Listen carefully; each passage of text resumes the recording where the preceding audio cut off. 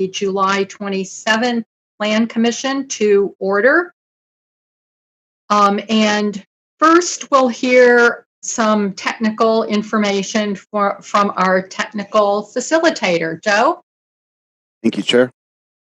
Welcome to our virtual meeting. If you lose connection at any point during the meeting, you can reconnect by clicking the link in your original email. Members, if you are able, please activate your video and keep it on for the duration of the meeting. Staff, if you are able, please activate your video when you are speaking.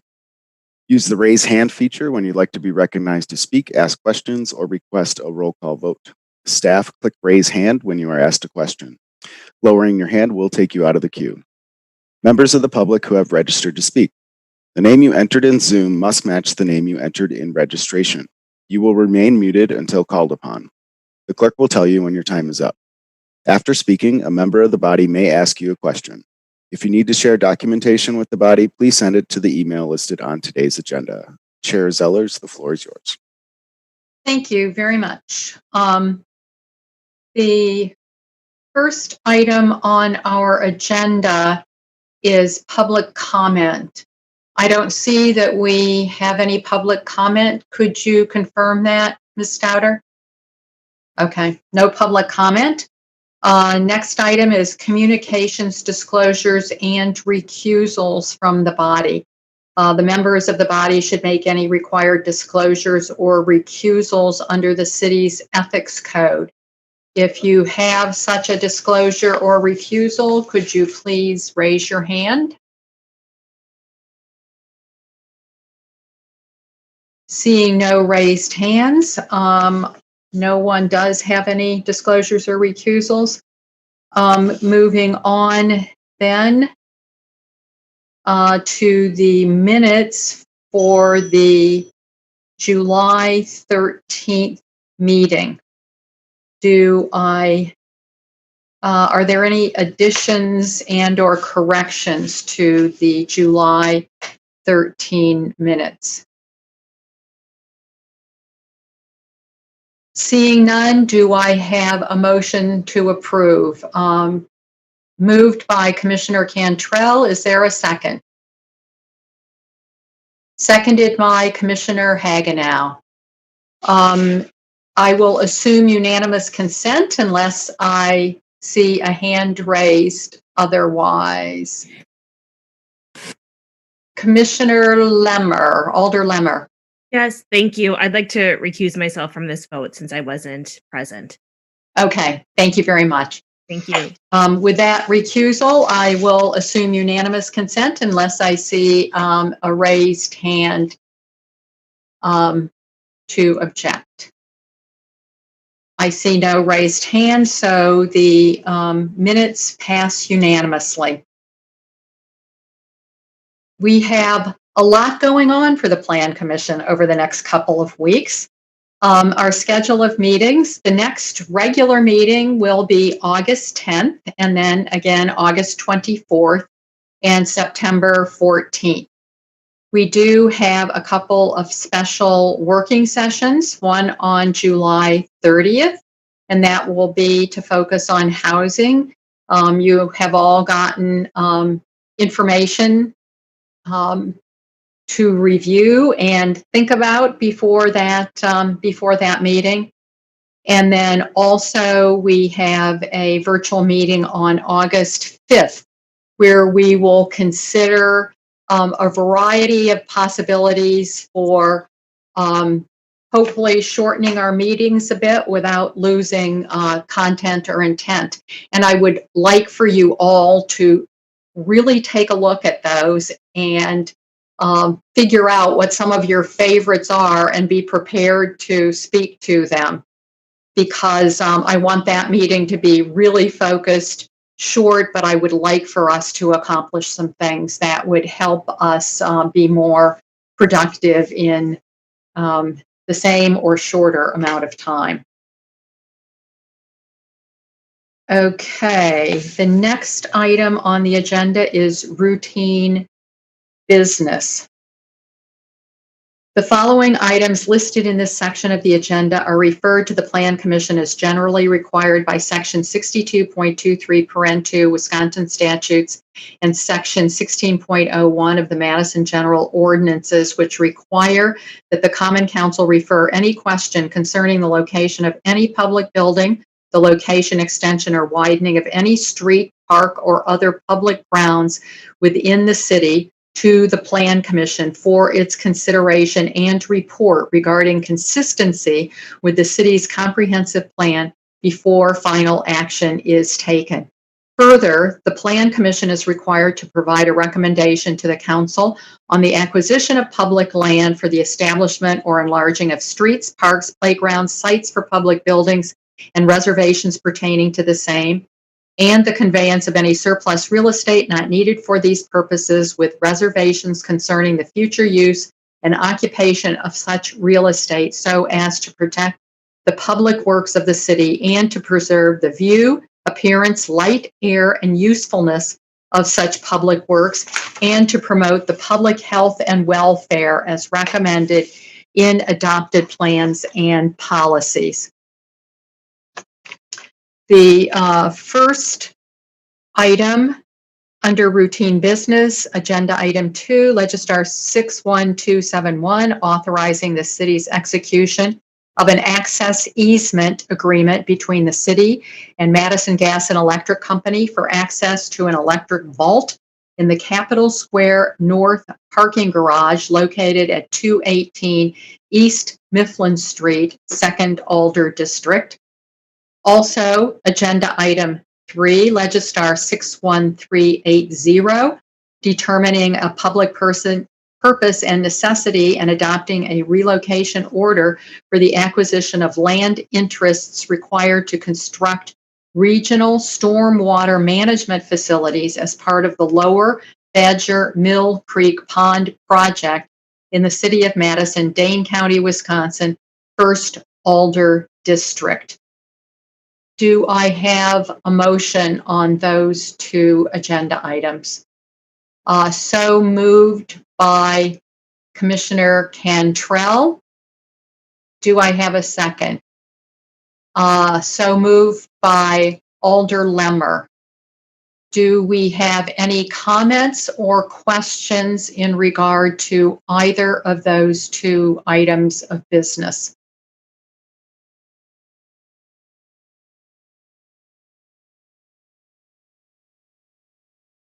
Commissioner Cantrell, did you wish to speak to your motion? No. Okay, thank you.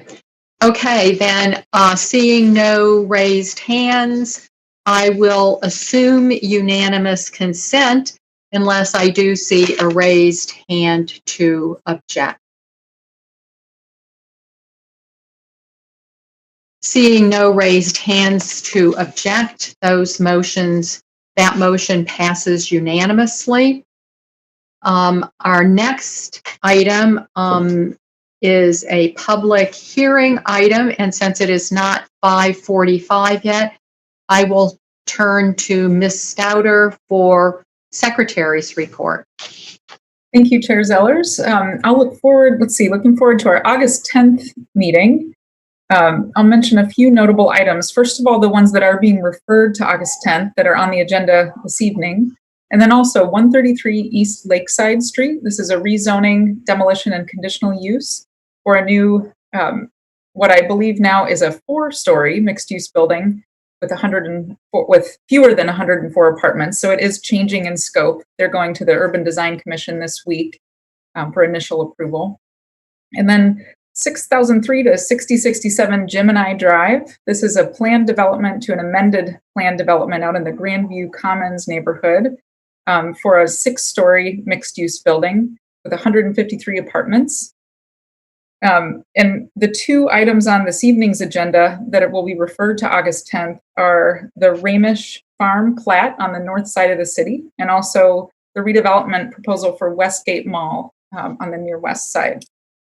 And then looking at August 24th, I think the most notable item yet on that agenda is 5622 East Park. Boulevard, and that's a rezoning to construct a mixed-use development with 306 apartment units in 5 buildings. As Chair Zellers mentioned, our 2 special meetings coming up this Thursday, the 30th, and then next Wednesday, August 5th. I just want to remind the commission that no action will be taken at these special meetings. It will be for, discussion and your, plan commission reactions to some staff ideas and proposals. And also we hope to get some direction for you on how to move some things forward. But again, no action will be taken at either of those meetings.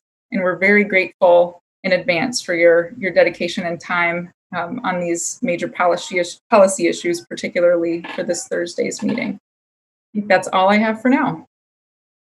Thank you, Ms. Stouter. We still have 4 minutes until we can take up public hearing items, so we will stand informal until 5:45.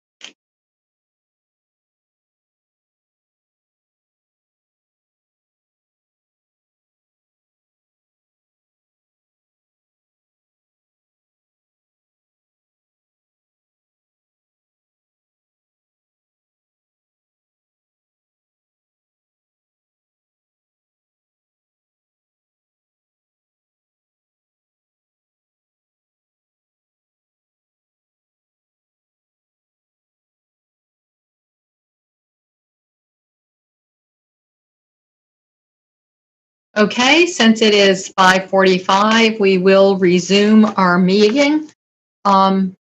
First, we will take up the consent agenda.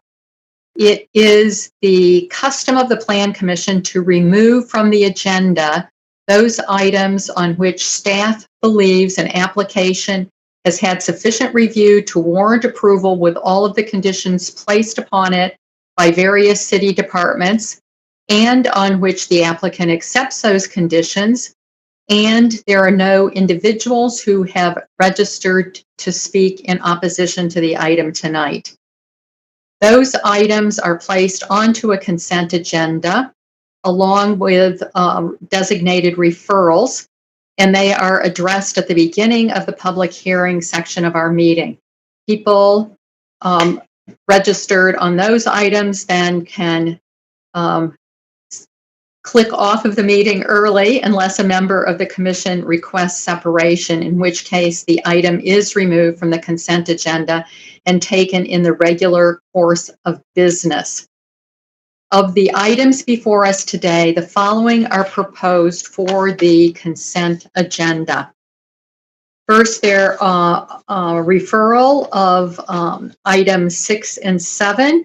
Item 6 is Legistar 60903, creating section 28.022 through 00446 of the Madison General Ordinances to change the zoning of a property located at 909 Jennifer Street, 6th Alder District from TRV 1 to TRV 2 District. Also, agenda item 7 for referral, Legistar 60682, 909 through 915 Jennifer Street, 3rd Lake Ridge Historic District, 6th Alder District. Consideration of a conditional use in the proposed traditional residential varied 2 district for a housing cooperative to convert 2 apartment buildings into a 25-bed cooperative, and those are to be referred to the August 24th meeting pending approval of the Landmarks Commission.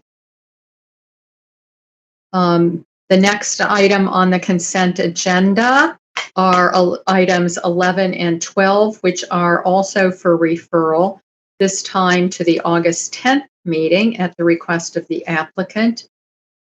Agenda item 11 is a Legistar 60914, creating section 28.022 through 00454 of the Madison General Ordinances to change the zoning of property located at 4000 to 4150 Packers Avenue and 4201 North Sherman Avenue, 12th Alder District, from temporary agricultural district to suburban residential consistent 2 district, and creating section 28.002 through 00455 of the Madison General Ordinances to change the zoning of the property located at 4000 to 4150 Packers Avenue and 4201 North Sherman Avenue, 12th Alder District, from temporary agricultural to traditional residential consistent 3 district, and creating section 28.022 through 456 of the Madison General Ordinances to change the zoning of the property located at 4000 to 4150 Packers Avenue and 4201 North Sherman Avenue, 12th Alder District, from temporary agriculture to traditional residential varied 2 district, and creating section 28.022 through 00457 of the Madison General Ordinances to change the zoning of property located at 4000 through 4150 Packers Avenue and 4201 North Sherman Avenue, 12th Alder District, from temporary agricultural district to traditional residential urban 1 district, and creating section 28.022 through 458 of the Madison General Ordinances to change the zoning of property located at 4000 through 4150 Packers Avenue from 4201 North Sherman Avenue, 12th Alder District, from temporary agriculture district to commercial corridor transitional district.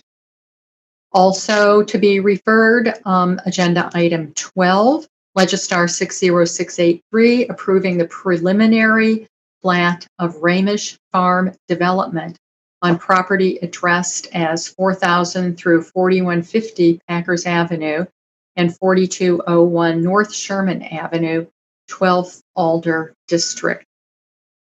Also for referral tonight are agenda items 15 through 17, which should be referred to the August 10th Plan Commission meeting at the request of the applicant. Agenda item 15, Legistar 60916, creating sections 28.022 through 00450 of the Madison General Ordinances to change the zoning of properties located at 617 South Whitney Way and 160 Westgate Mall, 10th Alder District, from Commercial Center District to Planned Development, General Development Plan, and creating 28.022 through 00451 of the Madison General Ordinances to change the zoning of same from Planned Development, General Development Plan District, and Planned Development Specific Implementation Plan District. Also to be referred, agenda item 16, Legistar 60671, located at 160 Westgate Mall and 617 South Whitney Way, 10th Alder District. Consideration of a demolition permit to demolish Westgate Mall and consideration of a conditional use for development adjacent to a public park pursuant to section 28.139 of the zoning code as part of a planned development in Planned Development District zoning. Also to be referred, agenda item 17, Legistar 60678, approving the preliminary plat and final plat of Westgate redevelopment plat on property generally addressed as 617 South Whitney Way and 160 Westgate Mall, 10th Alder District. On the consent agenda, agenda item 18, Legistar 60684, located at 2902 East Washington Avenue and 401 North Lawn Avenue, 12th Alder District. Consideration of a demolition permit to demolish an office building, restaurant, and residential building. Consideration of a conditional use to construct a mixed-use building with greater than 24 dwelling units in the Commercial Corridor Transitional District. Consideration of a conditional use to allow multi-tenant buildings in the Commercial Corridor Transitional District exceeding 40,000 square feet floor area. Consideration of a conditional use for a multifamily dwelling with greater than 8 units in the CCT district, and consideration of a conditional use in the CCT district for a mixed-use building with less than 75% non-residential ground floor area to construct a 4- and 5-story mixed-use building with 8,000 square feet of commercial space and 135 apartments. Also on the consent agenda, agenda item 19, Legistar 60687, located at 1649 Thier Road, 17th Alder District. Consideration of a conditional use in the Commercial Center District for a major alteration to a planned multi-use site containing more than 40,000 square feet of floor area and where 25,000 square feet of floor area is designed or intended for retail use to allow construction of a 1-story, approximately 2,600 square foot commercial building. Are there any requests for separation? Seeing none, I would be looking for a motion to approve the consent agenda and the referrals. Moved by Commissioner Cantrell, looking for a second. Seconded by Alder Lemmer. Any questions, comments? Okay, I will assume then unanimous consent unless I see a raised hand to object. Looking for raised hands. There are none. Therefore, the motion passes unanimously. Thank you. Okay, so now back to the public hearing items. The first items for consideration are agenda items 4 and 5, which are related and will be considered together. Agenda item 4, Legistar 60902, creating section 28.022 through 00447 of the Madison General Ordinances to change the zoning of properties located at 1802 and 1818 Packers Avenue, 12th Alder District, from TRC4, Traditional Residential Consistent 4 District, to Neighborhood Mixed Use District. And agenda item 5, Legistar 60679, 1802 through 1818 Packers Avenue, 12th Alder District. Consideration of a demolition permit to demolish 2 residential buildings and an office building. Consideration of a conditional use in the proposed neighborhood mixed use district for a building containing 2 or more uses that exceeds 10,000 square feet of floor area. Consideration of a conditional use in the NMX district for a mixed use building containing 8 or more dwelling units. Consideration of a conditional use in the neighborhood mixed use district for a building exceeding 3 stories and 40 feet in height. And consideration of a conditional use in the neighborhood mixed use district for a building with less than 75% non-residential ground floor area to allow construction of a 4-story mixed use building containing 1,100 square feet of commercial space and approximately 80 apartments. Okay, we have a presentation by staff member Tim Parks. Mr. Parks. Members of the Planning Commission, the applicant is requesting the following approvals in order to construct a 4-story mixed-use building with 1,100 square feet of ground floor commercial space and 80 apartments. Rezoning of 1802 and 1818 Packers Avenue from TRC4 to NMX to provide consistent NMX zoning for the entire development site, noting that the parcel at 1814 Packers Avenue is already zoned NMX.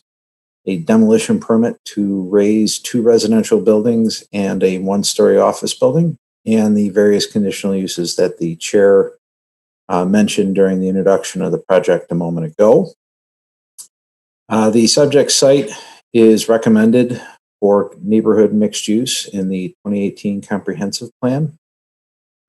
Staff has reviewed the plan recommendations and believes that the rezoning of 1802 and 1818 Packers Avenue is consistent with the neighborhood mixed use recommendation. The project is also consistent with the intensity of development recommended for the community growth corridor identified along Packers Avenue by the comp plan, which is intended to turn what is historically an auto-oriented corridor into a corridor that is more conducive, or has development that is more conducive to transit, walking, and bike-friendly development. The neighborhood mixed-use recommendation for the site does, in staff's opinion, supersede a more general recommendation in the 2009 Northport Warner Park Sherman Neighborhood Plan, which encourages that the low-density, mostly single-family residential character that's present in many parts of the planning area, including on the west side of Packers Avenue between Melrose Street and the existing employment node at Commercial Avenue, that be retained. There's a general encouragement throughout that Northport Warner Park Sherman Plan to preserve single-family housing character in residential areas. Staff feels in this case that despite that very general recommendation in the Northport Warner Park Sherman neighborhood plan, which follows a recommendation in the 2006 comp plan that the same area be low density residential, that the neighborhood mixed use recommendation for the site in the 2018 comp plan provides more specific guidance for this site which certainly supports both the rezoning that's needed for the project as well as the project specifically, compared to the general plan guidance before. And so staff believes that all three of the requests before you, the rezoning of the 2 parcels to NMX, the demolition permit, and the various conditional uses, including a conditional use for height exceeding 3 stories and 40 feet in the NMX district, that those requests are consistent with the neighborhood mixed use plan recommendation and that the standards for approval can be met. And I'm happy to answer any questions. Thank you. Thank you, Mr. Parks. I did ask that this not be placed on the consent agenda because I did have a concern with the what looked to me like a more specific recommendation in the neighborhood plan.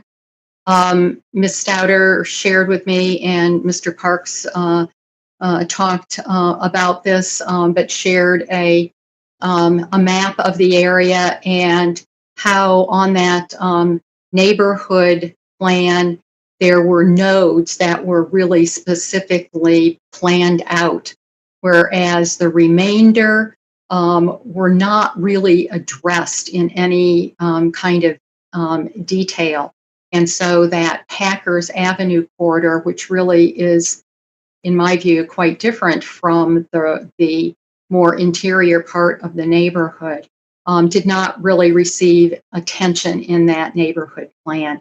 So anyway, I just wanted to add that comment. Ms. Stouter, did you have anything that you wish to add?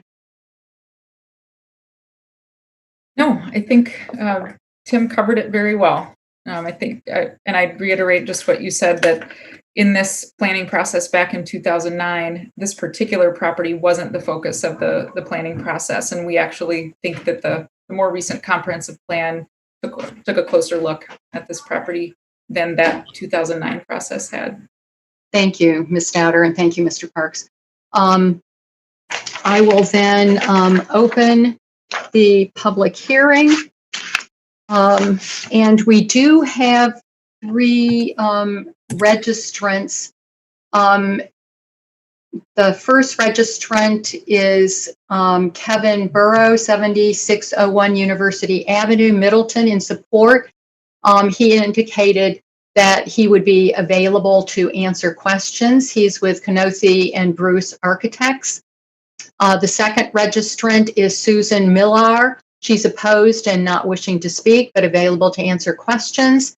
And Jim Rogers, Surrey Circle in Madison, in support, not wishing to speak, but available to answer questions.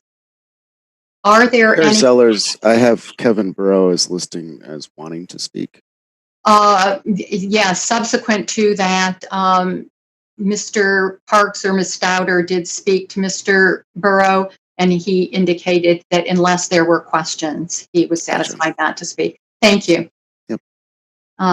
Are there any questions for any of the registrants?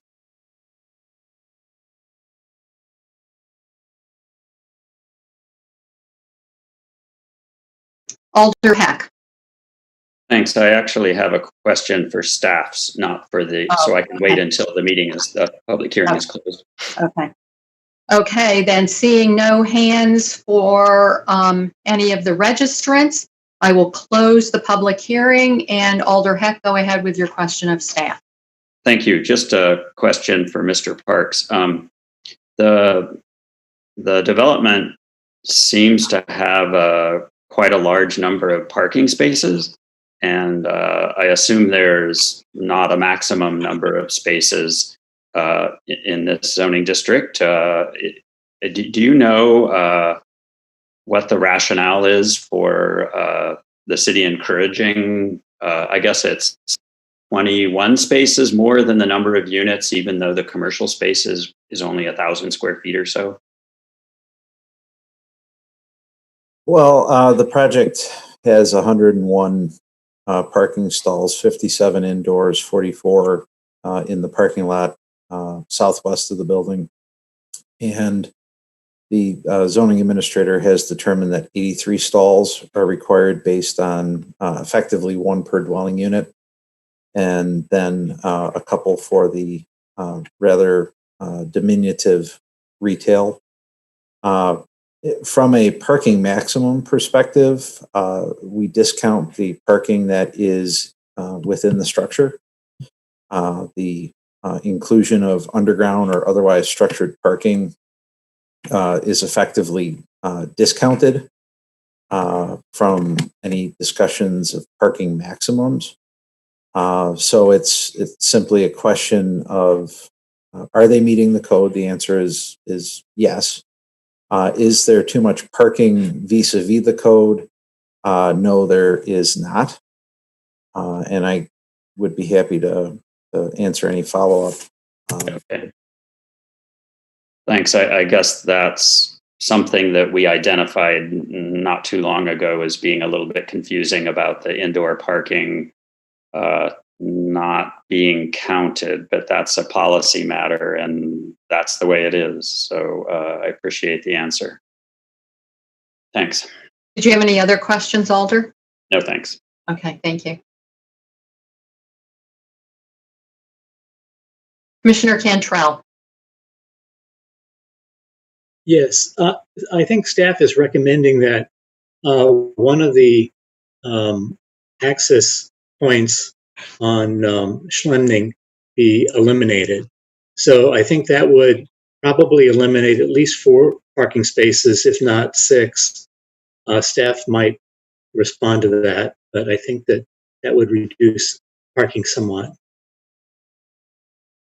Yes, to Mr. Cantrell's point, condition number 36 is a recommendation from the Traffic Engineering Division that the number of access points be consolidated into 1, which, if that is followed through on, is probably going to be closer to 6 stalls for a 2-way aisle, which I was kind of looking at that last week and trying to figure out in my mind whether you could set up a situation where 1 access point would be possible and then have some sort of one-way circulation loop. And it may be challenging with this site given the location of the underground parking access and the relative steepness of the ramp down to it, that you're probably going to have 2-way circulation throughout the parking lot from whatever of the 2 driveways remains, or whichever of the 2 driveways remains. And so by the time you put in a 2-way aisle, given that most parking stalls are 9 foot wide, and we would typically require a landscape island to secure the one closest to that new access area that would be created, it would probably reduce that parking count by at least 6. It could even possibly be 8. Thank you.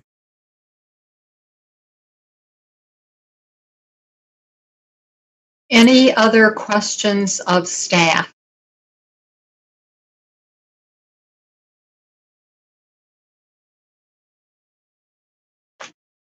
Seeing none, I would be looking for a motion on this. Commissioner Cantrell? Yes, I will move that the Plan Commission forward the rezoning of 1802 to 1818 Packers Avenue from TRC4 to NMX to the City Council with approval. Also finding that the standards of the demolition and the conditional uses on the property are also met, and that the 4-story mixed-use building be constructed. Thank you. Do I have a second? Seconded by Commissioner Solheim. Did you wish to speak to your motion, Commissioner Cantrell? Yes, I think this is eliminates an eyesore within this area and provides a very viable, very attractive apartment building and some a commercial node where I hope that it's successful, but I think it will take some time to be successful. But I think it's a good project and would like to see it move forward. Thank you, Commissioner.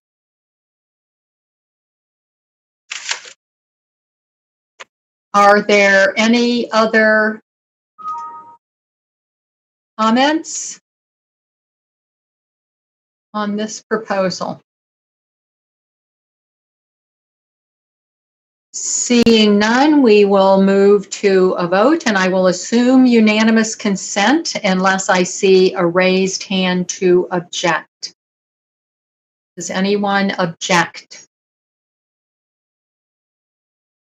Seeing no raised hands, the motion passes unanimously. Thank you. The next item on our agenda, items 8 through 10, which are related and will be considered together. Agenda item 8, Legistar 60906, creating 28.022 through 00444 of the Madison General Ordinances to change the zoning of property located at 8355 Mansion Hill Avenue, First Alder District, from temporary agriculture district to traditional residential urban 2, and creating 28.002 through 00445 of the Madison General Ordinances to change the zoning of the property located at 8355 Mansion Hill Avenue, First Alder District, from temporary agricultural to Parks and Recreation District. Agenda item 9, Legistar 60685, approving the preliminary plat of the Springs at Pleasant View subdivision on land generally addressed as 8355 Mansion Hill Avenue, First Alder District, approving a certified survey map of same to create 2 lots, and approving the final plat of Springs at Pleasant View following recording of the certified survey map.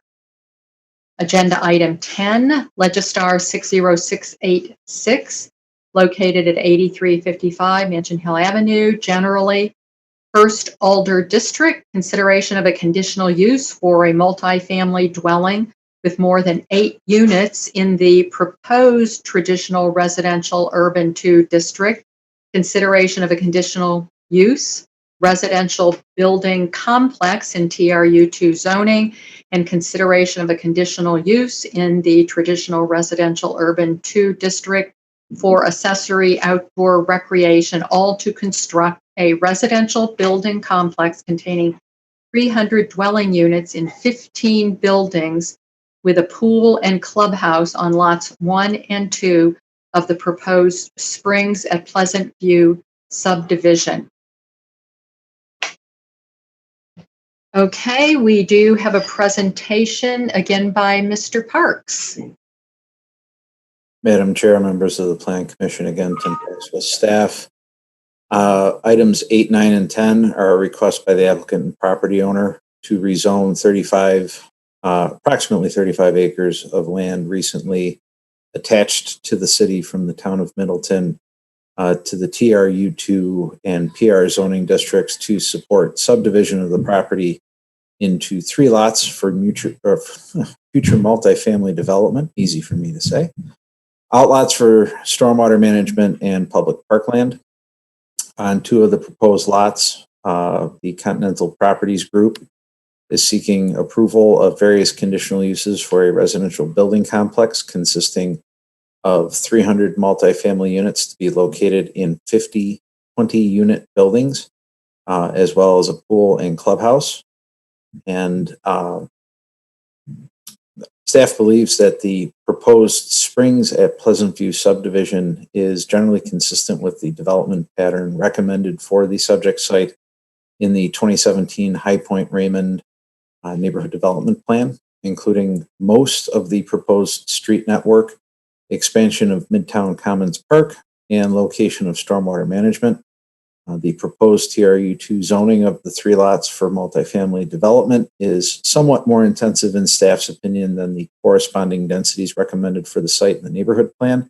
However, staff feels that given the significant grades present on the site, that TRU2 zoning is appropriate given that it has a less restrictive usable open space requirement than the next comparable zoning district.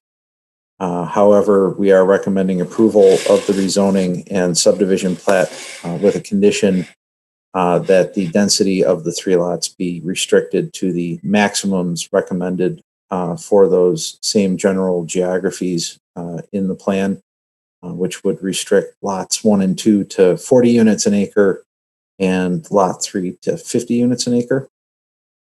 In reviewing the project, we feel that the proposed residential building complex on lots 1 and 2 is consistent with the housing mix 3 designation in the neighborhood plan. The buildings in the complex generally reflect the neighborhood scale of development recommended in housing mix 3, including on the south side of proposed Mansion Hill Avenue, where half of the proposed buildings will parallel and be oriented to the abutting public streets. And also even where buildings north of Mansion Hill will side on to proposed Micah Road. We feel that the scale and character of development there is consistent enough with the housing mix recommendations in the High Point Raymond plan.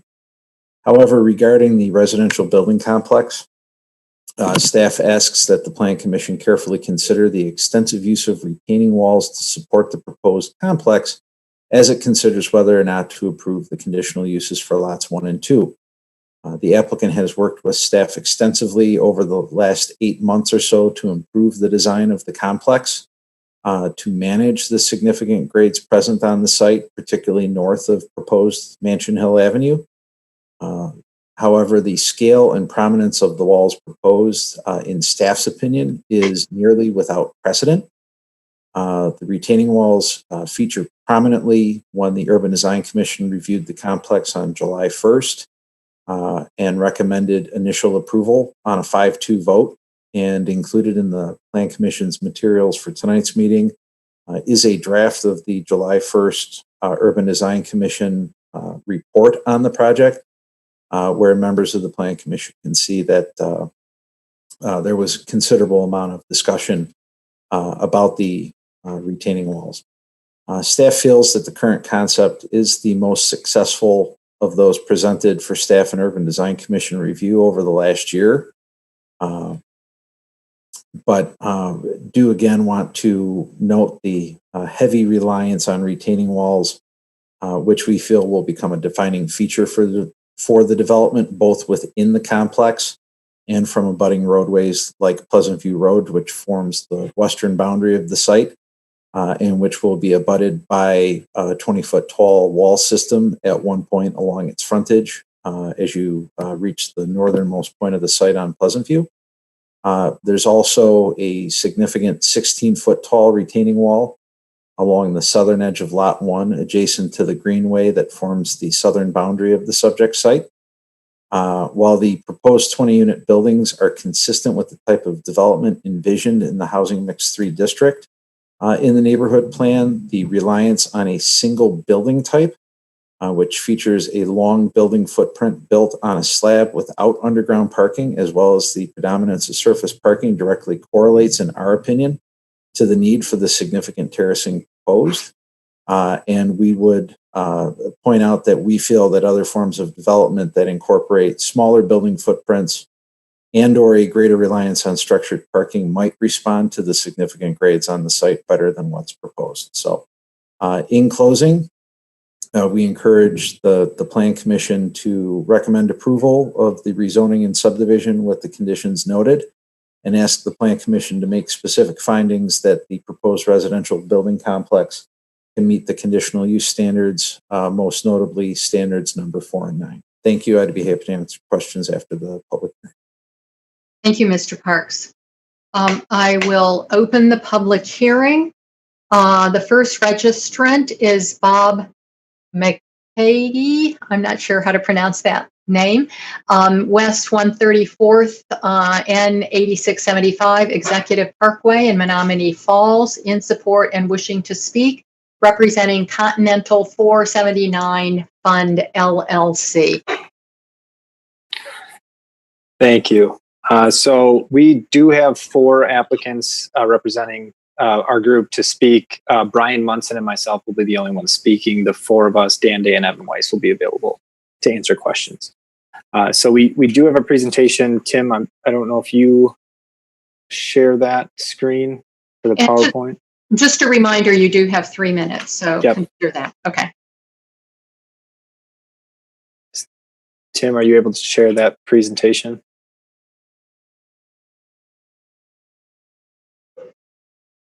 I assume that he is. I need the ability to share from the facilitators, please.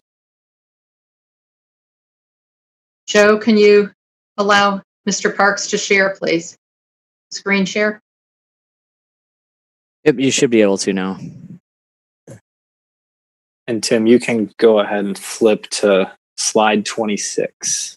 We prepared some materials to kind of go through, but in consideration of time and thank you, Tim, for your presentation. I think the emphasis in the discussion, we've got plenty to support if there's any other questions on, market or who is Continental, but it seems to be, time well spent if we focus on the retaining walls and kind of how we envision the site being designed and experienced. So as Tim pointed out, definitely a challenge presenting itself to both Continental and likely to the Tices who own this parcel to determine, what would the use be. So we've worked with staff, UDC, neighbors, the alderwoman, Barbara, and we've really come up with a concept that we think we've put the retaining walls outside of the majority of the way that these that future residents will experience them. So the larger walls that Tim was alluding to will be along Pleasant View and also to the far south, which abuts and experienced by the stormwater side of that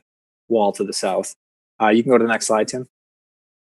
So what we try to do is we put some really good graphics here together to show, how will you experience? Although this is a challenge, we think we've captured an opportunity to have, views up over the top of these walls are thankful to staff and UDC's comments. We've reoriented the site plan. So it again, the users are on the top side of the wall rather than, directly adjacent to it. You can go to the next slide. And so you can see we're creating what we view as a very dynamic sense of place where we feel like, although it's a challenge, it's going to create these, multifaceted views that at times will be substantial walls. You can go to the next slide.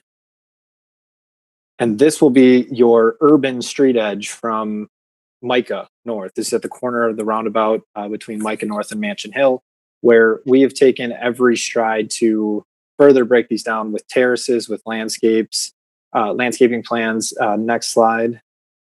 And at where you will experience it the most is adjacent parking. And we've proposed to have not only perennial plants and others in those terraces, but also vines that will, soften the walls. That was a specific direction we got from UDC a few months ago. And we really believe that we've taken the time. You can go to the next slide. I think there's one more view showing an aerial. And turn this into kind of an amenity and in a way that although you're benefiting from the walls in terms of view and height transition, but then you don't exactly stare at the side of a building where if this were underground parking, it would just be a full 90-degree vertical surface. So we believe we've taken great strides.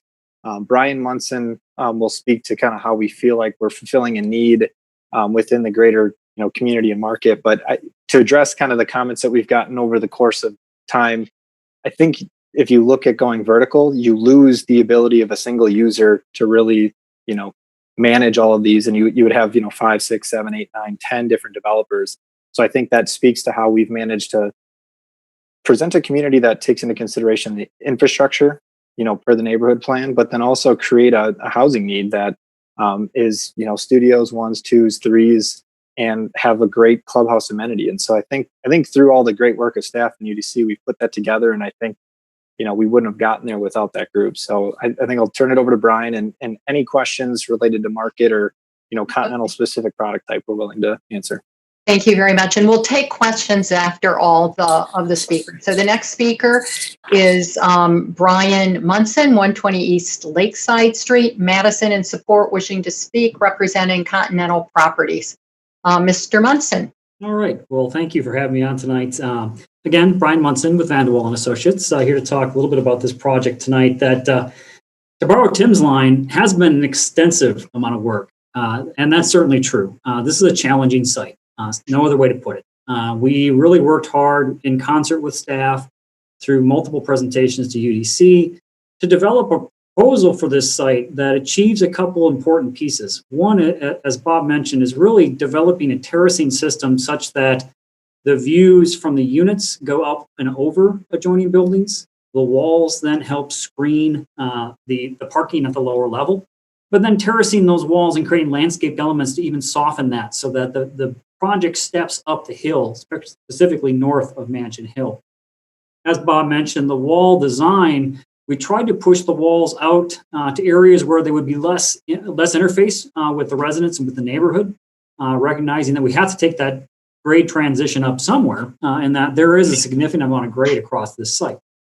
The other aspects that we were trying to do was to implement the goals of the comprehensive plan by creating a diversity of housing, by having a type of housing in this project that really isn't prevalent in this stretch of the city. You see a lot of interior hallway, 3-story underground parking apartments, which fit a need.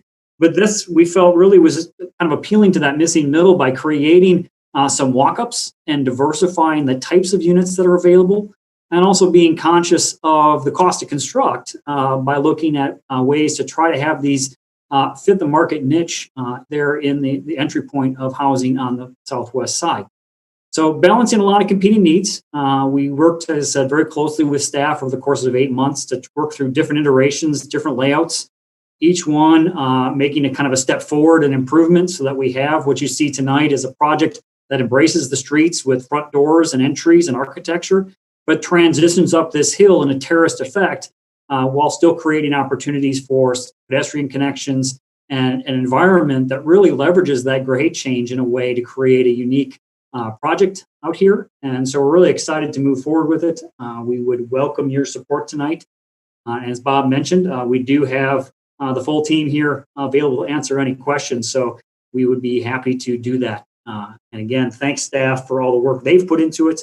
And thank you tonight for the opportunity to present. Thank you, Mr. Munson. Next registrant is Dan Day, 7530 Westward Way, Madison, in support and wishing to speak, representing Continental Properties. Mr. Day, did you wish to speak? No, I'm not necessary to speak. Bob and Brian covered it all. Okay, very good. The next registrant is Evan Weiss, West 134, N8675 Executive Parkway, in support. And my understanding is then he is available to answer questions, also representing Continental 479 Fund. So are there questions of any of the registrants? Alder Heck. Thank you. I'm not sure who can answer this, probably Brian Munson, but I'm interested in how the terracing system and the layout of this entire project relates to accessibility concerns or mobility concerns. Can somebody who lives above that parking lot that we were just looking at get down there, and how do they do that if they have mobility concerns? That is a challenge. It's something we've looked at very closely. And so each of the terraces are designed to function so that you have accessible routes out to Micah and down, with the sidewalk along Micah being designed at an accessible grade. The challenge being as you move west of Micah, actually the grade is a little bit higher than Micah. So each then would function and go east. Internally, north-south, there'll be a walkway with stairs. Again, recognizing that's not an accessible route. But other pedestrian routes up north-south through the site are possible between the terraces. But if you were in one of the units, you would have a fully accessible route down out to Micah and back around to the clubhouse or to the surrounding neighborhood. So does that mean you travel the length of a building, or even as much as 2 buildings, perhaps, to get to Micah? I can't remember exactly what the layout was.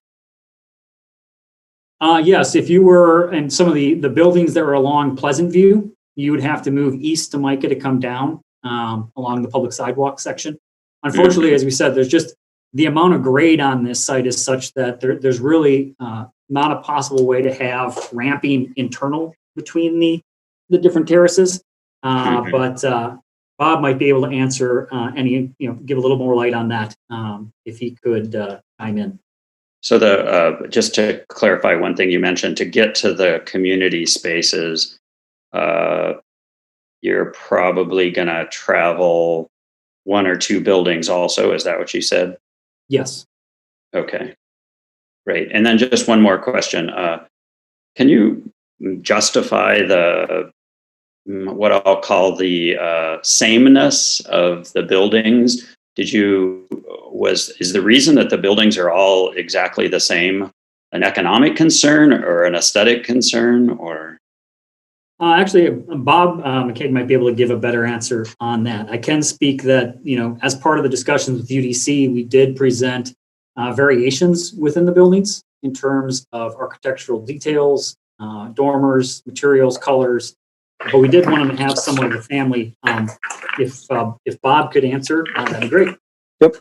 So to answer about the sameness, so it is all things. Specifically, there is an economic benefit, but predominantly it is a branding exercise. So we are a national developer that our Springs brand, it is key to our marketability that we have similar communities. I believe we have over 20,000 units, all that are, we really, present ourselves as this 2-story. All of these units have a direct access walk up. So everybody has a front door. There's no common corridors. And so that aesthetic, we took great strides, as Brian was mentioning, to add roof elements and some significant masonry on certain buildings. And then we also have an alternating color palette so that, in the person experience, you're not going to see 6 buildings at one time. You're going to experience 2 that are directly adjacent. And I think through that, there is some economic savings, but it's to make sure that and we have this quite frequently, if you're, staying in Florida and you decide to move back home, et cetera, we have a lot of residents that reach out and say, hey, where's your closest Springs community? And that it's to make sure that we're known for this rather than just being just another development. We want to be consistent across the country. And then if I could, the previous question about the access, if you meant literal accessibility from a code, Brian's answer would apply. But we also, I don't know if Brian or Tim wants to share it again, but slide 27, we do have a rendering. There is a central staircase that cuts through the entire site through the different terraces. So in theory, for those that are not mobilely disinclined, they could just walk directly down the center of the site to get to the clubhouse. Okay, thank you. Any other questions, Alder? No. Okay. Commissioner Cantrell. Yes. Could you talk about the market for this project? Who are you marketing? Is it family housing? Is it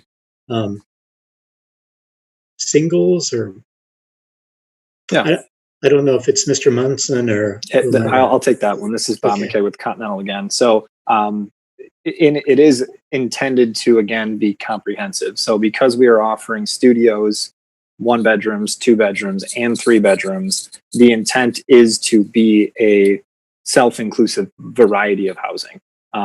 We identify that we have a huge cohort of renters across the country, specifically to the Midwest. We do see our highest, 3-bedroom usage in terms of our renter profiles. But I think our number one tenant from all the market research we have, their main employment is actually retired.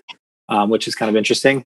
We do have a lot of communities in Florida, but it is intended to be a mix between empty nesters, young professionals, and in the submittal initially, and I believe we submitted some demographic information as well if you want the more detailed breakdown of percentages, but I believe it's about 50% is young professionals, 25% is what we would define as active adults, and then the remainder of that is made up between I believe it's the 60 and over age group.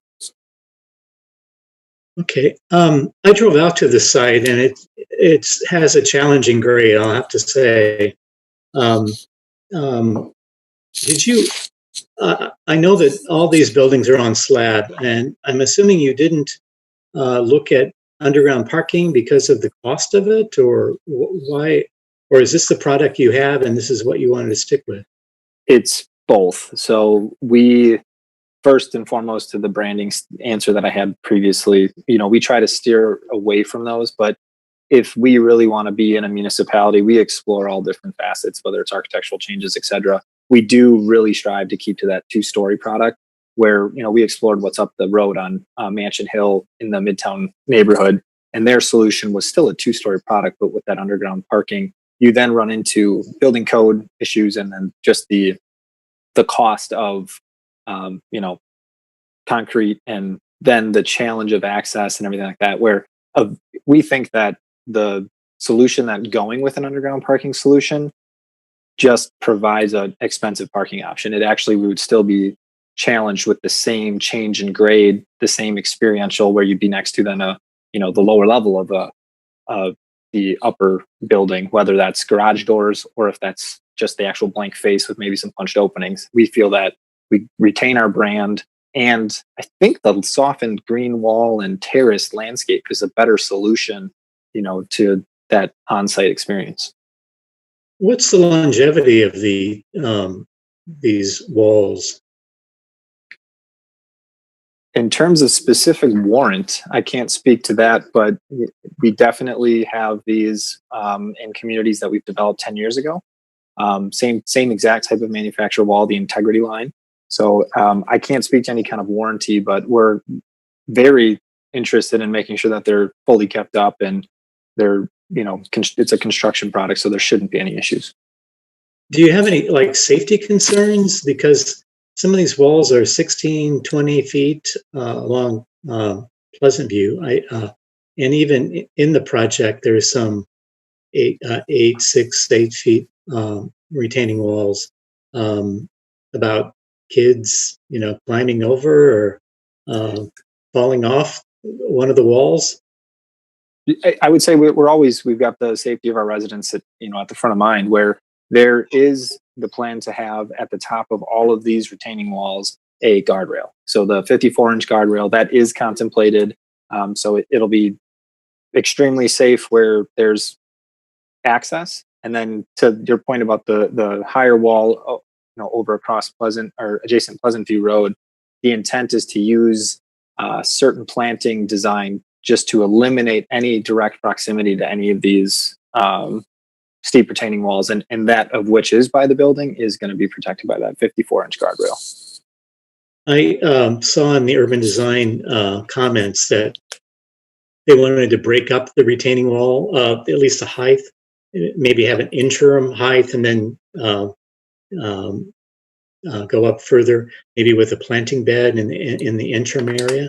Are you looking at more of that because of some of the walls?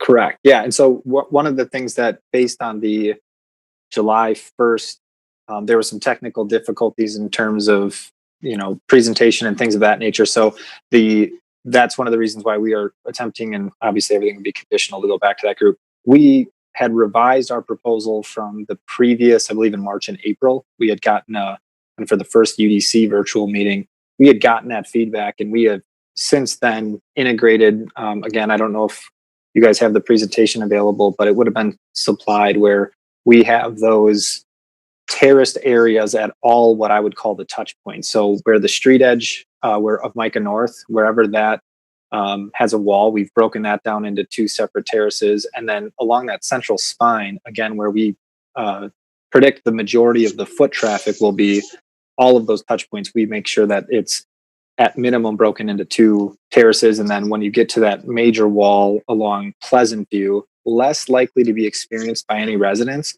but we've broken that one, I think, further into 3 tiers as you kind of progress that. So anywhere that you see or experience this wall more often, we've implemented that terrace with both landscaping in that terrace, above that terrace, and at grade. And then the areas where we do have the full height of that wall, we've proposed fines that will essentially turn those into wherever you experience kind of the, I'll call it, full height of the wall without any terraces, that will be covered in ivy to bring down and soften the walls, again, at UDC's request. I think that's been a joint effort to solve that. Okay, thank you. Thank you, Commissioner. Any other questions of any of the registrants?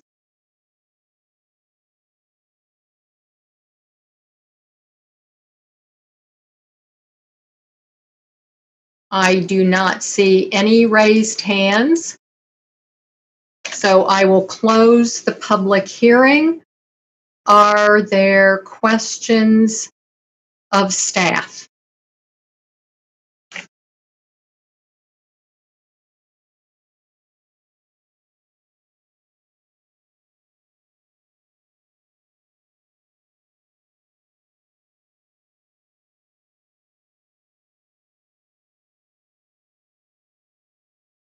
I see no raised hands, so I am looking then for a motion.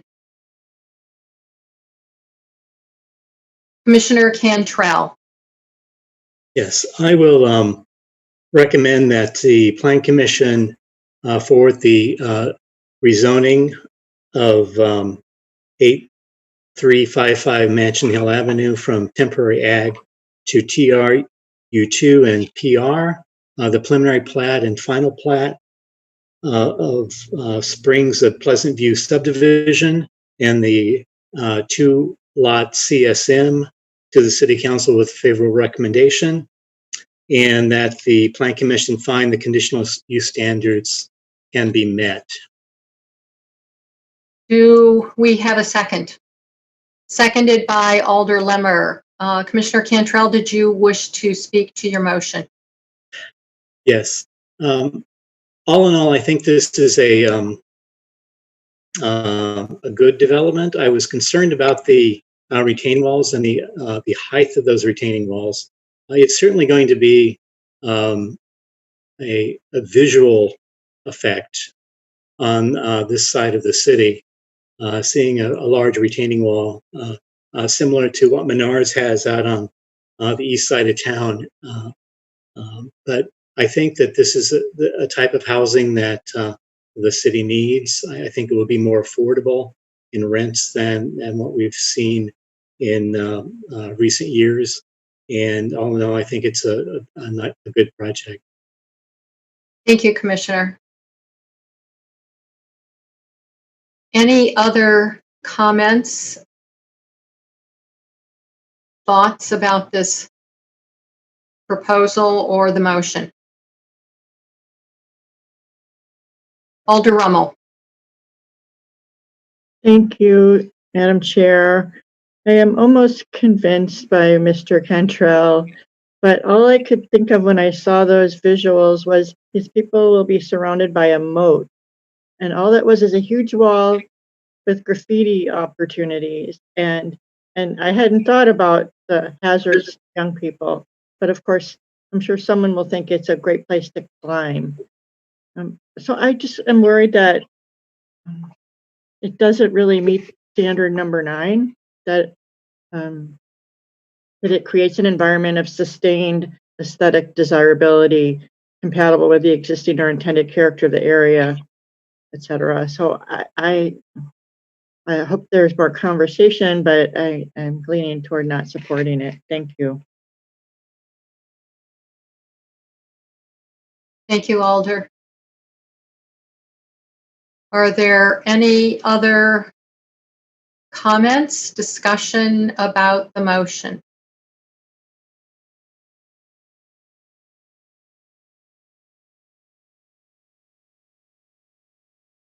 Seeing, okay. Commissioner Solheim. I had a follow-up question I just thought of, and perhaps staff can answer, but I was curious, talking about a lot of times sites with this sort of grade are actually opportunities for covered parking.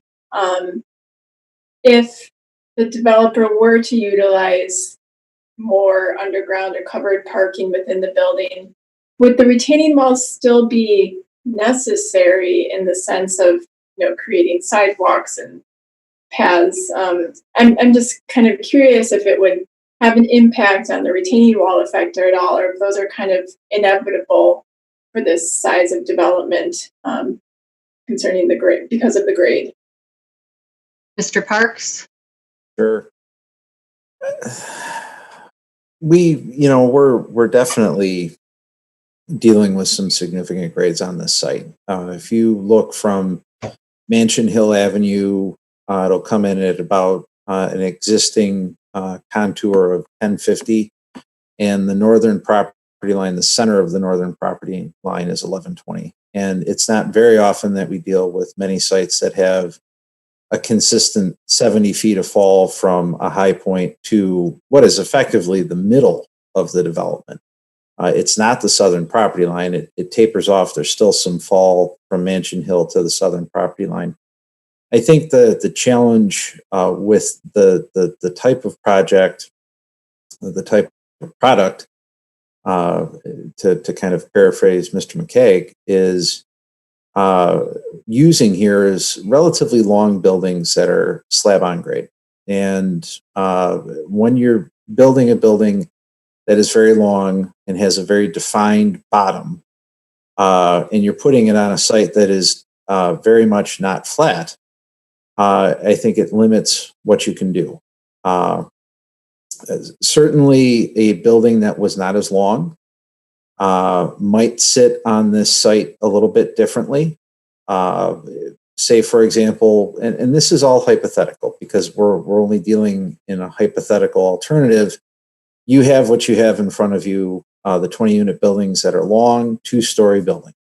And Mr. Munson made comments during his presentation about their rationale for proposing this particular type of building at this location, the needs to provide what they feel is the missing middle to the West Side housing market, and there's valid points in that.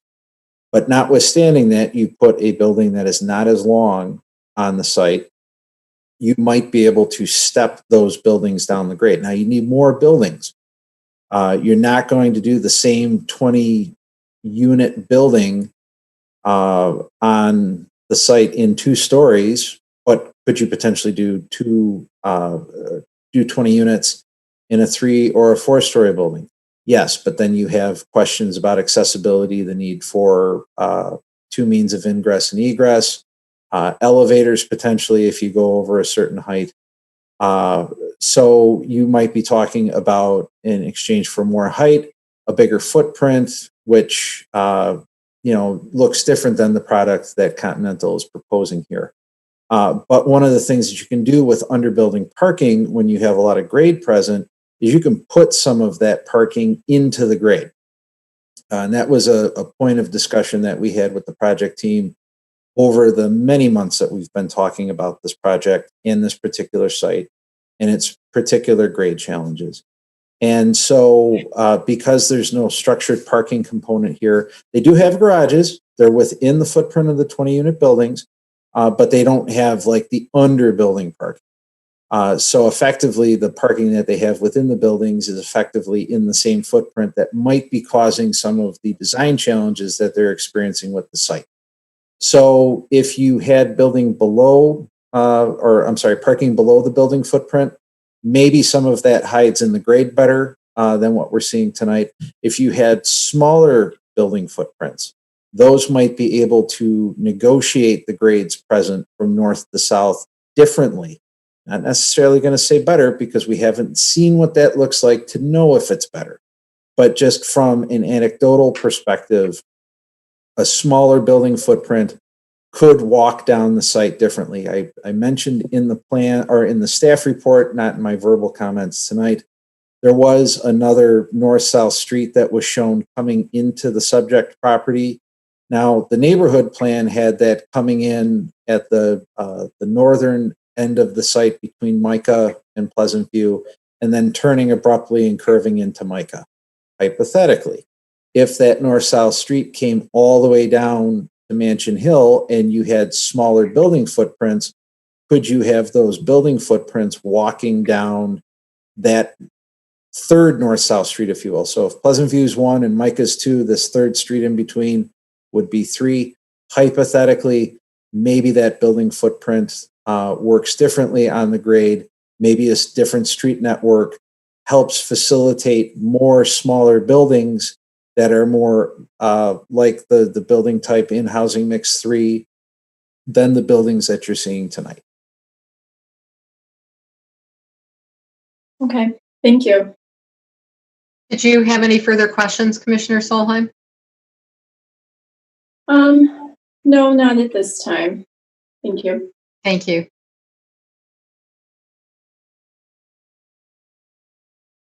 Any other questions of staff?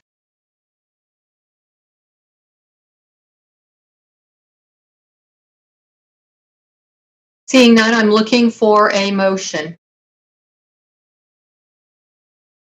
Oh, we've got a motion. Sorry about that. We have a motion. And I will assume unanimous consent unless I see a raised hand to object. Alder Rummel, I am interpreting as voting against the motion. Is that correct?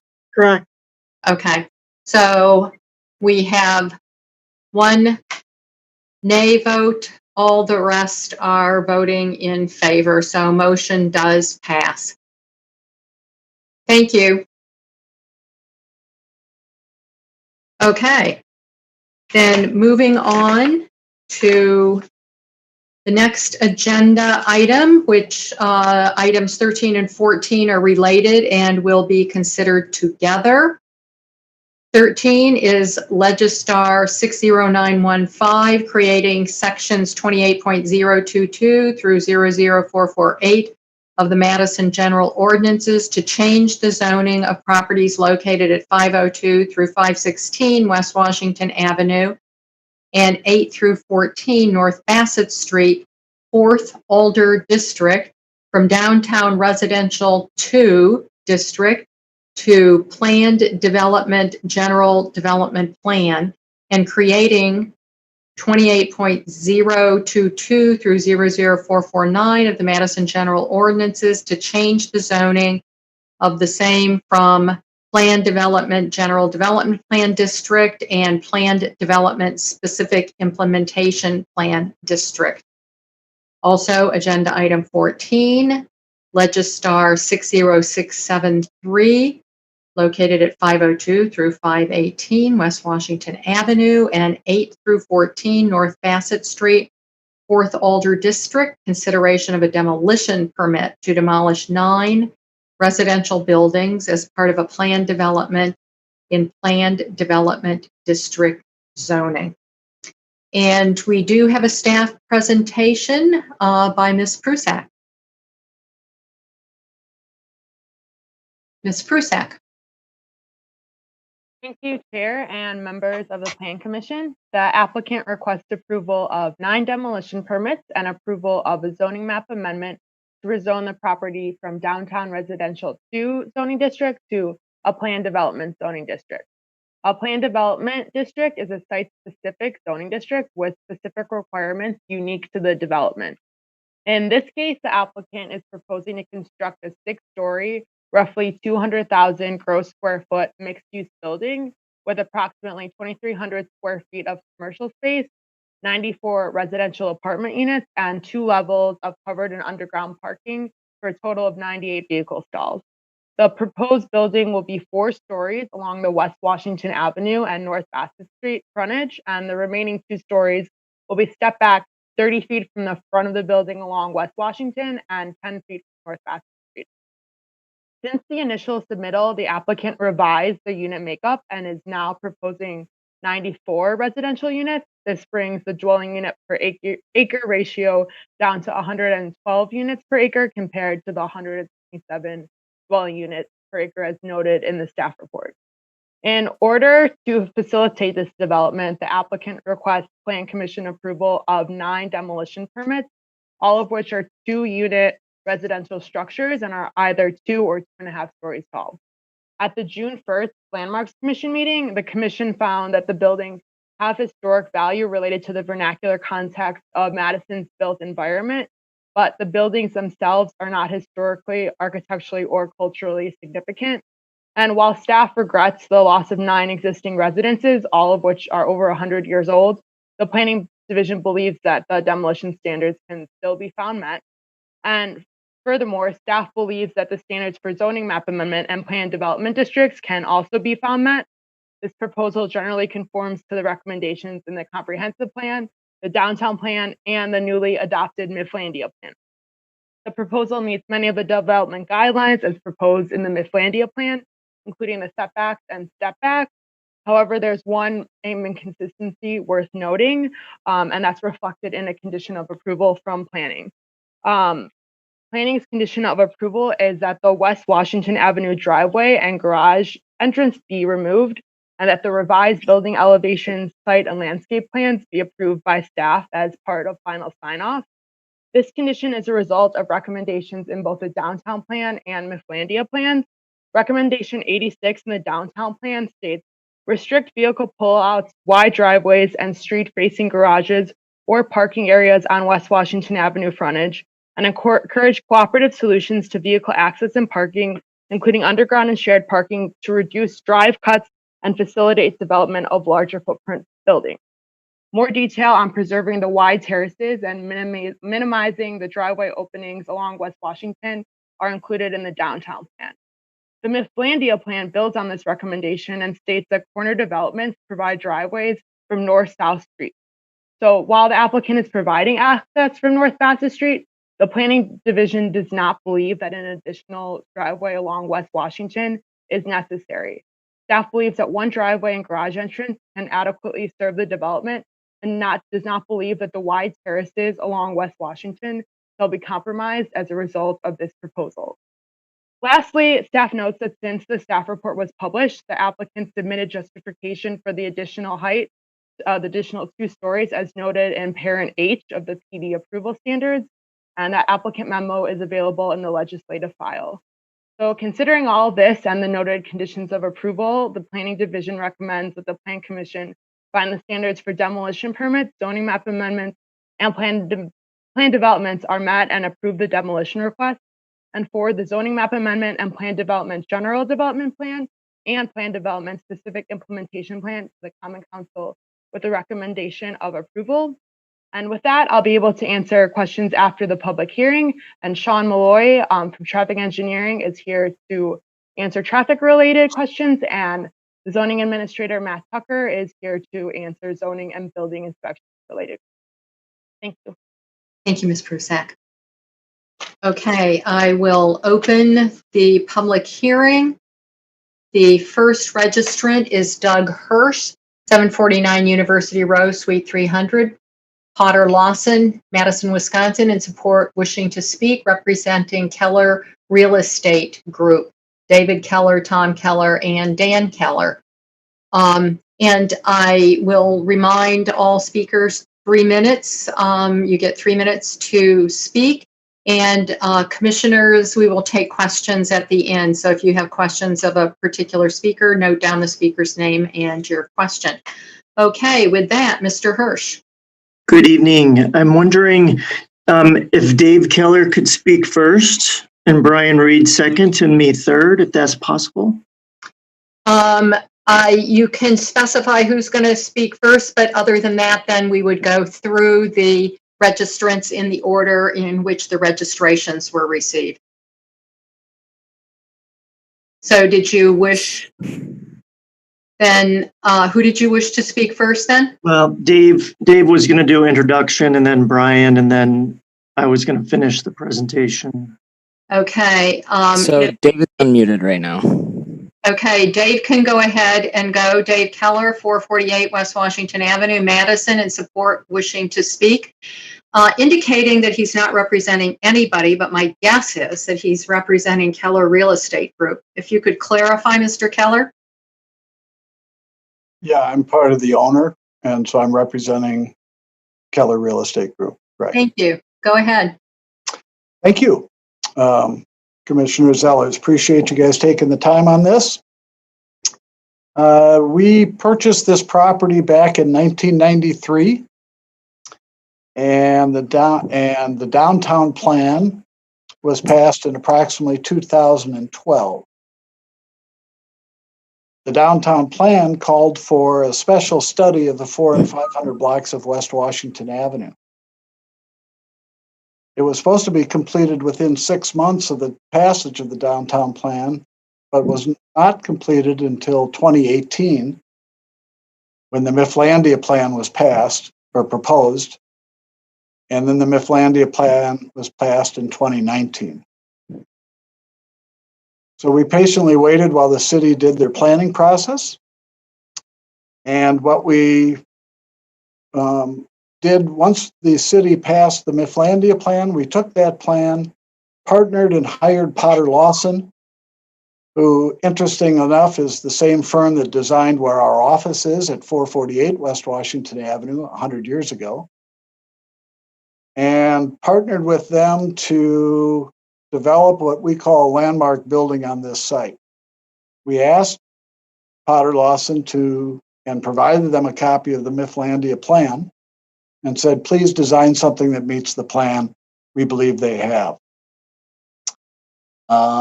We're very excited about this. This is something we've thought long and hard about. And I think we've come up with a wonderful development that's going to improve the neighborhood, the downtown, and the city of Madison. And I'd like to turn it over to Brian Reed and Doug Hirsch to go through the proposal. Okay, thank you very much, Mr. Keller. Our next registrant, and we will go in order of the registrations received now. So the next registrant is Doug Hirsch, to be followed by Robert Lewin. Doug Hirsch, 749 University Row, Potter Lawson, representing Keller Real Estate Group. Mr. Hirsch. Good evening. I will try to go through this presentation fairly quickly. You could advance the slides, please. This is the site location. This is some photographs of the existing site and the trees that will remain. I think if you go to the West Wash site, you can see one of the issues was not blocking the view to the Capitol, and you can see that, and also about the existing trees that will remain along West Washington and the large terrace. Next slide, please. Okay, this is just a quick slide showing the underground parking. The next slide shows location of bike stalls in the parking. Next slide. The first floor, this shows the two access points. One of the reasons for the second access point is for loading and unloading. We are going to have a fairly large clear space on the first floor in order to get small trucks in. So moving and unloading will be facilitated by having the two access points. The other thing to note is the commercial at the corner and the walk-up units in the center of the block. Next slide. Parking stalls are shown again. Next slide. The basic shape of the building is an H with a couple of courtyards with green roofs. The next slide. The upper floors are stepped back, and this is showing the new layouts with the recessed balconies on that upper floor. Next slide. Next slide. I think I'll skip through the landscape plans and go to the exterior design. The exterior of the building shows kind of the H-shaped form, some of the vertical rhythm and modularity of the building. It shows the base of the building, the first floors are all brick with sort of a minimum amount of other materials. The gray between the windows is an accent brick, actually, and there are some depth to the brick to add some detail to the architecture. And all of the balconies are recessed on the lower floors. The next slide. I think we'll skip to the slides that show the balcony changes.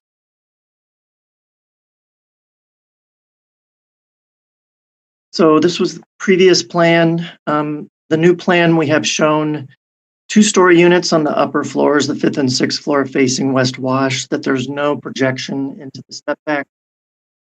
Next slide. Thank you, Mr. Hirsch. That concludes your time available. The next registrant is Robert Lewin, 123 West Washington Avenue, in support and wishing to speak. Mr. Lewin. Thank you very much. I had no intention of speaking in the middle of the developer's presentation. So any time under 3 minutes, I'd like to give back to them if I could. I just want the commission to know that I moved to West Washington 5 years ago. I was involved in the neighborhood discussion when Mifflandia was coming together. I was in open discussions and saw it all the way through their formal announcement and full color brochures. It looks to me like this developer waited to see what Mifflandia wanted and then designed a project to set the standard for it being the first of many buildings in this development area. I personally like the plan very much. My litmus test is when I see a development, would I like to live there? And when I see this place, I think I definitely would. And I believe all of us in this meeting tonight would be pleased to live in this development. Or if we have children, young adults, to have them live in a development like this. So I think it's a definite addition, a definite benefit to the neighborhood. And regarding the two entries or exits, building of this size with approximately 80 or 90, 100 cars, I really think needs 2 points of entrance and exit. If you think about it, West Washington isn't looking for more traffic, and Bassett Street isn't looking for more traffic. So by allowing both of them to take some of it, I think eases the strain on one or the other if it was exclusive. It's kind of like saying, I like this development, but I suggest they only have one elevator for all 6 floors. It just doesn't make sense in that regard. The fact is there's 4 or 5 driveways right now for those older units. So putting in one bigger drive and eliminating all the other ones, I think would cut into the amount of traffic darting out into West Wash. And I will yield my time then. Thank you, Mr. Lewin. The next registrant is Brian Reed, 749 University Row, Suite 300, Madison, wishing to speak, representing Keller Real Estate Group, to be followed by Tim Camps. Mr. Reed. Yes, thank you. So I'll continue, I guess, with kind of where Doug had left off. So this view that's still up on the screen, this was the original submitted exterior showing kind of a large balcony condition along West Washington. And then on the North Bassett Street side, we had additional balconies, smaller in scale, but still extending out from building face. If you want to go to the next slide. Then this is showing the revised balconies where, like that Doug had spoken to, we've turned the units fronting West Washington into a 2-story unit so that the need for the balcony can be eliminated from the 6th floor, and that those units can walk out onto the enlarged roof terrace, and then trying to recess then in the balconies then on the additional sides. Next slide. This is a view of the previous submitted exterior then from North Bassett, showing again the extending balconies on the rear side of the building. Next slide. And then the revised proposed balcony where it has been fully recessed to the out of the step back. What's shown on the east and the west side is still, we would still like to work with staff to get some sort of potential little canopy, if possible, above the unit that's on North Bassett Street, as well as on the west side to provide some shading to that outdoor condition. But like I said, we would certainly work with staff if we needed to sort of pull that balcony fully in so it was fully flush with the exterior of the building. Next slide. And then this just demonstrates the goal of the development then to try to alleviate adding additional traffic and potential congestion at the Bedford Street, the North Bassett Street, and the Broome Street intersections. So along with in Mifflandia, one of the goals was to provide safer conditions at these intersections. So by adding in the second entry, drive entry off of West Washington, the intent of the development is to try to keep the vehicular traffic more focused on West Washington and limit it to not having to circumnavigate sort of the develop the block and come through Mifflin and provide any potential or try to alleviate any potential conflicts then with bikes and or pedestrian use, as well as to try and facilitate loading and unloading during those times of the year that obviously apartments are going to experience turnovers.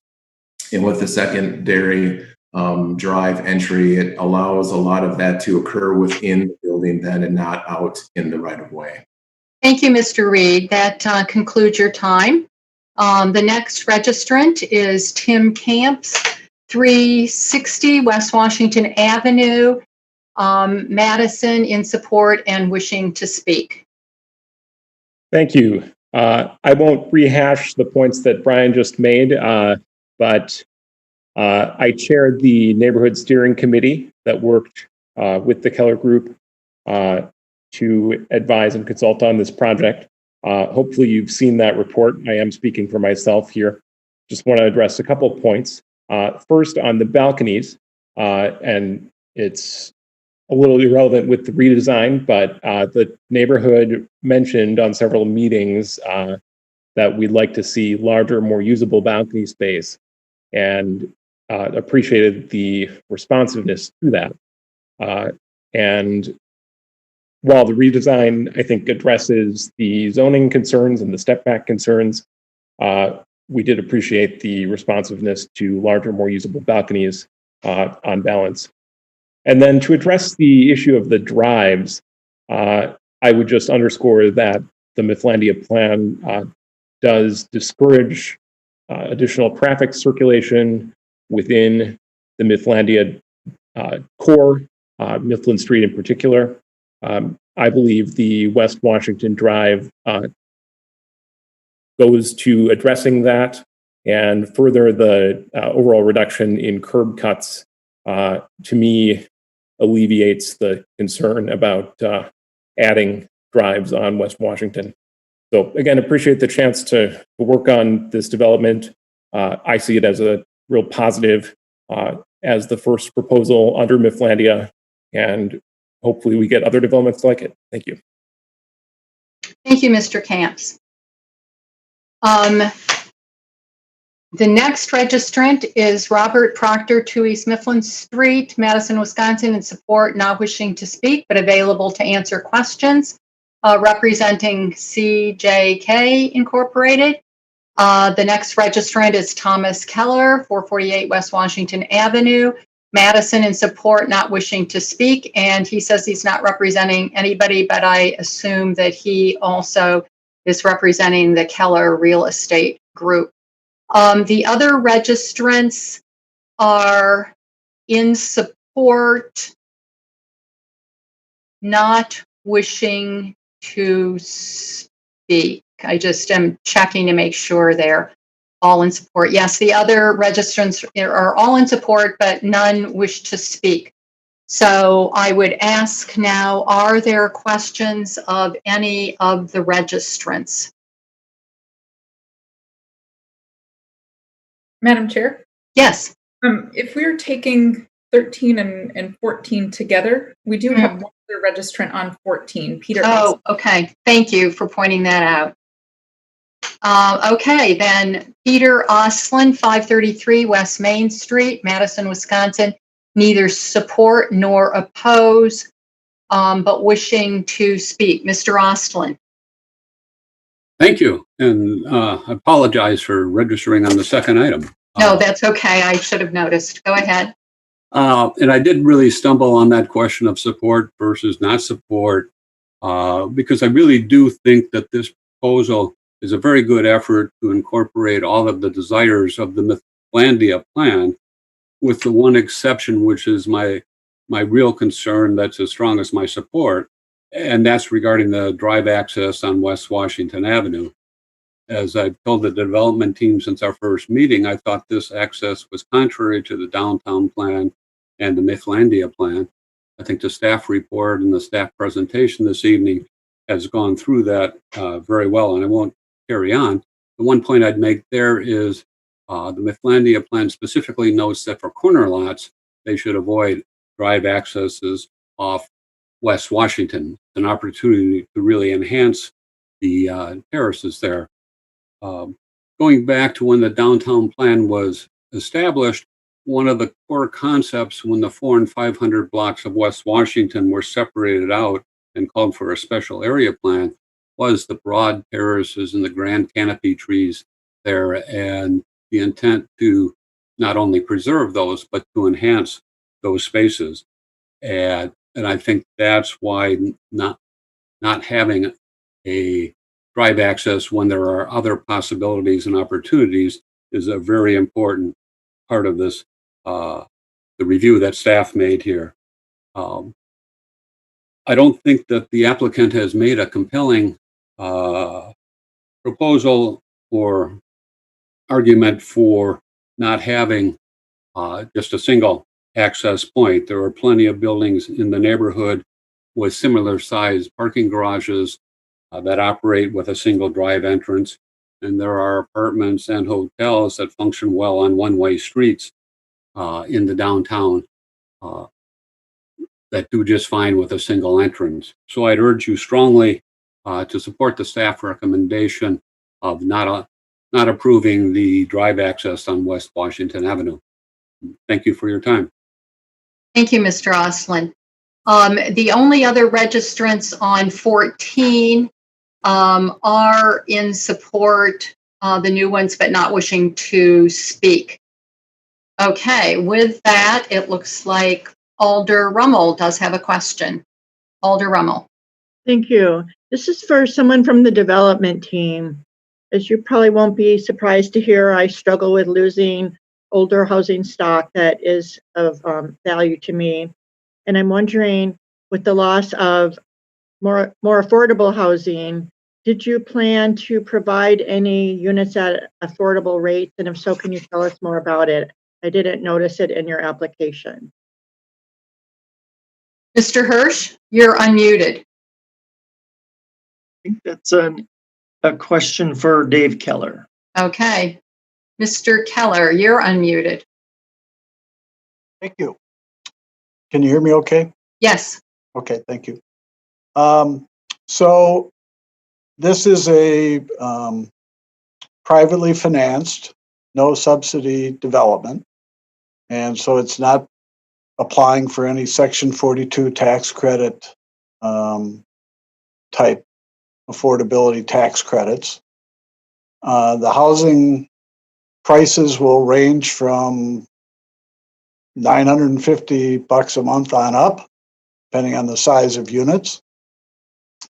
And much like what is currently on the site, where you have people who live together, two people will be able to live in this unit for, or live in either a one bedroom or a two bedroom in that $950 to $1,350 range, which is very affordable. And given the quality of the project and given the state of condition of the current properties that are there that have been there over 100 years and are worn out, they're energy inefficient. They don't have fire safety like a new property would. They've served their useful life. And we think that this will be a much better project and will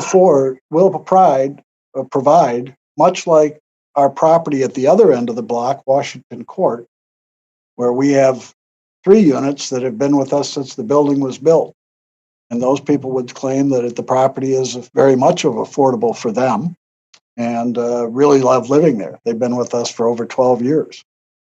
Also on this block is Madison Development Corp., which has affordable housing, not only at the end of the 500 block, but also in the 400 block. So this neighborhood and this block in particular probably has the widest range of housing options available to residents. And that's what a good neighborhood does. Thank you, Mr. Keller. Just one follow-up.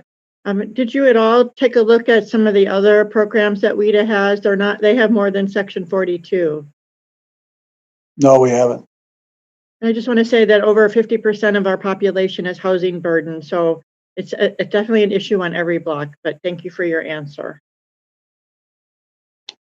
Thank you, Alder Rummel. Do you have any further questions? No. Are there any other questions of any of the registrants? Alder Heck. You. This is for someone from the development team. You mentioned some justifications for why you need the West Washington entrance and exit. I guess it's both. I want to give you the opportunity to explain that a little better because I didn't really understand it. You were saying deliveries, something about truck deliveries, perhaps for the commercial spaces. And I guess I'd also be interested in knowing about delivery drivers for the apartments and where they might be going. Sure. If you could, I don't know who's got control of the presentation. If they could go to the slide that showed the neighborhood drive lanes and so on. There, that one. Okay. Nope, that one. Thank you. So we thought about this long and hard. This is a property that we're going to own and manage, hopefully for many, many years. We're a second, hopefully a third generation occupant in this neighborhood. We own a development at the other end of the block called Washington Court. And so we're long term. I spend every day, I'm sitting in the building with the white roof right above the word 940 feet and talking to you tonight. And that's where our office has been for many years. So we really live every day in this neighborhood. And when we started looking at this development, the real trick is the fact that North Bassett Street is not a north-south street. It's really just a north street. So when there's discussions about, I think somebody mentioned earlier that corner development should only take access or should take access off a north-south street. Some people said should only do that. That's not what the plan says. It says it should take access off of a north-south. Well, we're the only corner in this whole development, this whole Mifflandia area that is on a one-way street. There are 19 projects that have been built within a block or 2 blocks of this site over the last 20 years. 18 of those projects have access off of a two-way street. All of our competition, in other words, has access off of a two-way street. It's very important for people to be able to access their building easily, not get frustrated, because we want them to stay and reside in the neighborhood for a long time. So if you think of this picture, and you think of everybody who's coming from, let's say, Park Street, Fish Hatchery Road, the Beltline, Monroe Street, Regent Street, coming to this site. They're coming down West Washington Avenue. Without the driveway, the red line shown on this map, you're forcing everybody to turn left onto Bedford, turn right onto West Mifflin, turn right onto North Bassett, and then come into the building, forcing them to go through the neighborhood. And in terms of the comp plan, they even talk about reduced trips, almost 3 times the length versus just going straight down West Washington, turning into the site. Now let's envision somebody coming from the east, coming from the airport, coming from the Capitol Square, coming from John Nolan Drive. Now if we're not allowed this driveway, they're going to be forced to turn along Broome Street, turn on to Mifflin, West Mifflin, go through this intersection, and then turn down and then turn into the building on Bassett Street. Again, forcing all the traffic through these intersections. There's a lot of discussion in the Mifflandia plan about making West Mifflin Street a bike boulevard. We had a lot of comments when we presented this 5 times to the neighborhood. We presented it to the urban design, and the comments were that people like the pedestrian feel of Mifflin and do not want cars into the neighborhood and would prefer the cars be on West Washington Avenue. Now, in terms of delivery vehicles, I think that was one of the questions you brought up. What we're going to be able to do with the two drives is that if you think of a 90-unit apartment building, approximately 65 to 70 of the residents hopefully stay every year. So you're going to have about 30 turnovers every year. And those turnovers usually occur on the first of the month.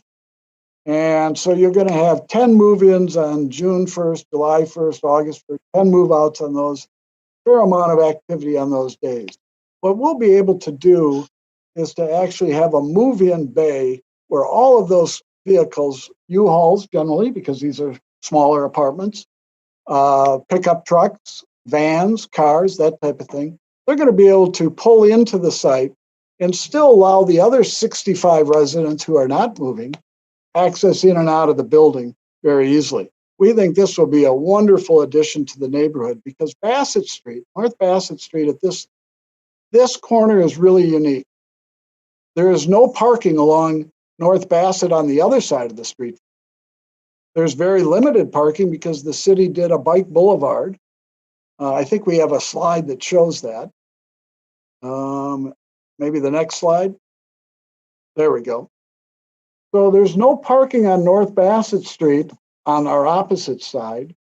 There's very little parking on our side, and there's a bike lane that comes through there also.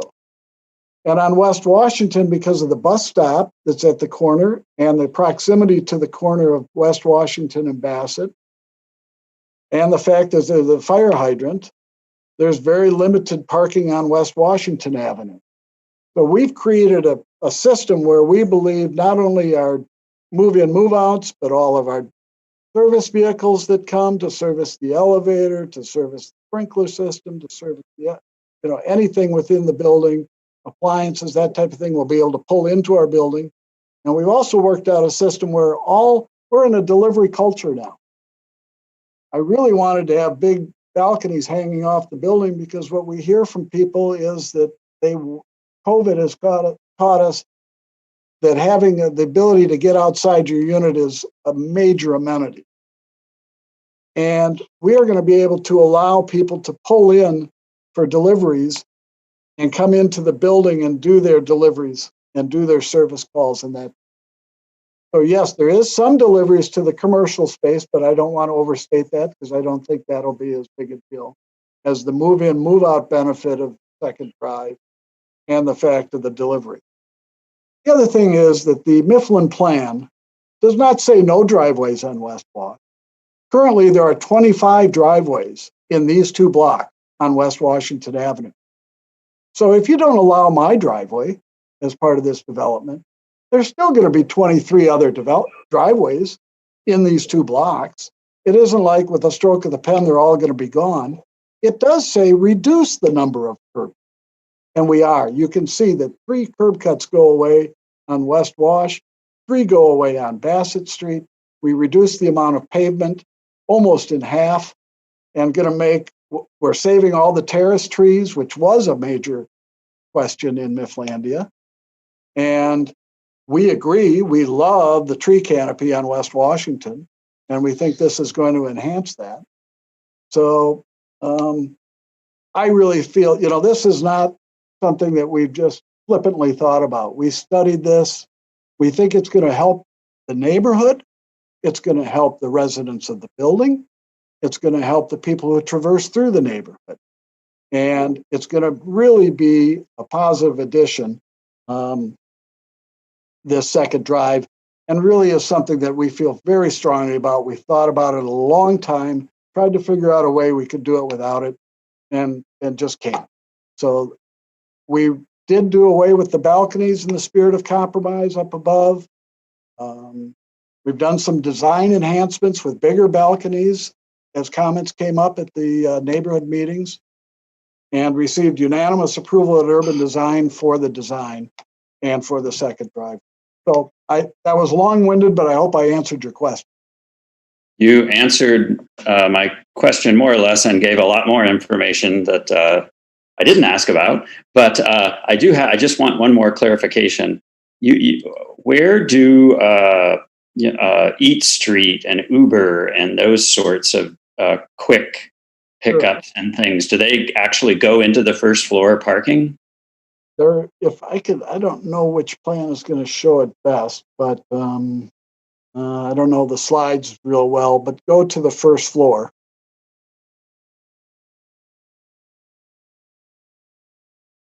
Short answer is yes.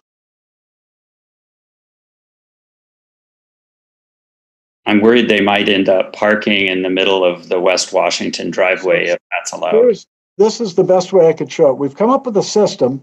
It's not shown as well here as I would like, but the entry off of Bassett Street, which is near the elevators and near the vestibule and the parcel delivery and so on, is that we've come up with a system. That door is recessed, that door will be able to be open. There will be further traffic barriers where those arrows are at the first beam line, right by stair number 1. If you draw there you go. See the arrows? The in and out arrows, there you go. See the beams on either side of those, there'll be a traffic barrier there. So those 4 stalls right there, somebody will be able to pull in and do the delivery into the building and not get into the rest of the building, if that makes sense. And then they'll be able to pull out, turn around, and go out. So they won't be coming or parking or blocking because they can't on Bassett Street. And West Wash has very limited entry. That way the people can come down from their elevator, come down, meet the people, boom, it will work out very well. We thought long and hard of that. We actually spent some time with some East Street people, asked them how things work in other buildings, what doesn't work in other buildings, and came up with that. I'm sorry, and then the main entrance for the apartment building is where? There are 2. The main entrance is right there where it says vestibule coming in the lobby, but there's also an entrance and vestibule coming in off Bassett. Okay, I see. Just north of that, we have a parcel room where when I talked about that parking, there'll be the ability for UPS. What we find in our buildings now is that nobody ever built a big enough mail spot. Those, it's really, that's what's changed dramatically with this delivery culture and this shopping online and so on. And so we actually have a specific. I guess I'm still a little bit concerned knowing how those gig economy drivers work. That looks like a very tempting driveway on West Washington to park in and go in the other lobby, but I'll think about that. Thank you. We can do some signage, plus it's education of our residents when they move in. As we go through them on a move-in packet, we ask them to, certain rules and regulations. So that's all part of management. Thank you, Mr. Keller. Did you have any further questions, Alder Heck? No, thank you. Okay, thanks. Are there other questions of any of the registrants?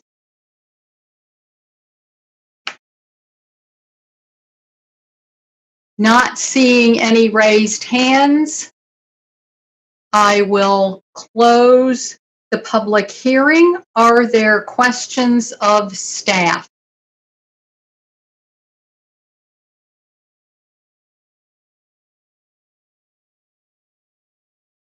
Are there questions of staff? Commissioner Cantrell. Did anyone on staff have any concerns regarding the Bassett Street opening access point with any conflicts with the bike path along Bassett Street?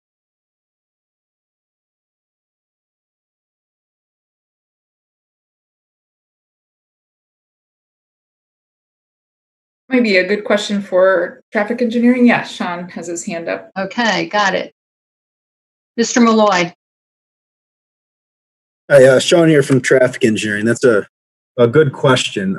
Traffic engineering doesn't have any serious concerns about the impacts to the Bassett Street bike lanes and sees the consolidated access points going from 3 to 1 driveways and allow the vehicles to exit in a forward manner and enter in a forward manner as a substantial improvement. The new driveway into Bassett also will be improved as far as vision goes, as the new development will have to adhere to vision triangle requirements. Some of the existing driveways that are there have bad vision and require backing out of the driveway, which allows for less visibility. So we see the consolidated driveway as a substantial improvement.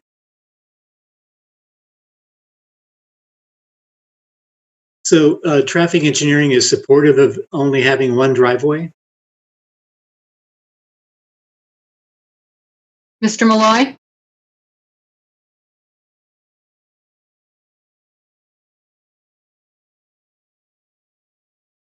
Sorry, I accidentally muted myself after my last question. From a traffic engineering perspective, having the two driveways does allow for better distribution of vehicular movements in and out of the site. However, traffic engineering does believe that the site can operate efficiently without the West Washington driveway. And this is due to the amount of units and the location of the development. Traffic engineering doesn't expect this development to have significant impact on the surrounding network. With the university so close and the downtown core and the access to transit and bikes, a lot of similar developments in the area, we aren't seeing a lot of vehicular trips that you'd expect in other areas. So I guess in short, it does allow for better distribution to have the two driveways, but the site can certainly operate efficiently with the single driveway on Bassett as well. Thank you. Do you have any further questions, Commissioner Cantrell? No, not at this time. Thank you. Thank you. Alder Heck. Thank you.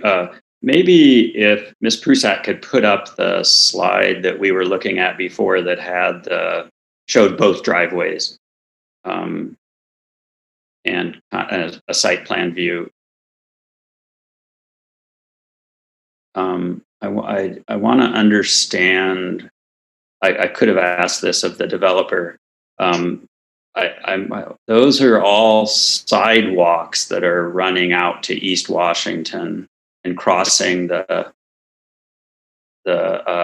wide terrace on West Washington. Those are 1, 2, 3, 4, 5 crossings that are not driveways but pedestrian walkways. Are those crossings of the terrace required for any reason, or are those just allowable?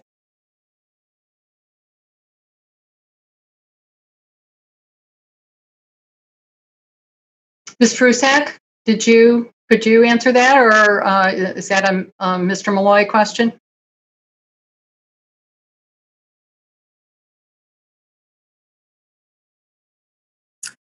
I guess from a traffic engineer. Looks like we've got Matt Tucker here who's looking to weigh in. He's definitely better suited. Yeah, those are allowable crossings. Those are terrace treatments that are permissible. Mm-hmm. They look busy to me. Thank you. That answers my question. Are there any other questions?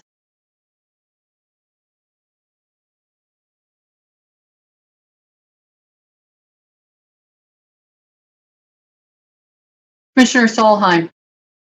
Could we also see again the slide showing the new bike path on Bassett? I didn't see it in our packet, and I just wanted to look at it again in terms of the interaction with that driveway.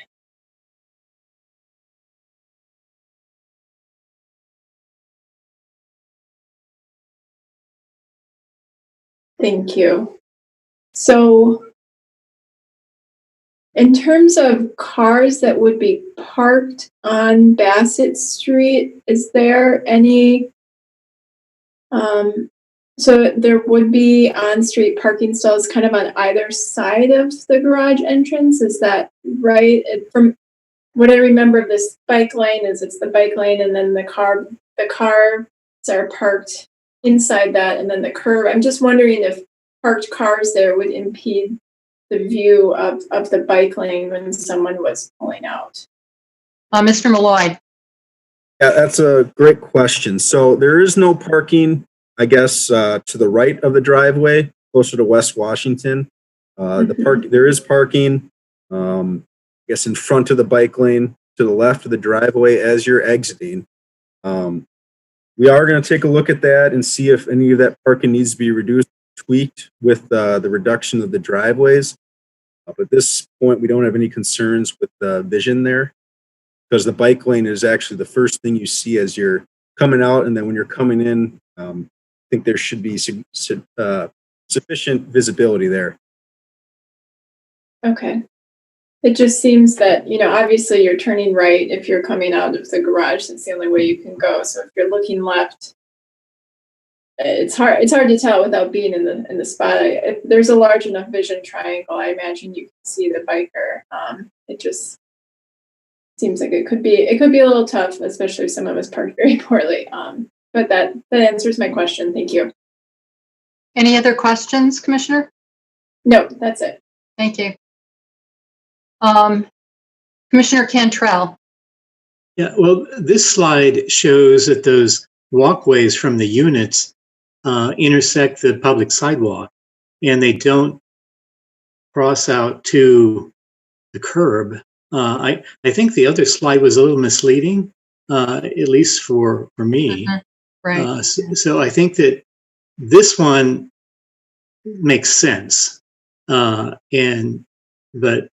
if we allow those sidewalks, those 3 or 5 sidewalks, to go all the way out to the curb, I'm totally against that.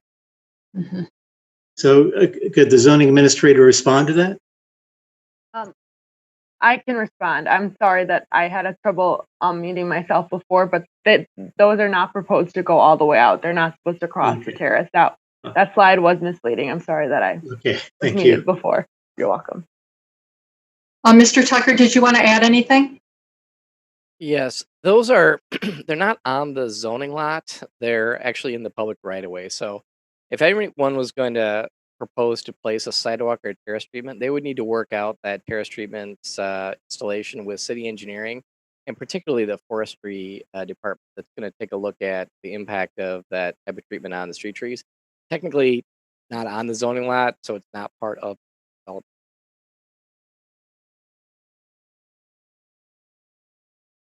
Did you have any further questions, Commissioner Cantrell? No, thank you. Thank you. Are there any other questions of staff?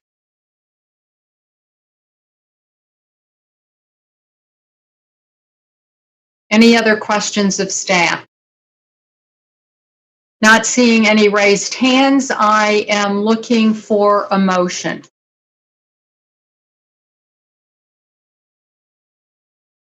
Commissioner Cantrell. Yes, well, I will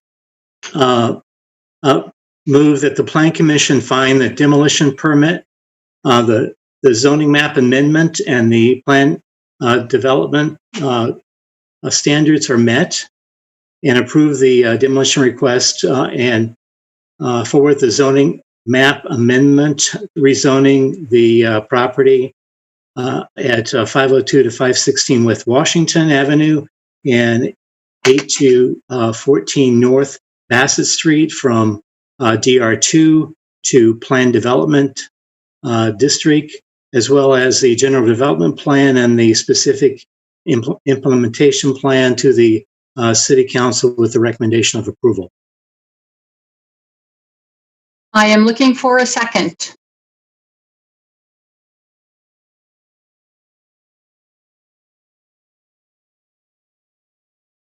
Do we have a second seconded by Commissioner Hagenow? Commissioner Cantrell, do you wish to speak to your motion?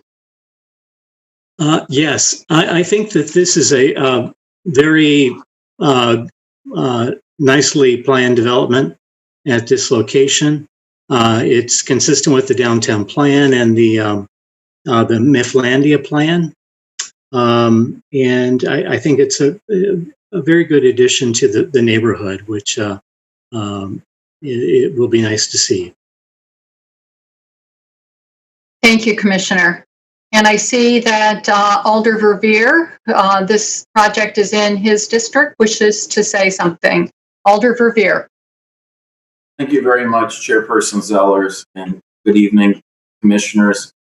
I have several things I'd actually like to say, and so appreciate your indulgence.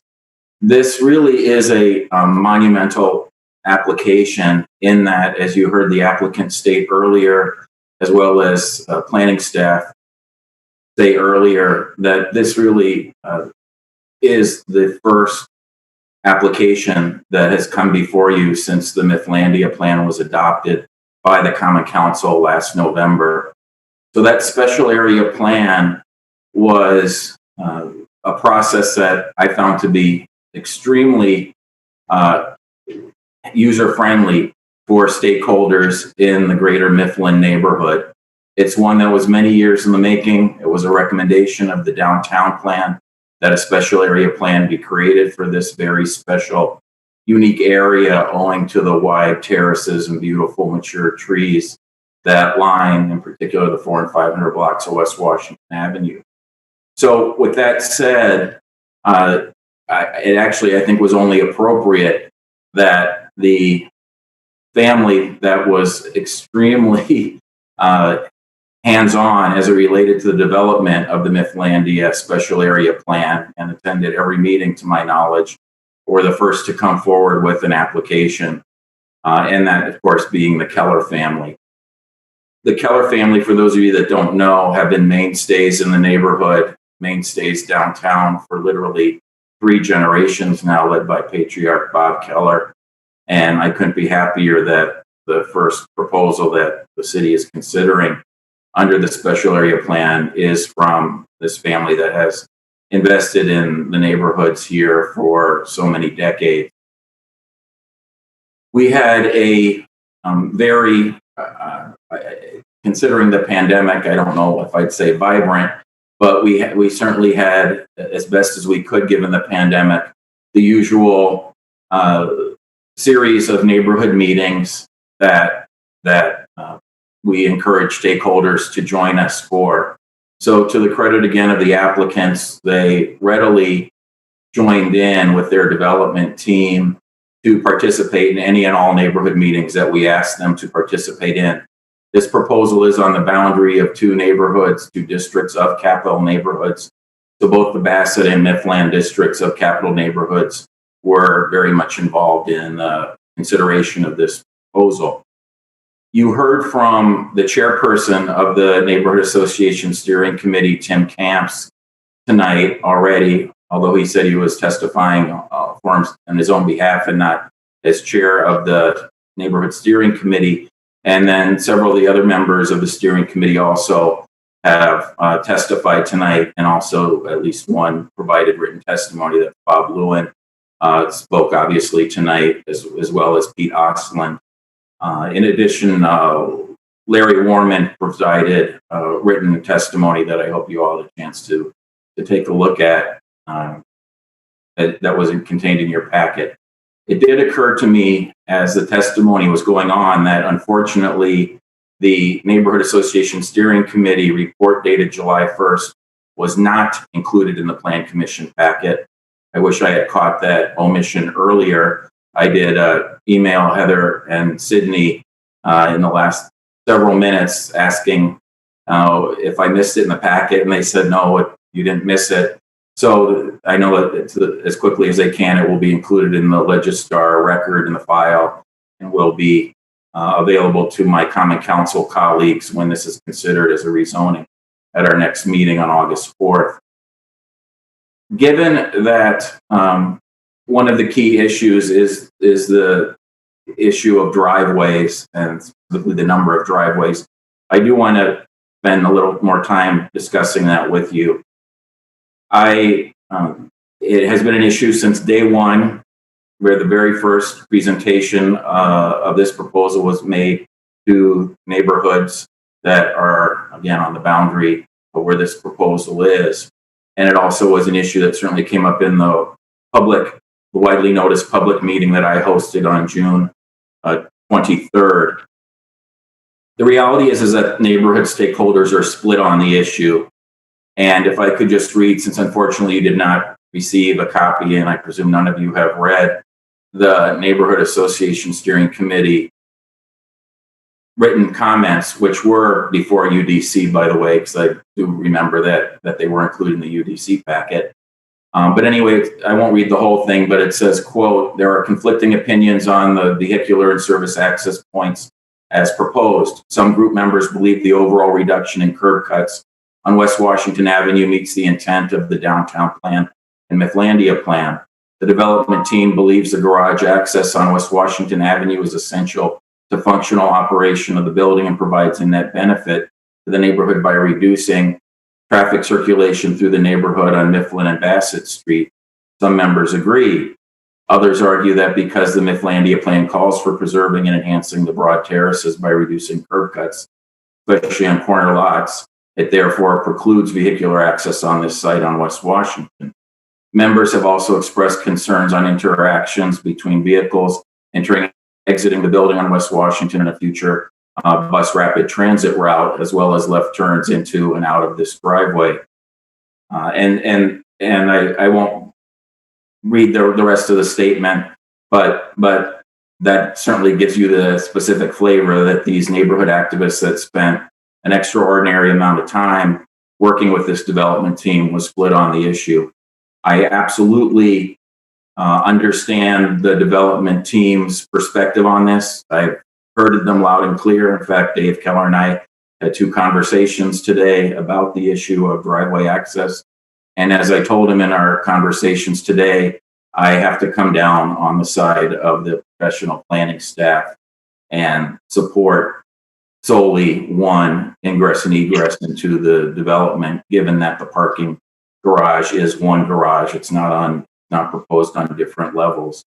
And I say that because, and this is a credit to the development team, to the Keller family again, that they and their designers, Potter Lawson, worked very hard to bring this applications before you commissioners in complete consistency with the recently adopted Mifflandia Special Area Plan, not to mention the adopted downtown plan, except for this one really glaring inconsistency. And so I totally get the fact that future tenants, I don't know if they'll be my future constituents or not, but future residents of this proposal, if the development is built, which I believe it will be and should be, will be inconvenienced by only having one garage available to them to enter into, rather than 2 driveways, 2 ingress and egress points. But it just seems to me that from a plan consistency point of view, and as you heard in Sydney's initial presentation to you, and you can see in the relevant passages of both the adopted downtown and Mifflandia plans, that it is a big deal as we were developing these plans, that we do everything we can to preserve the special character, the unique nature of these absolutely gorgeous wide terraces and mature tree canopies there. Again, to the development team's credit, in our very first conversation, I said there's no way you can remove any trees from West Washington Avenue, or for that matter, Bassett Street. And so to their credit, they followed the lead that the city had required with the current development at 425 West Washington Avenue, which has this meandering driveway that avoids removing a 30-inch ash tree that has been treated by city forestry staff for emerald ash borer for the last several years.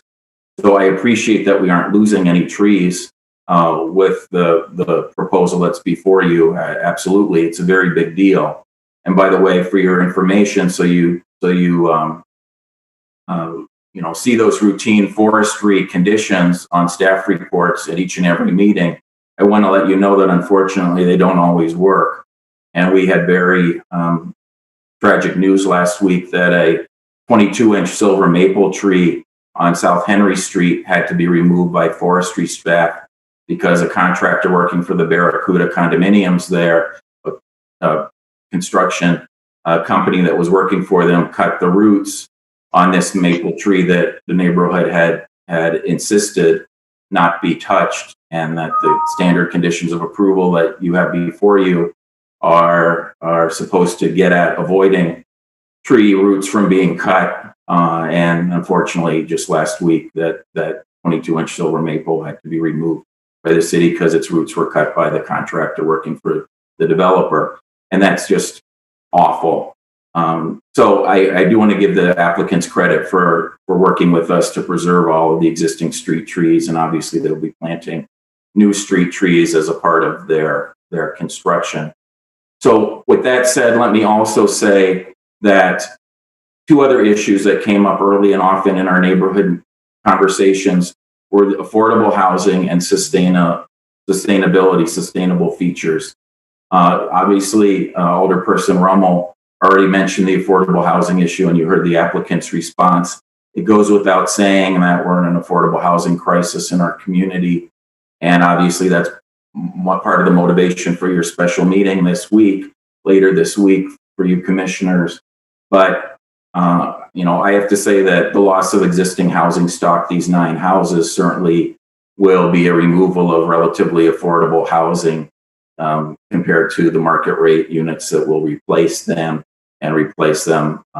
many, many bedrooms over. So we have to acknowledge that, I think, early and often whenever we're considering these, but obviously there's nothing that we can legally do to ask the applicant or force the applicant, I should say, compel the applicant to provide affordable units. And obviously I understand the law behind that. And then as to sustainability, there were comments in these neighborhood meetings to encourage, for example, the consideration of solar panels and that sort of thing. And so I think it's important to share that with the commission as well. With all that said, I do believe, as is consistent with Vice Chairperson Cantrell's motion, that the standards absolutely can be met for the plan development, for the demolition permits, for the zoning map amendments, and very much support this motion that's before you. The last thing I do want to point out, because it didn't get a lot of time, and because this is a rezoning, if we don't perhaps talk about it a little more tonight, it'll end up in front of the city council where we have to debate this. And that is the memo that's in your packets from our building inspection director, George Hank, and zoning administrator, Matt Tucker, is here to discuss that memo. If it isn't clear, if you haven't had a chance to read the response of the applicant's attorney, Robert Proctor, who I believe is still in this meeting, they vehemently object to those conditions, which I presume were included in the motion that's before you, to include all staff comments. So all I'm saying is that you might want to talk about that perhaps a bit more. If not, so be it. And I presume that the applicants will make their case on those comments to the city council at our next council meeting. So I certainly am happy to answer any questions and very much appreciate your service as always. And again, urge support for the motion. Thank you. Thank you, Alder Verveer. Are there any questions of Alder Verveer? Yes. Commissioner Cantrell. I don't have a question from the Alder, but I guess I did want to respond to the, I think it's George Hank's memo.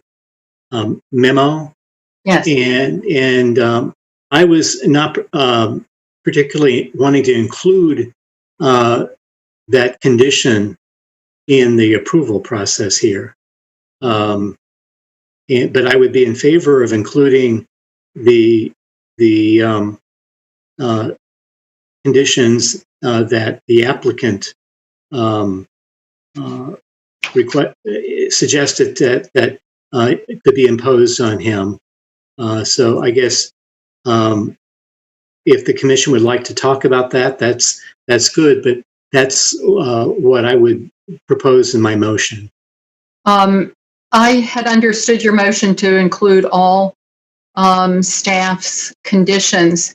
So if that is not the case, then I need the agreement of all commissioners to change that motion to exclude those two. Otherwise, we're we're going to have an amendment to the motion. So are commissioners happy with removing those two? No, I see the head shake no. So those two conditions are in, unless we have an amendment to remove them. I would like to make an amendment then that condition and have a vote on it. That be removed, and that the applicant's suggested language be included. Is there a second to Commissioner Cantrell's motion to remove those two? Seconded by Commissioner Solheim. Are there comments? Would you like to speak to your motion, Commissioner? Well, I guess if we all read the letter by the applicant's representative, I think what I concluded was he was part owner of that property on Tennyson Lane, and that there's been lots of developments within this neighborhood that he's complied with, including the building on the corner of Main and Bassett, where he relocated a historic house on Profit.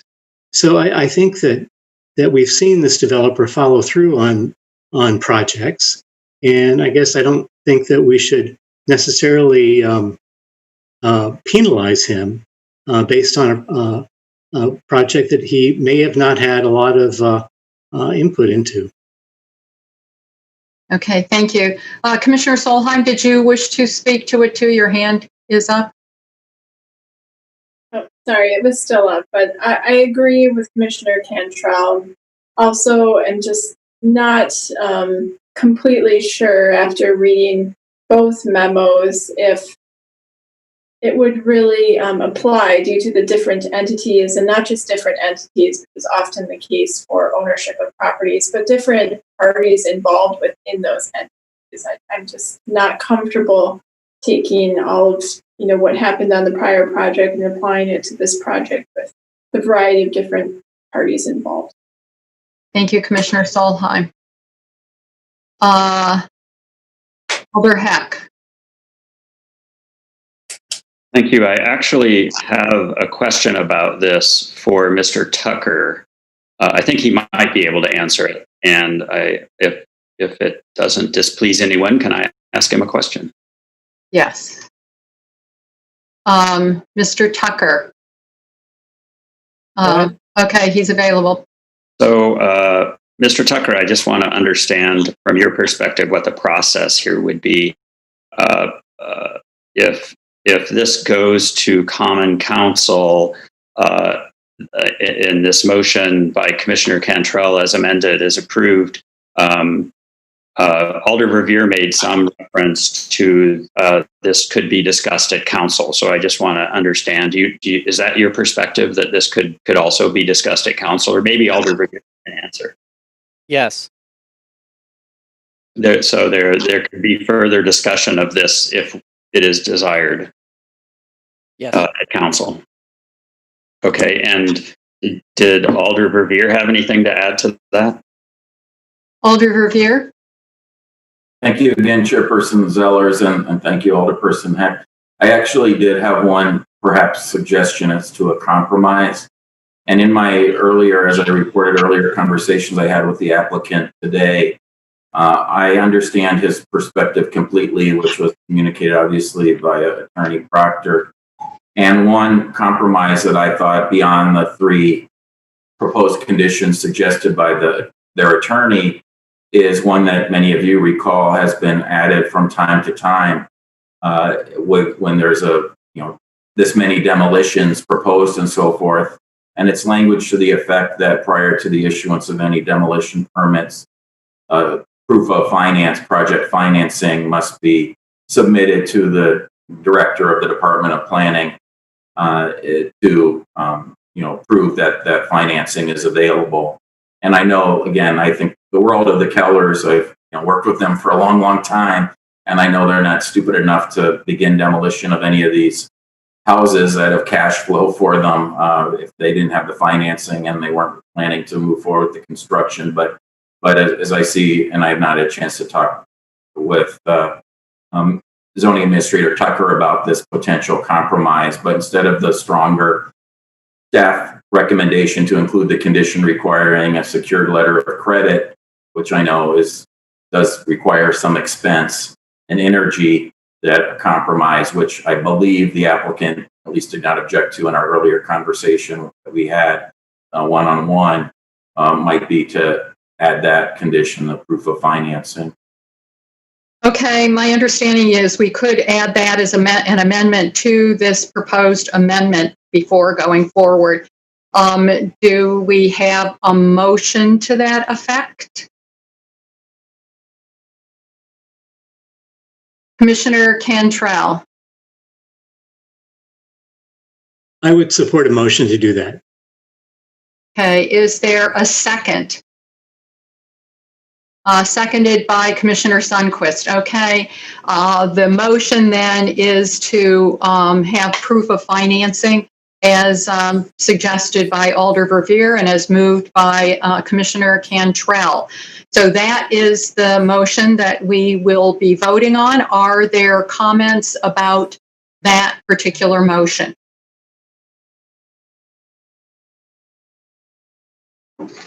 Seeing none, we will be voting on this amendment to the proposed amendment. And I will assume unanimous consent unless I see a hand raised to object. Seeing no hands raised, that amendment to the amendment passes. Now we're back to the original amendment as amended. Further discussion of the proposed amendment.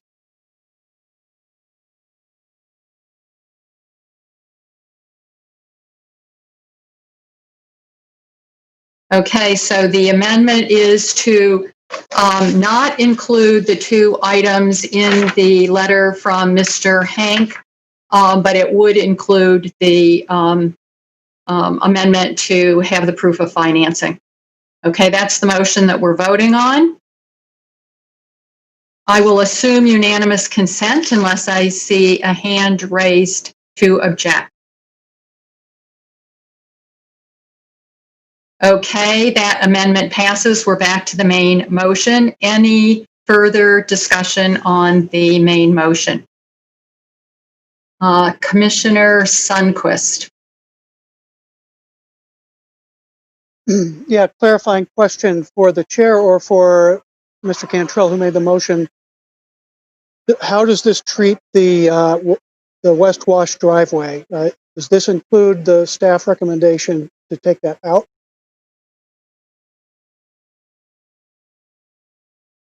Commissioner Cantrell, did you want to? That was my intent. That was my understanding too. Okay, thank you. Thank you.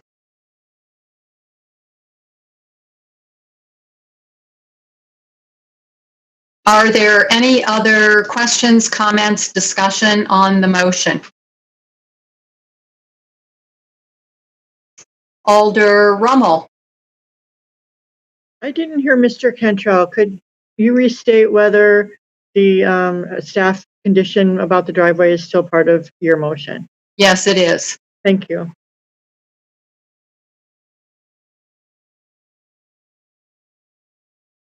Any other questions, comments, discussion? Seeing none, we move to the vote, and I will assume unanimous consent unless I see a raised hand to object. Seeing no raised hands, the motion passes unanimously. Thank you. Okay, then we will move on to agenda item 20, Legistar 58786, revised 126 Langdon Street, Second Alder District, consideration of final plans for a site previously approved for demolition of a residential building with no proposed use, consideration of a conditional use in the downtown residential 2 district for a multifamily dwelling with more than 8 dwelling units, consideration of a conditional use to allow outdoor recreation, and consideration of a conditional use to construct 2 additional stories in area F of the additional heights area map in MGO section 28.071 paren 2 paren B to allow construction of a 7-story, 107 unit apartment building. Madam Chair, you skipped item 18. That was on the consent agenda. Oh, it was? Okay. Yes. Sorry, I missed that. Thank you. And we do have a presentation by Ms. Prusak.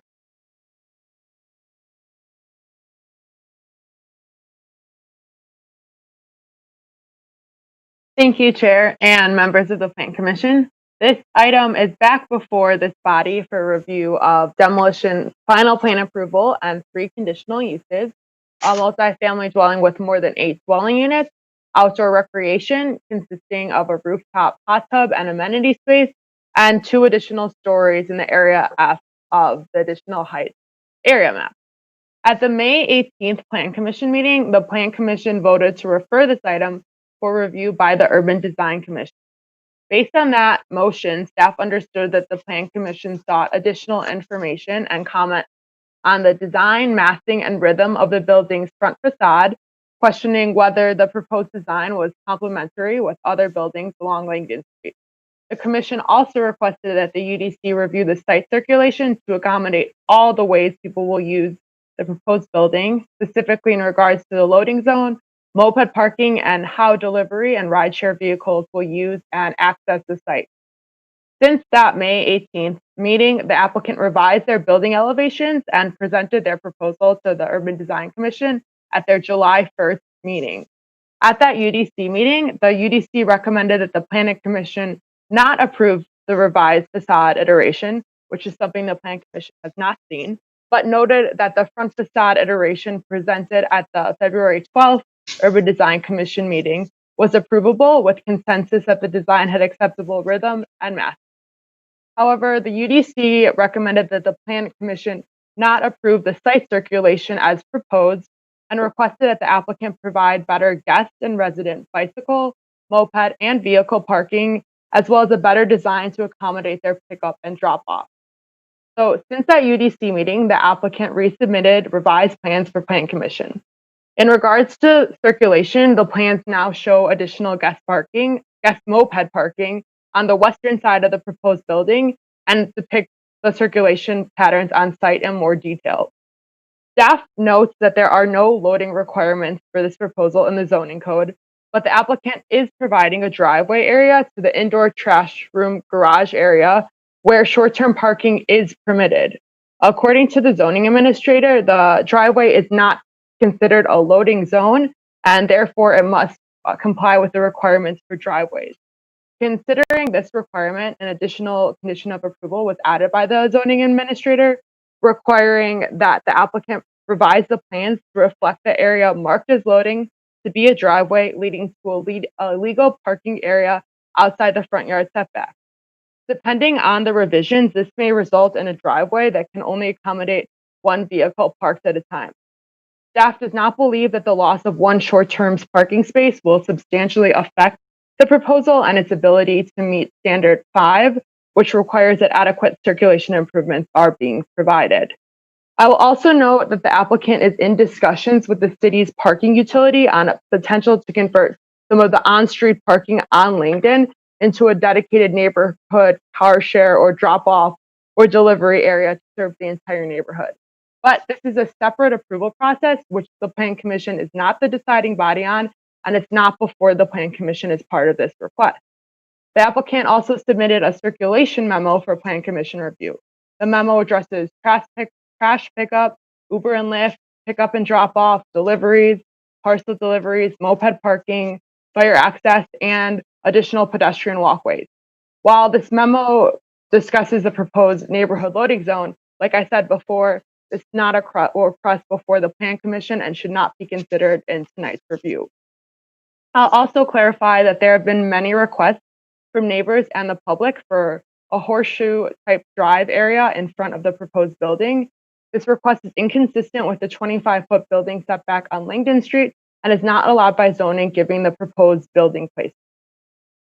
All of that being said, the proposed building and site circulation has not been substantially altered since the Plan Commission last reviewed this request, and staff believes that the staff report for the May 18th meeting is still applicable, with the 2 additional conditions of approval from zoning that were noted in tonight's addendum. Therefore, on balance, staff believes that it may be possible for this proposal to meet the applicable approval standards. If the Plan Commission can find that the demolition and conditional use standards are met, then the Planning Division recommends that the Plan Commission approve those requests.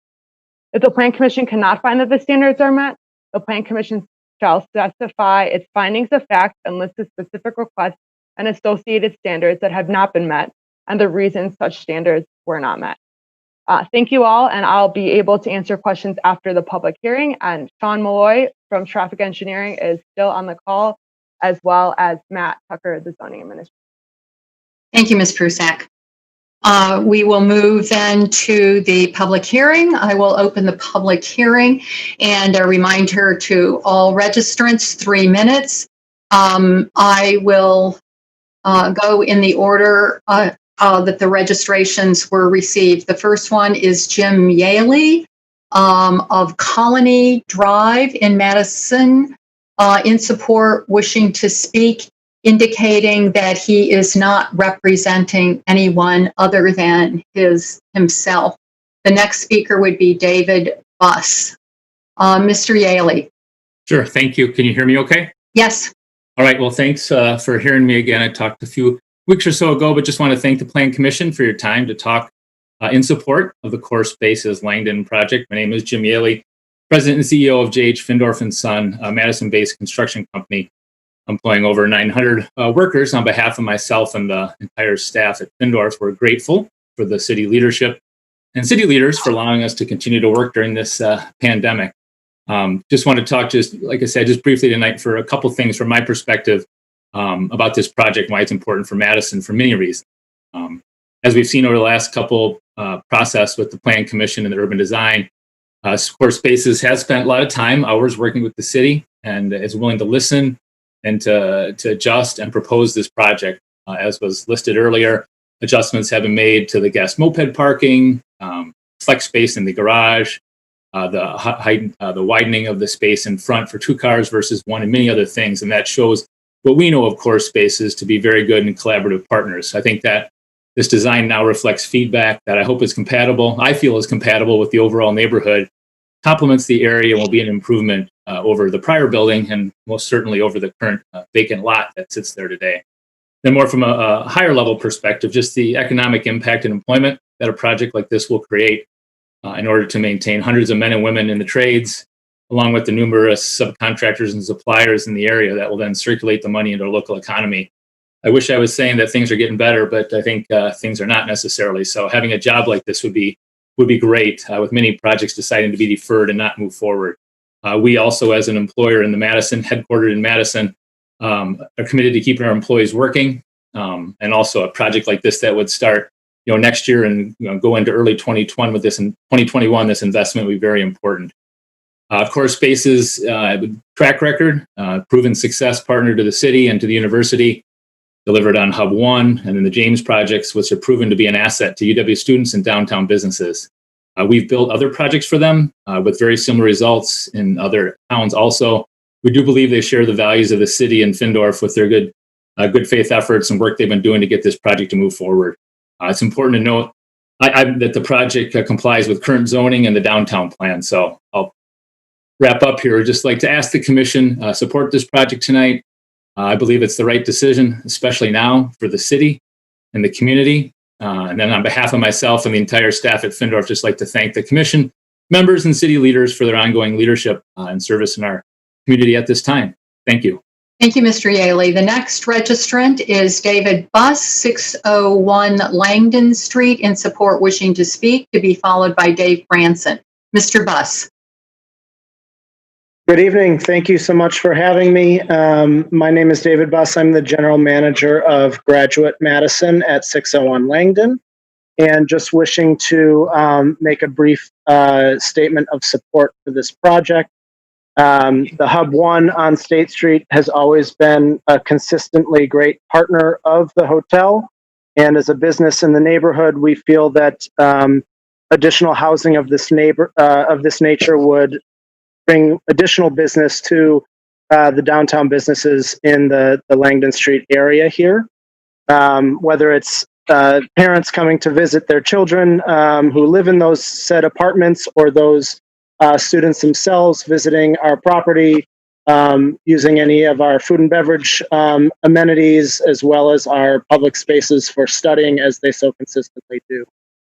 So I'd just like to urge the commission to consider this project and approve this project, as I feel it will be a great addition to the neighborhood. Thank you so much for your time. Thank you, Mr. Buss. The next registrant is Dave Branson, 5210 Aspen Way of Madison, in support, wishing to speak, representing the Building Trades Council of South Central Wisconsin, to be followed by Francis Ingebrigtsen. Mr. Branson. Thank you for giving me the opportunity to speak. I represent the Building Trades Council of South Central Wisconsin. The Building Trades Council of South Central Wisconsin represents 14 international building trades unions and 4,000 members that live and work in the South Central Wisconsin area and the contractors that they work for.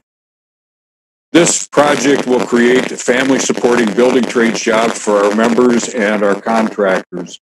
Many of the construction projects that have been put on hold and scaled back due to the COVID-19, and this project will help to support the local economy and generate tax revenue to help Madison, and will put people back to work. This project supports the infrastructure and the local economy. It'll bring money back in, it will create local jobs, and it does comply with the local zoning and the city's downtown plan. I urge you to support the Hub 2 project so that this project can move forward. Thank you. Thank you, Mr. Branson.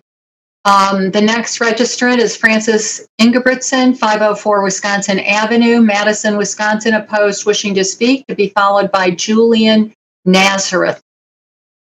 Chair, there's no one in the attendee list by that name.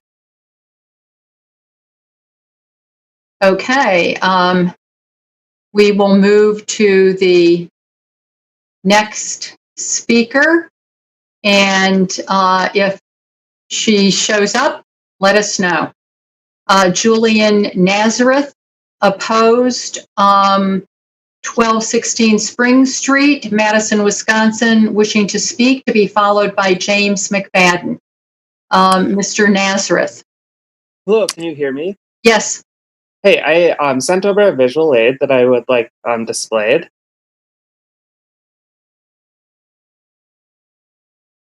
So here are a list of photos, panoramas I've taken at the city, just at the development site.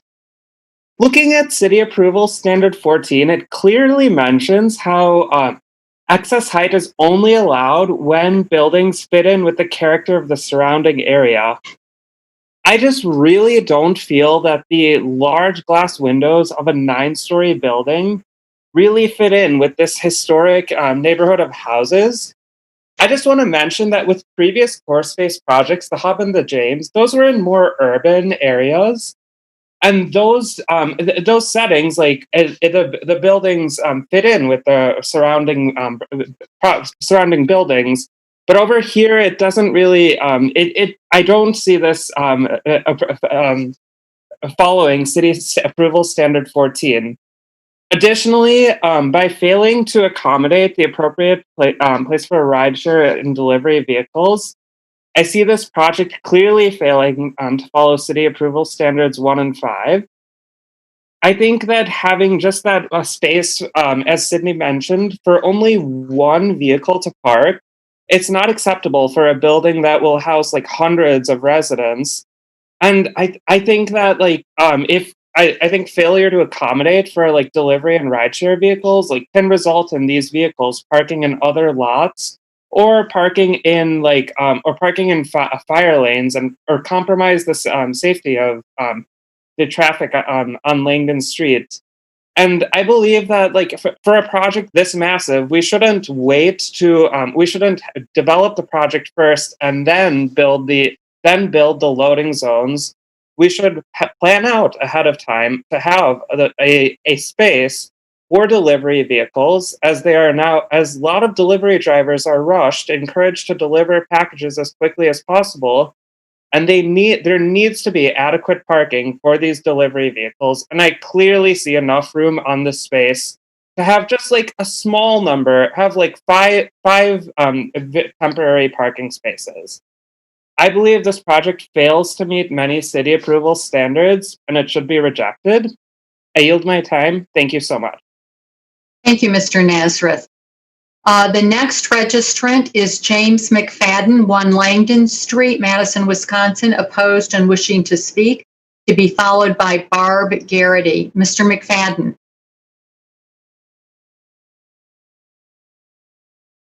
Mr. McFadden, you are muted.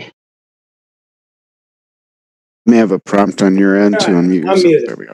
Okay. Okay, good evening. Sorry. Right now we're in the era of Amazon, Eat Street, Uber, Lyft, et cetera, et cetera. We are basically selling luxury housing to folks that are going to be utilizing these services in extreme. There has been no change in the site circulation or making these deliveries more possible. What is now shown is basically 2 loading zones that require a vehicle to pull in and then back out onto Langdon Street. Langdon Street is fairly heavily trafficked, particularly by pedestrians, and having harried delivery persons required to back out onto the street is not a healthy thing. We have, given that this is going to met all the various other requirements, I do think it still needs to look at more appropriate and thoughtful incorporation of pickup and delivery traffic. Thank you. Thank you, Mr. McFadden. The next registrant is Barb Garrity, 120 Langdon Street, Madison, opposed and wishing to speak, to be followed by Ryan Cohen. Ms. Garrity. Barb, you may have, there you go. Hello, my name is Barb Garrity, and I live at 120 Langdon Street, right next door to the 126 Langdon building site. I am a member of the Neighborhood Steering Committee that meets to discuss the impact this development will have on our community, specifically in the areas of massing and site circulation. From a distance, massing is what makes the most visual impact of a building.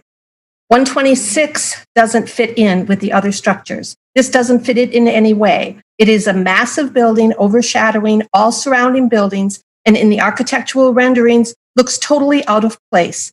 Not a good fit for our neighborhood, but more of a standout sore thumb. Adding an additional 2 stories to the back half of this building just exaggerates an already bad fit.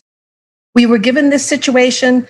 They get to call 7 stories because of the street level rule. That makes me think that we can call the building that it towers over only 1 story. Why do they have to count their stories? In a comparison of massing, I see that as a 7-story building towering over a 1-story building. As to the circulation issue as it relates to loading zones, rideshare, and deliveries, Langdon Street was just not designed to handle this new world of Uber, Eat Street, and Amazon. Our very large block, housing more than 700 during the school year, has only 16 on-street parking spaces and no public parking lot. The street is seriously overburdened with rideshare, delivery services, mail, garbage pickup, semi-deliveries, food and supplies, bicycles, mopeds, skateboards, walkers, and runners. If it sounds kind of wild, that's because it is. We are also 3 blocks away from a campus of 40,000, which generates a lot of traffic on our street. I recently sat on our front porch for 1 hour and 5 delivery vehicles parked in our private driveway to deliver something to another building. It's a huge problem for us, as those who belong in our lot are blocked access and either have to wait and back up traffic on Langdon or circle the block a few times. I'm not against a building or maybe 3 like-sized buildings being put on the 126 Langdon. What I am against is it causing the rest of us ever more traffic problems than we already have. With the addition of 373 more residents and their many guests and only 20 more parking spaces, no guest parking, and maybe 1 or 2 delivery slots, the already difficult traffic flow issues that could on a daily basis cause safety issues for our residents will only get worse. Move out August 14th, move in August 16th. 373 out, 373 in an approximately 3 days. That is 746 vehicles that need to get packed and unpacked without 1 available parking space. How is that possible? The neighborhood will suffer. These days are already horrible, and I can't even imagine how this can work. When asked about this, they say they have a plan. Where is parking in the plan? Will they be in the fire lanes or will they be in our parking lot? Thank you. Thank you, Ms. Garrity. The next registrant is Ryan Cohen, 432 West Gorham Street, Madison, in support, wishing to speak, to be followed by Jake Castanza. Mr. Ryan. Chair, there's nobody by that name in the list. Okay, thank you. The next registrant then, Jake Castanza, 26 West Main Street, Madison, in support, wishing to speak, representing Wisconsin Building Trades Council, to be followed by James Foy. Mr. Castanza? Chair. Thank you, Plan Commissioners. Can you hear me? Yes. Thank you very much. On behalf of the 40,000 working men and women of the Wisconsin Building Trades Council, we're hoping for the resound support of the Langdon Street project. Our membership is excited and proud to be a part of a project that has become a personification of the public sector and private sector partnering to work together for the betterment of the business and the community at large.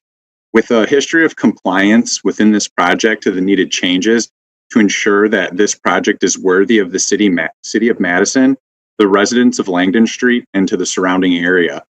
In a time where investment is fleeing communities, unemployment is at record highs, and uncertainty exists within every decision we make as a society, our members would hope to see that the Langdon project would be beneficial to our beautiful city, Madison. This project represents more than a living space. It represents hundreds of construction jobs, with those jobs coming in at living wages, providing health insurance and benefits for a dignified quality of life. This project also represents opportunity for the future of our workforce. Apprenticeship program investments are naturally built into projects like this.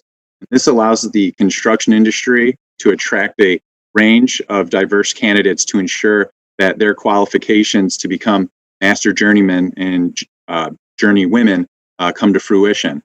A yes from the Plan Commission is a yes to a young person's career getting started. In short, the support for this project shows many positive traits within commerce and government working with one another, a time where civility, pride, and beautification within our community is a desirable outcome that we can all agree with. Thank you very much. I yield my time. Thank you, Mr. Castanza. The next registrant, James Foy, 1438 North Stoughton Road, Madison, in support, wishing to speak, representing Laborers Local 464, to be followed by Thomas Hickey. Mr. Foy. Thank you. I represent over 2,000 union construction craft laborers throughout the South Central Wisconsin, including hundreds that live and work in the city of Madison. Our union strongly supports the construction of the Hub 2, and we ask for your approval on this project. As a lifelong resident of Madison, we should embrace this opportunity for job creation, given that unemployment is at an all-time high. Now, more than ever during these uncertain economic times, generating significant tax revenue to help Madison thrive is important. Supporting infrastructure and the local economy, relieving individual taxpayer burden with this new tax stream. The Langdon project has evolved to incorporate significant design changes as a result of the valuable feedback provided by students and the community at large. Core Spaces is committed to continue dialogue to deliver the best design drawing inspiration from the local architecture, residents, and culture. With world-class amenities, along with a sustainable approach such as green roof technology and outdoor spacing, I believe this is a win-win for local residents and the local economy. I ask for your approval of construction on the Hub 2 project, 126 Langdon Street. Thank you very much. Thank you, Mr. Foy. The next registrant is Thomas Hickey in support and wishing to speak. He is at 212 North Bassett Street in Madison, and he is to be followed by Michael Clem. Mr. Hickey. Hi, Commissioners. My name is Thomas Hickey. I graduated from UW-Madison in 2019 and now live and work downtown. Like you said, I currently live at 212 North Bassett Street, but I'll be moving to 620 North Carroll in August, just a block away from the site. I am in support of Core Spaces project on 126 Langdon Street because I support more living options in the Langdon Street area. The area's proximity to State Street, the Capitol, Lake Mendota, and James Madison Park cannot be beat, but the area lacks living options like the one proposed. As the city of Madison hopes to keep more of its graduates around, we need more decent places for them to live. As I've kept up on this issue, it seems the primary concerns of the Commission have been related to parking and circulation. To be honest, I feel the issue of Uber and food delivery has been blown a bit out of proportion. Those cars are parked outside for 2 minutes max while people run out and grab their food or meet their ride. After reading the memo submitted by Core Spaces on the 24th and their circulation plan, I think they've more than addressed these issues. To be honest, I was extremely impressed. They have extra spaces for rideshare and food delivery, guest moped parking, an access drive, and a pedestrian walkway for surrounding buildings. These are features that not many buildings on campus, if any, have at all. Definitely not any of the buildings I've lived in my 5 years. This brings me to my last point.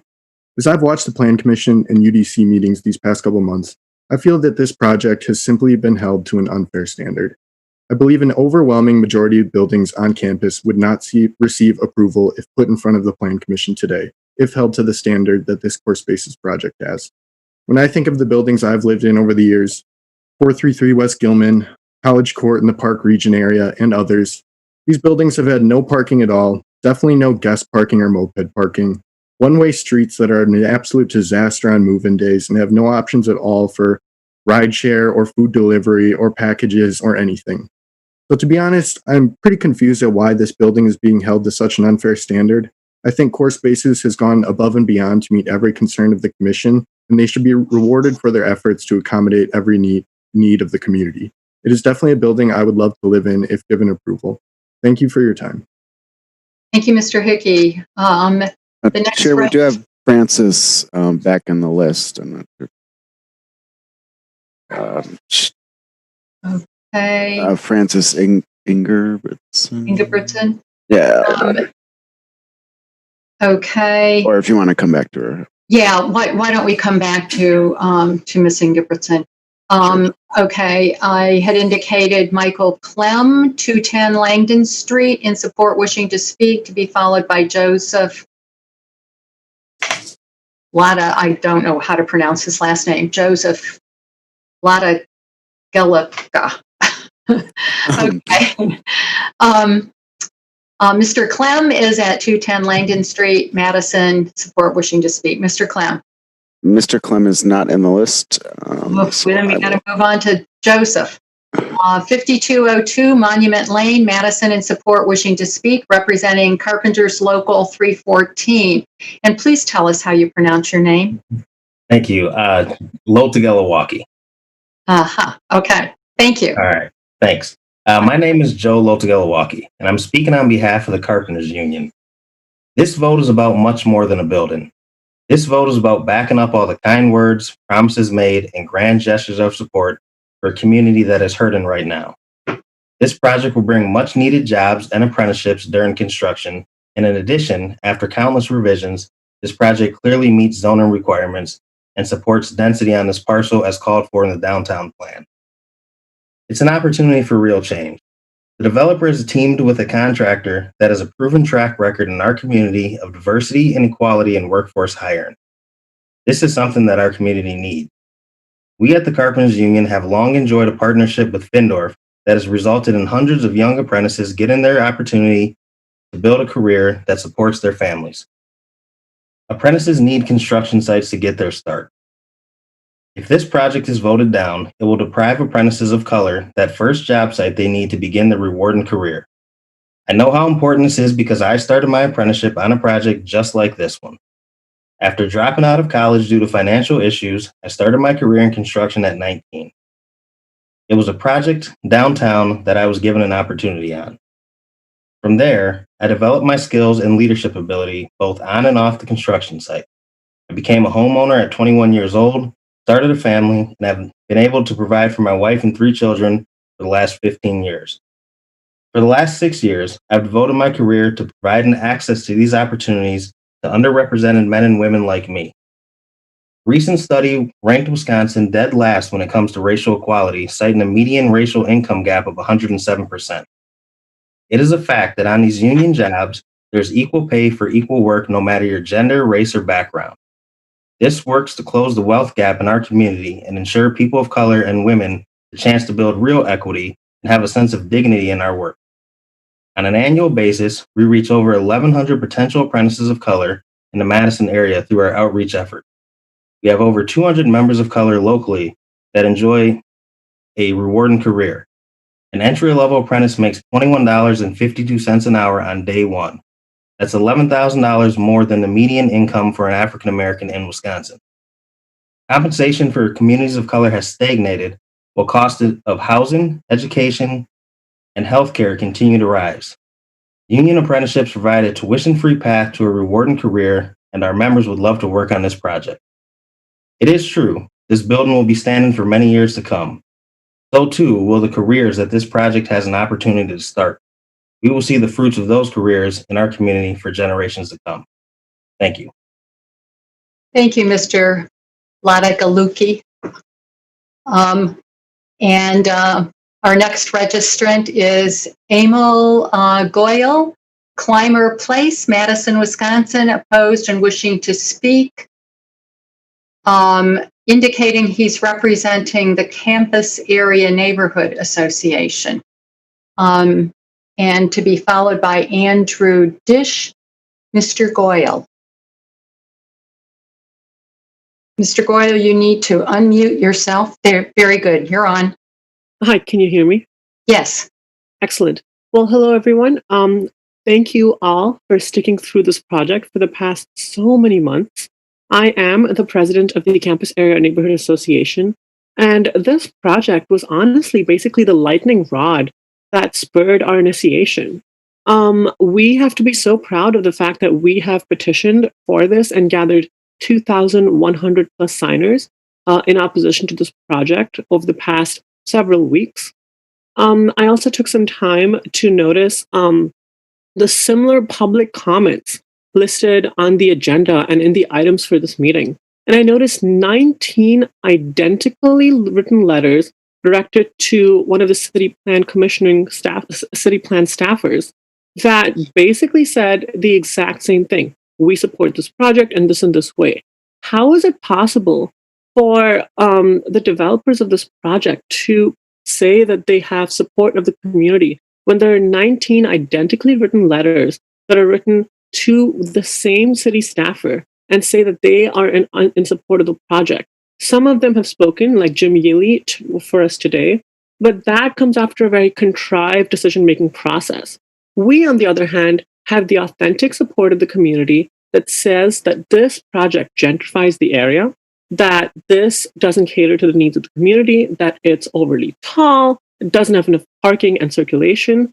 Parking and circulation are not our main concerns. We have dozens of people who attend our meetings, and there's no evidence provided for lack of alternative living options in the area because there are plenty. With that, I hope that I've brought up points that others haven't before, and I yield my time. Thank you. Thank you, Ms. Goyle. The next registrant is Andrew Dish, 8946 Pine Hollow, Madison, support, wishing to speak, representing the Carpenters Union, to be followed by Mark Lifshin. Mr. Dish.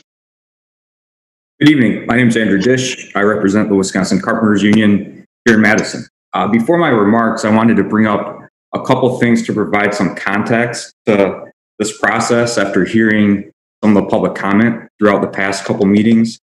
First, not $1 of public money is being requested. But despite that, this project will deliver more community benefits than projects that have received city help. Second, I found the rhetoric from the steering committee to be unnecessarily vindictive and incendiary and really lack self-awareness for a project that is going to benefit underrepresented communities. And I hope commissioners recognize that as well. And finally, this body will meet later this week in a special meeting to focus on strategies to increase multifamily development and increase density to address our city's housing crisis and affordability crisis. This was publicly reported on the front page of the State Journal yesterday. So an approval tonight, of course, moves closer to that publicly stated goal by this very commission. Now, the Carpenters Union supports this project. Throughout this process, our union has been incredibly impressed with the development team's responsiveness and revisions based on extensive city and neighborhood feedback. This has resulted in improved design, rhythm, and circulation that is deserving of approval. Additionally, this proposal is consistent with the downtown plan that calls for higher density on this exact parcel. But just as important to us is the fact that this project also delivers community benefits. Our community benefits from a diverse union workforce building our city. Our tuition-free apprenticeship program offers livable wages, health insurance, and a pension on day one. We are specifically dedicated to recruitment of underrepresented communities in our program, and our demographic data backs that up, which you heard more about with the testimony by my colleague, Joe. To highlight this, we have attached letters from our community partners that we work with on the recruitment side. Empower Her, Carpenters Latinos, and Operation Fresh Start have all submitted letters of support tonight on behalf of this project. But apprenticeship opportunities only occur if construction projects like this one are approved by bodies like this one. So with that, we believe the conditional use standards for this project have been met, and it's the hope of my union brothers and sisters and myself that this project is approved subject to staff's recommended conditions of approval. Thanks for your time. Thank you, Mr. Dish. Mark Lifshin, 1643 North Milwaukee Street, Chicago, in support, wishing to speak, representing Core Spaces, to be followed by Brian Munson. Mr. Lifshin. Thank you very much. Can you hear me okay? Yes, just fine. Great. Well, good evening, commissioners and members of the Madison community. My name is Mark Lifshin. I'm co-founder and CEO of Core Spaces. First, I want to thank everyone for their time tonight and any all effort put on our project to date. For those of you not familiar with Core, I'll be as short as possible in giving a quick history on our company, as I prefer not to bore anyone too much given the speech I made here just weeks ago. We started Core in 2010 and are solely dedicated to spending time within the educational market. We developed close to $3 billion in real estate across the country, including 2 here in Madison, the Hub on State Street, and the James located right behind it on University. As some may or may not know, these are properties we no longer own, but I think it's really important to note is that our company has grown.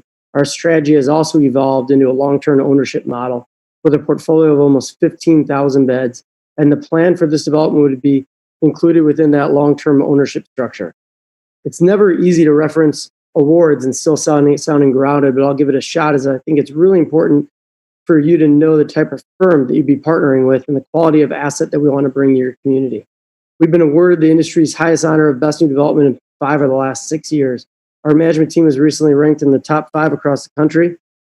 And in these unprecedented times of COVID, the capital markets can be extremely difficult to get projects done. We're very fortunate to having raised our own fund that just launched prior to COVID that allows us the ability to develop in times like this. Given this very lucky timing, we're extremely selective of the cities and projects that we want to focus on, but couldn't be any more excited to have the opportunity to develop projects like the one being proposed tonight. We've received great support within the community from various city stakeholders, local business owners, students, staff, labor groups, because they believe the benefits of this project to the community are great, and that is why we hope this will be a really efficient meeting. As you recall from the previous meeting, This commission determined the project met the standards, but wanted information on two aspects. One, the Langdon Street facade, and two, building circulation. As it relates to the Langdon Street facade, we presented alternate designs to UDC earlier this month, and they preferred and approved the facade within our packet.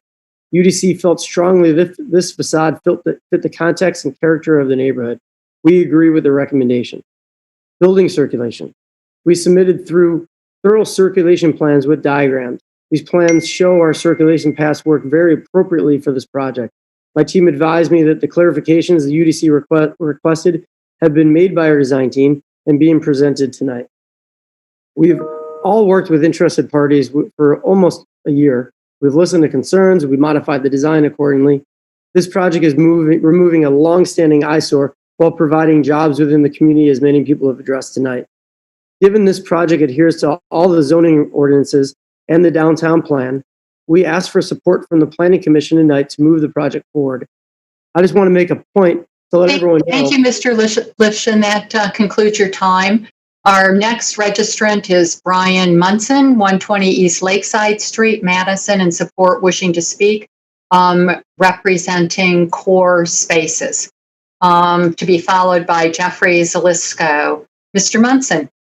Good evening. Brian Munson with Vanderwall Associates. Glad to be back on, this time on behalf of Core Spaces. So thank you for the opportunity to discuss the 126 Langdon project. As you recall, when we were last in front of you in May, Commissioner Cantrell initially moved with a second by Alder Lemmer that all of the conditional use standards were met, but wanted to have UDC to weigh in on the Langdon Street facade and circulation. So we referred for those two items. Since that meeting, we've continued to work with staff and work on the design. We've talked with the Campus Area Neighborhood Association and presented the revised packet back to UDC. And as reflected in the staff report tonight, UDC stated that the February 3rd elevation was consistent with the character of the neighborhood, but wanted more information regarding circulation. We've presented tonight the requested additional information to staff, as well as in the Planning Commission packet. And Jeff Zalisco, who will speak next, will go through the details of that circulation packet. But this plan really details how this project addresses all modes of transportation, including the temporary use driveway that we believe can be designed to accommodate up to 2 cars. It's something we'll work very closely with staff to determine. Coordinated deliveries of all different sorts of deliveries, whether that's garbage pickup or package delivery or rideshare delivery. We've incorporated additional moped parking, not just guest parking on the ground level of the site, but also created some flex moped parking within the lower parking level as well. And then created potential on-street loading on Langdon Street. Again, as staff mentioned, this is separate from the project, but it is something we met with traffic engineering and the parking utility and have discussed with Alder Heck and would hope that that moves forward regardless of what happens on this project. But it seemed like an opportunity to address some of the needs that the neighbors identified in terms of loading and rideshare use separate from the project. We believe that what we're proposing tonight meets and exceeds the requirements for circulation on the site for the adopted standards. So in the interest of brevity, just to address the two items that were referred to UDC, in summary, UDC moved that the February 3rd facade was consistent with the character of the neighborhood, and staff states in the report that they believe the circulation can be found to be met. We appreciate the many hours of discussion and input from everyone involved in this process and request approval of the project tonight. As you heard, we have the full team with us, including Jeff Zalisco from Antunavik Architects, Peter Fortledge from Burst Engineering, and Rodney King with Core Spaces, and we'd be happy to answer any questions you may have after the completion of presentations. Thank you. Thank you, Mr. Munson. The next registrant is Jeffrey Zalisco, in support, wishing to speak, representing Core Spaces, to be followed by Peter Fortledge. Mr. Zalisco. Good evening. Did I unmute properly? Yes. Good. Good evening. This is Jeff Zalisco. I'm a senior principal with Antunavik Associates, representing Core Spaces. I'm going to be presenting a progression of the design, the approved design images, and then site circulation images. So with that, could you go to the next page? Thank you. This is the original design that we presented to UDC on January 9th. Next image, please. This is the design that we presented to them actually on February 12th. This is the image that they have preferred and recommended and ultimately have approved. Next image, please. We then, on March 17th, presented this image, this rendering on March 17th to the Plan Commission, which they then referred back to UDC. Next image, please. We presented this image, a much different image, to the UDC on July 1st, and they, after seeing this, much preferred the original image that we had presented, or the second image we presented to them on March 12th. Can you go to the next image, please? So this is the UDC approved image with some adjustments that have evolved as the building has evolved, but basically the image that they have approved in the rendering what they've approved. Next image, please. So here's a close-up image looking from along Langdon from the east side of the building, showing the recess in the center. Next image, please. Looking at close-up showing the elegant entry procession that we provided within this building, the resident entry. Next image, please. Image looking from the west along Langdon Street. Next image, please. Again, these are all the UDC approved images. An aerial putting the building in a context with the surrounding buildings. Next image, please. Image looking from the east side along the access drive. Next image, please. An image giving context of the building with the neighboring buildings, directly neighboring buildings from Lake Mendota. Next image, please. And then in the broader context, showing the other surrounding buildings, many of them similar in size. Next image, please.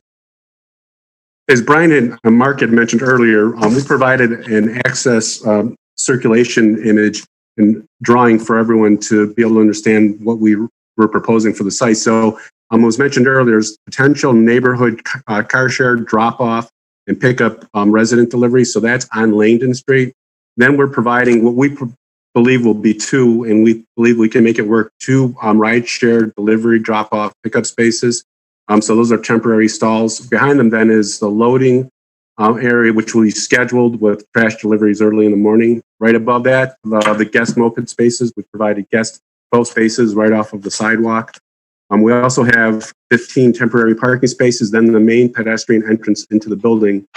To the bottom, we've provided a widened access drive that provides fire access for all of the surrounding buildings, including ours. That also provides access into our parking structure where bikes, mopeds, and cars are accessed. And then further down, there's access to the surrounding parking lots. Also very... Mr. Zalisco, that concludes your available time. The next registrant is Peter Fortlage. In support, wishing to speak.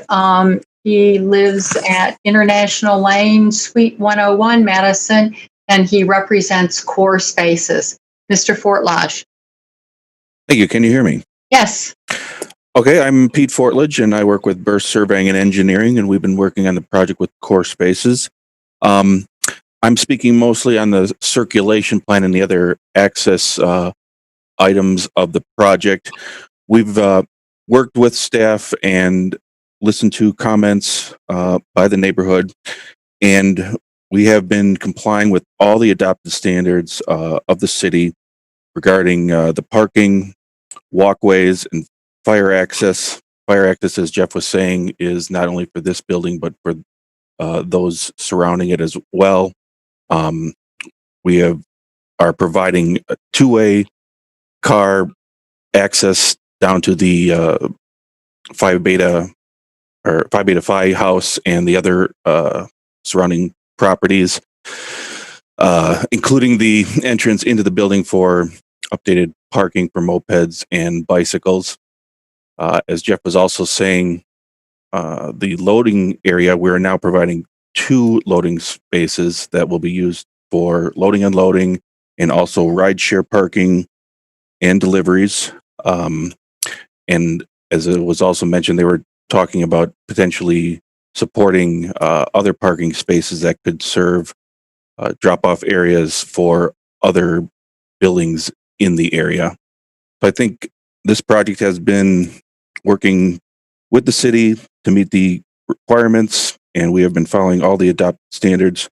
And I think that it should, the committee should consider approval. Thank you. Thank you, Mr. Fortlage. The next registrant is Rodney King, 1643 North Milwaukee Street, Chicago, in support, wishing to speak, representing Core Spaces. to be followed by Ken Melberg. Mr. King. Sure. Can you hear me? Yes. Good evening, Commissioners. Thank you for taking the time for this project again tonight. My name is Rodney King, Senior Vice President at Core Spaces. This project has generated a lot of public support and even some opposition. Our goal was not to give a full repeat of the previous commission meeting, but we believe our support is broad-ranging from students, UW personnel, businesses, and neighbors. To reiterate some of my colleagues, this project was before the commission a few weeks ago. During that meeting, the commission determined that the standards had been met, but wanted additional information on two open items, the Langdon Street facade and the building circulation plan. Regarding the Langdon Street facade, after making several modifications after our last meeting at this commission, we presented those modifications to the UDC. After a lengthy discussion at UDC was clear that their preferred design iteration is in your package tonight. We agree with the recommendation of UDC. This commission sought their opinion on the facade, and UDC gave clear direction. Building circulation. This was somewhat of a vague term that we tackled as a team. We looked at all aspects of circulation and focused on the items that were discussed tonight. Most of those items are addressed in our plans and the narrative I submitted. Our project is providing things that are above and beyond the current code, and we are proud to be leading the efforts on these types of initiatives. The circulation plan calls for designated rideshare spots for food service and food and rideshare providers. This was a key component during our last discussion. There is no applicable code to prescribe the number of required spaces. Therefore, our goal was to maximize the amount of real estate that we could use to provide those spaces while adhering to current zoning.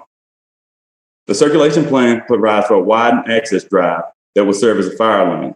Another complaint we heard frequently during this process was the access drive being blocked by one car. This widened access drive provides a path for a two-way vehicle that would eliminate one car being able to block the entire lane. We are providing parking for mopeds. This parking has been provided for guests and residents. Lastly, the perceived circulation issues of this site are a symptom of a larger neighborhood issue that exists today. Knowing that, we met with city's traffic, parking, and zoning department, and Alder Heck and other neighborhood groups. We believe a neighborhood-wide loading and unloading zone will solve many of the long-standing neighborhood issues. We hope that the commission recognizes that this project is being developed in an urban area. Additionally, this parcel was specifically targeted for redevelopment because of the previous eyesore. Any project on this site would effectively be the same site, geometry, and face the same design challenge. Our project is adhering to all applicable zoning and building codes. In some instances, we are exceeding those standards. We have listened to neighborhood groups, the UDC, and the Plan Commission. We've adjusted our plans to garner support from all groups, even when we receive mixed feedback. Given the input and the consideration, we believe this is the best project for this site. Therefore, we ask the commission to approve it. Thanks. Thank you, Mr. King. The next registrant is Ken Melberg, 140 Iota Court, Madison, opposed, wishing to speak, to be followed by Brian Neswender. Mr. Melberg. Mr. Melberg is not in the queue. Okay, thank you. We can watch out for him and put him at the end if he signs in. Brian Neswender, 54 Greencrofts Drive, Champaign, Illinois, in support, wishing to speak, representing Core Spaces, to be followed by Linda Leonards. Mr. Neswinder. Chair, there is a Brian in the list, no last name. Would you like me to unmute him and see who that is? Okay.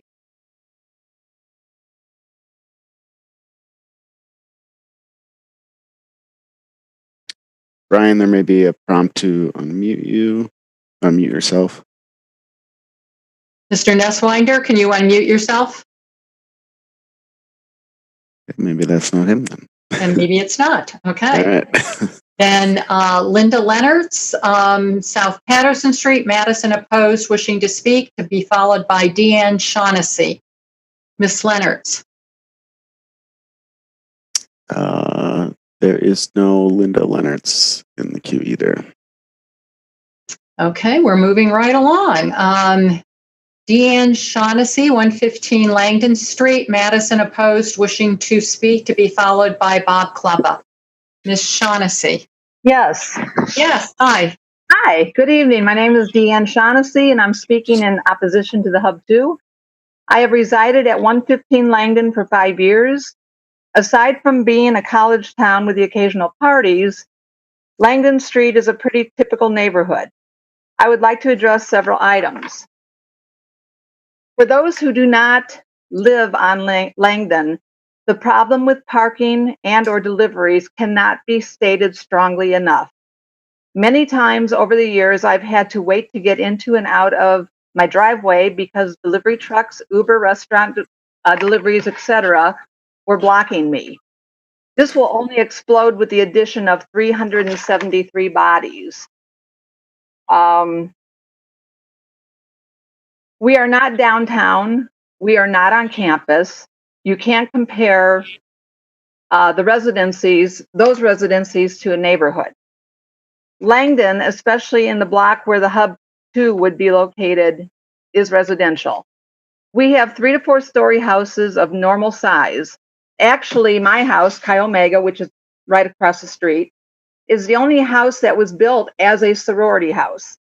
It is 3 stories plus an attic, which houses 37 girls.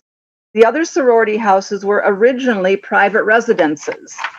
Building a huge apartment complex goes against the look and feel of the neighborhood. Many of us have researched into Core Space's history. They've won awards, but all of them that we could find were design only, not the after effects of the design. They've been known to build with lesser materials and sell the projects at a huge profit, sometimes before the project is complete. Many campuses across the country have been sorely disappointed in the results and complaints after they've built shoddy buildings and then left. The vast majority of those who are pro are students who are here and gone. Many have been given incentives to speak, or there are workers who stand to make a living off of your decision. Those who are con are concerned about the neighborhood and the city. Bringing employment into the mix is a new twist. Well played, Fendorf and Core Spaces. This was never mentioned until the pandemic. This is an unfair pressure put on the committee, and you're using our neighborhood to push that pressure. I ask you to think about the longevity, safety, additional problems, and aesthetics of this huge building going into a typical neighborhood. I realize there was a large building there previously. That building did not fit in either. Please consider how the residents feel and how you would feel if it was your neighborhood. Listening to Mr. Keller from another project was refreshing, speaking on how they worked with the neighborhood, figured out deliveries, etc. I don't feel that Core Space representatives have the neighborhood's needs at heart.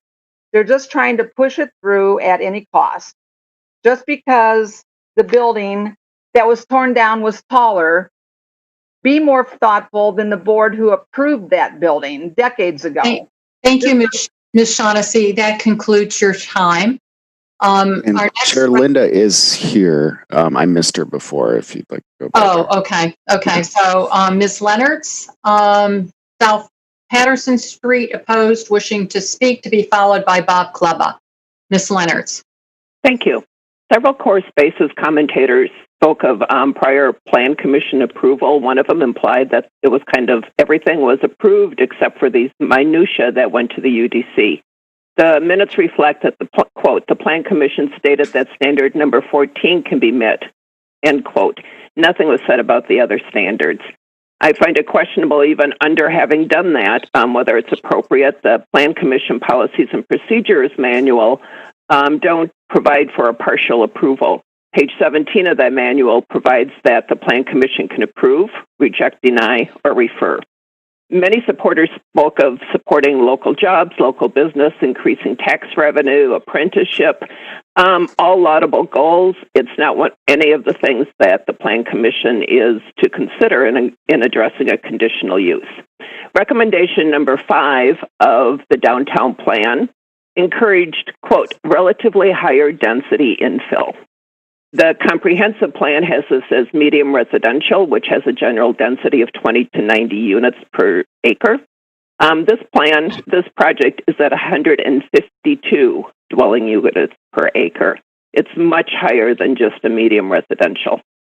You look at the specs on this plan, and it's 56% of the project of the footprint is 21% higher than the old building. The entire footprint is 120% larger than the whole building. The project street width is 131 feet, or about 225% wider than the old building. If you want to talk gross square feet, it's 100. The gross square feet of the two buildings, the new one is 141% greater. The lot is 47% wider than the widest historic lot. The old Langdon had 192 bedrooms. This proposal has 376. So all in all, every measurement is much greater and is much greater than the historic resources it's next to. I question whether this is a 6-story, step back 12 feet from Langdon. I included information in the letter I sent on that. I think it's important to remember this is just a single tax parcel. A combination of the underlying parcels need to be done in order for this to be built on, because it crosses over parcels. It does not conform to all the regulations in the district in which it's located. Usable open space is about 40% short. This is not something that can be fixed post Plan Commission approval. It would have to find another 2,000 some feet would require changes in the plans. I also believe that the 7 or 9-story portion, whichever way you want to call it, exceeds the additional height area. It's about 20 feet or more too close to Langdon. And I think it's worth talking about whether DU Standard 14 allows a step back. Thank you, Ms. Leonards. That concludes your time. The next registrant is Bob Kleba, 704 East Gorham Street, Madison, opposed, wishing to speak, to be followed by Francis Ingebrigtsen. Mr. Kleba. Hi, I'm Bob Kleba, Neighborhood Steering Committee Chair for this proposed development. The neighborhood has met with the developer since last October. The steering committee has requested several modifications of the design, most notably reduction of massing, elimination of excess height, better agreement with the rhythm of the architecture of this historic and collegiate neighborhood, and a site circulation plan that emphasizes safety and not maximizing the number of beds. Since October, in spite of meetings with the developer's meetings with city staff, the developer's meetings twice with UDC and now twice with Plan Commission, nothing has changed substantially. We have the same massing, excess height that was rejected by UDC, and a site circulation plan that is fundamentally unsafe. I refer you to our report from the 3rd of February, where none of our concerns have changed. In our latest report to the Plan Commission, we documented several instances in Madison and around the country where Core Spaces has lied or not followed through on their promises. The developer is engaged in illegal activity to purchase support for their proposal. When confronted, the owner of the company said that this is their standard lobbying procedure. I ask the commissioners tonight to take whatever the developer says with a grain of salt. I'd like to focus on the Plan Commission's request to have UDC review the refuse collection driveway that is now called a parking space. This parking space has been reviewed by traffic engineering, planning, and zoning. Not one person stated this one parking space is adequate for delivery and rideshare needs of almost 400 residents. Traffic engineering said that it would be ideal to have vehicles entering and exiting in a forward manner. The steering committee requested entrance and exit in a forward manner for delivery and rideshare vehicles in their report to the steering committee from the 3rd of February. Traffic engineering said that having large box trucks, rideshare, and other delivery vehicles backing up across the sidewalk and reversing into Langdon Street is approvable. Remember, they did not say it was adequate. Given that there are hundreds, if not over 1,000 pedestrians, bicyclists, and skateboarders passing the site every day, this is a disaster waiting to happen. We do not forget that a pedestrian was killed by a delivery vehicle on Langdon Street in January of 2014. Pedestrian, bicyclist, and skateboarder safety is not always assured by the driver's attention, especially when the vehicle has poor rear visibility and is in reverse. We know from experience working with other development projects that no building proposal is approved without adequate site circulation. The developer has purposely refused to accommodate our request for safer access so that the number of beds in this proposed development can be maximized. There is nothing about the building site that prohibits safe site circulation.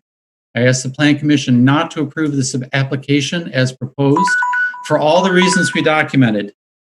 The developer in the city of Madison could do better for Langdon Street, safety of residents, and for harmony with this historically collegiate neighborhood. Thank you, Mr. Kleba.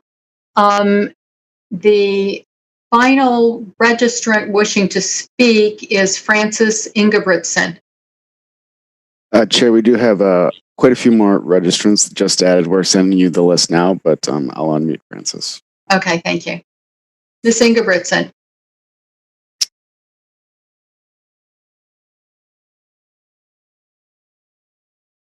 Ms. Ingebrigtsen, you're on. Francis, looks like you have an old version of Zoom. I had to promote you to panelist, but now I'm not seeing any audio icon next to your name.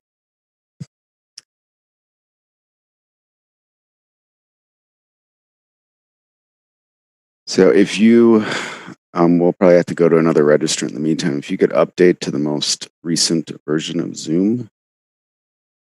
In the meantime, the next registrant looks like is Andrew Widener. No, Andrew's not in the list. After that, Ari Richmond. Yes, Ari Richmond is in the list from 1643 North Milwaukee Avenue, Chicago, Illinois. Oh, he's in support, available to answer questions. Sorry. Yeah, all the other ones I had were in, not wishing to speak, but available to answer questions. Do you have? There are others, Madam Chair. After Bob Kleba, Mark Lazek is the next registrant that I'm seeing from 415 North Washington Street, Hinsdale, Illinois, in support, wishing to speak. Okay. Mr. Lazek, is that what you said? Okay. Yes, and thank you. Followed by Benjamin Pierce. Okay, good. Mr. Lazek. Hey, can you hear me? Yes. Hi, I'm Mark. I'm going to be a sophomore at UW-Madison this fall, and I will be living on Langdon Street as well. As a member of the Langdon community, I'm in support of the project, especially of its overall design and specifically the Langdon Street facade. This design fits the overall neighborhood, and I think it has been improved since previous meetings. As a college student without a car, I appreciate CORE's accommodations for Uber and Grubhub spots. I believe the project is great for the neighborhood, and Core Spaces has listened and adjusted the project based on the feedback that they've gotten. And I don't know, to me, most developers would not have done that. So I'm a firm believer that this project is the best use of the vacant space that is currently there and will benefit the Langdon community greatly, both economically and socially. I have high hopes for this project and would love to see it come into fruition. In the end, I'd much rather this project be passed and see the now empty space be used by a successful and useful residence building rather than it being denied, only resulting in the retention of unused land, not contributing to the community socially and economically. I thank you for allowing me to speak, and I yield my time. Thank you, Mr. Lazek. Is Ms. Ingebrigtsen now able to speak?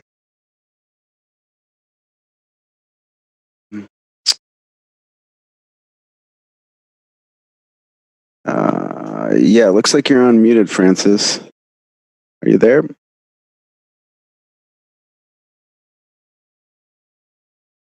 Ms. Ingebrigtsen?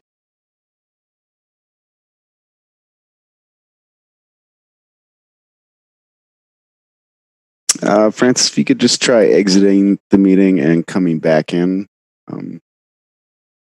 give that a try. Otherwise, if you listed your phone number, we'll try and contact you and have you just call in. Thanks. So looks like the next person is. Okay, Ms. Stouter, did you want to read the next person in? Sure. Benjamin Pierce, 146 Langdon, in opposition, wishing to speak. Okay, Mr. Pierce. Followed by Can you hear Austin me? Wallace. Can you hear me? Yes, we can. Okay, great. So, I'm very opposed to not only this project, but to the shoddy example that Core Spaces sets as a potential business partner for Madison, based partly on their past conduct here, where they flipped over Hub 1 and the James as soon as having built it. It's on record that they promised not to flip this property. I did quite a bit of the research, which exposed the fact that they have been the subject of multiple lawsuits, some of them I believe ongoing across the country, when they opened the buildings and the residents were unable to move in. Equally, Core Spaces is no particular stranger to lawsuits insofar as they sued one municipality, Amherst, New York, into being forced to build a hub there. I could go on and on. Suffice it to say that our research has discovered that this is not a company that deserves Madison's business. It did not in the past, and it certainly does not now. We cannot trust them to do anything that they followed through on. Their plan, if we can call it that, for dealing with traffic is to assume that there will be less parking here, while at the same time giving us no real answer for how the increased number of residents will do anything other than bring far more delivery vehicles in. Anyone that actually lives here, pedestrian or otherwise, knows that we are already pushed to the maximum as far as making everything work with pedestrians, vehicles, and so on. I just don't think they care. As far as the use of the space goes, it hasn't been vacant that long, and it is, I think, inevitable that something will go there.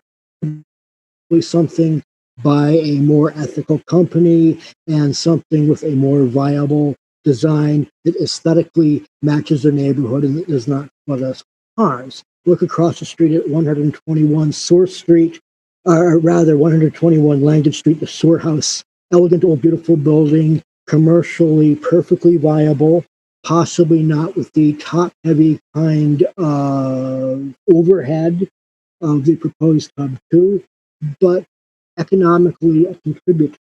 Something will be done there. Something will be done there relatively soon.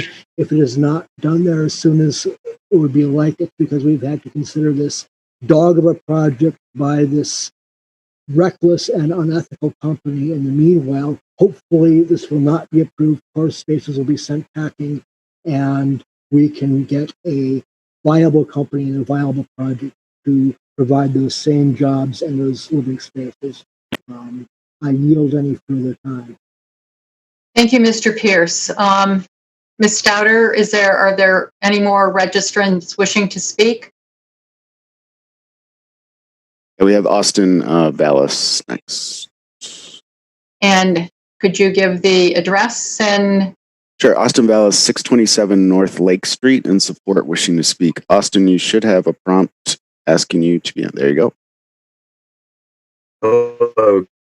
Can you hear me? Yes, but you're echoing. Hello? Yes. We can hear you. Okay. So I'm Austin. I'm a student, and I live just down the street from Langdon. Basically, in my opinion, I think this building fits in well after the multiple attempts to change and fit the needs of the community. I think from the street view and from behind in the lake where they showed, it fits in well and is not too big and is in a reasonable building. I think it would be a good fit for the community and a good use of the space. And I think after seeing what Core Spaces has done to accommodate the needs and make changes to the things that have been brought up, I think it's fit for approval, and I think it'd be a good use of the space. Thank you. Thank you, Mr. Vallis. Are there more registrants wishing to speak? Yes, we have Matthew Mitnick, from 202 North Brook Street, in opposition, wishing to speak. Hey, Mr. Mitnick. All right, can you hear me? Yes. All right, good evening, members of the Plan Commission. I'm a student at UW-Madison, entering my third year. I've spoken at a number of these meetings, as you may recall, and I really don't want to waste too much time, as a lot of people tonight have really touched on a lot of the problematic aspects of this development, from the conditional use approval standards, and also, again, to the opposition of the neighborhood, which I think really can't be denied. And, you know, I want to acknowledge that, yes, Madison does need more housing. Yes, people are hurting from COVID and evictions. It's a huge, huge problem. And, you know, I grapple with the fact that we need to produce more housing, but this project doesn't accomplish that in the way that would lead to more advantageous outcomes. Just looking past the conditional use standards, I mean, this group is literally meeting 3 days from now to talk about zoning changes to promote ADUs, city-funded projects to promote affordability, et cetera. And, you know, I struggle a way to kind of hone this in, but when I was part of the neighborhood association, the Campus Area Neighborhood Association, and the developer Core Spaces came to the meeting, we talked about, you know, what's a way you can make this project work that would work with students, whether that be through micro units, exploring public funded mechanisms, opening up that toolbox. And in my opinion, we were just kind of met with patronizing and that it won't work, et cetera. And as someone who's been interning all summer working on affordable housing projects in different area, there are many ways that can be done to make this project not only fit in the neighborhood, but also be a benefit to students. And that's what I've heard this whole time from Core Space, is that this is good for students, that they want to help students, that it's good for the neighborhood. I'd like to see that happen. And that starts with the massing, that starts with scale, but it, I think also to an extent goes with, would this project just continue that growing trend of luxury developments? I'm sure the same arguments were heard when the first hub came in, when the James came in. And if you just look historically, that's done anything but make housing more affordable to students. And especially during this time when I'm even looking at my financial numbers, wondering how I'm going to pay rent when my landlord has not been willing to cut breaks. I have 2 roommates who are international students who may not even be able to come back, who are still having to pay the full price. So I think we really need to just look at things from a perspective and say, like, yes, there's problems with the conditional use approval standards, which is, I think, the most important thing here. But from a wider perspective, what exactly are we approving? What precedent are we setting? And the last point I want to make is just on track record. They, through many cities, have sold off properties quickly. There's been concerns with ethics violations. The list can go on. And Core Spaces has just not demonstrated that they're here for the community. They're just here for a quick profit. Thank you. Thank you, Mr. Mitnick. Are there other registrants to speak? Yes, we have Francis back. Okay. Francis, can you hear us? Thank you. Yes. Yes, I'm on the phone. Okay, Ms. Ingeritsen, you're on. Thank you. Sydney, can you bring up the first photo? I can't see it. She's not got it up yet. Okay. Okay, now it is up. It's a photo of the Langdon Street National Historic District, a map. Right, and that's just to point out the frontages on the street up and down, and how this proposed building is going to have a massive, like practically 3 times larger than many of the other ones. The next one, please. This is the buildings that surround this the property that's going to be developed, and there are 9 buildings there. 7 are 3 stories, and 4 are 4 stories. Next, this is the 100 block of Langdon. 28 of there are 37 homes on that block. 28 of them have 2 to 3 stories. Next. Okay, this is the footprint of the former dorm, and the gross living area is 79,200 square feet. And then next, and it's going to be replaced with, I believe this is now what's happening, 147,135 square feet. Next,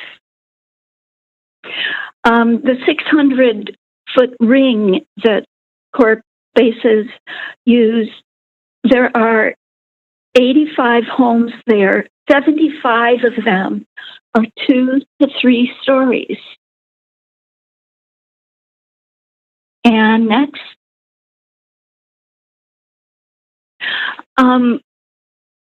let's see. The photo, is this a photo that is going towards Wisconsin Avenue? This is the old Langdon, the Langdon right dorm. Yeah, there are 2 of them. This one is from Langdon Street. Okay, and is somebody on a bike? Somebody's walking.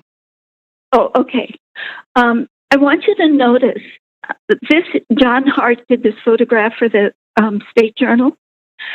So look in the back. This is the former Langdon, and it was 65.3 feet high. When you're walking in front of the Tried-Out house, you can see those houses behind it.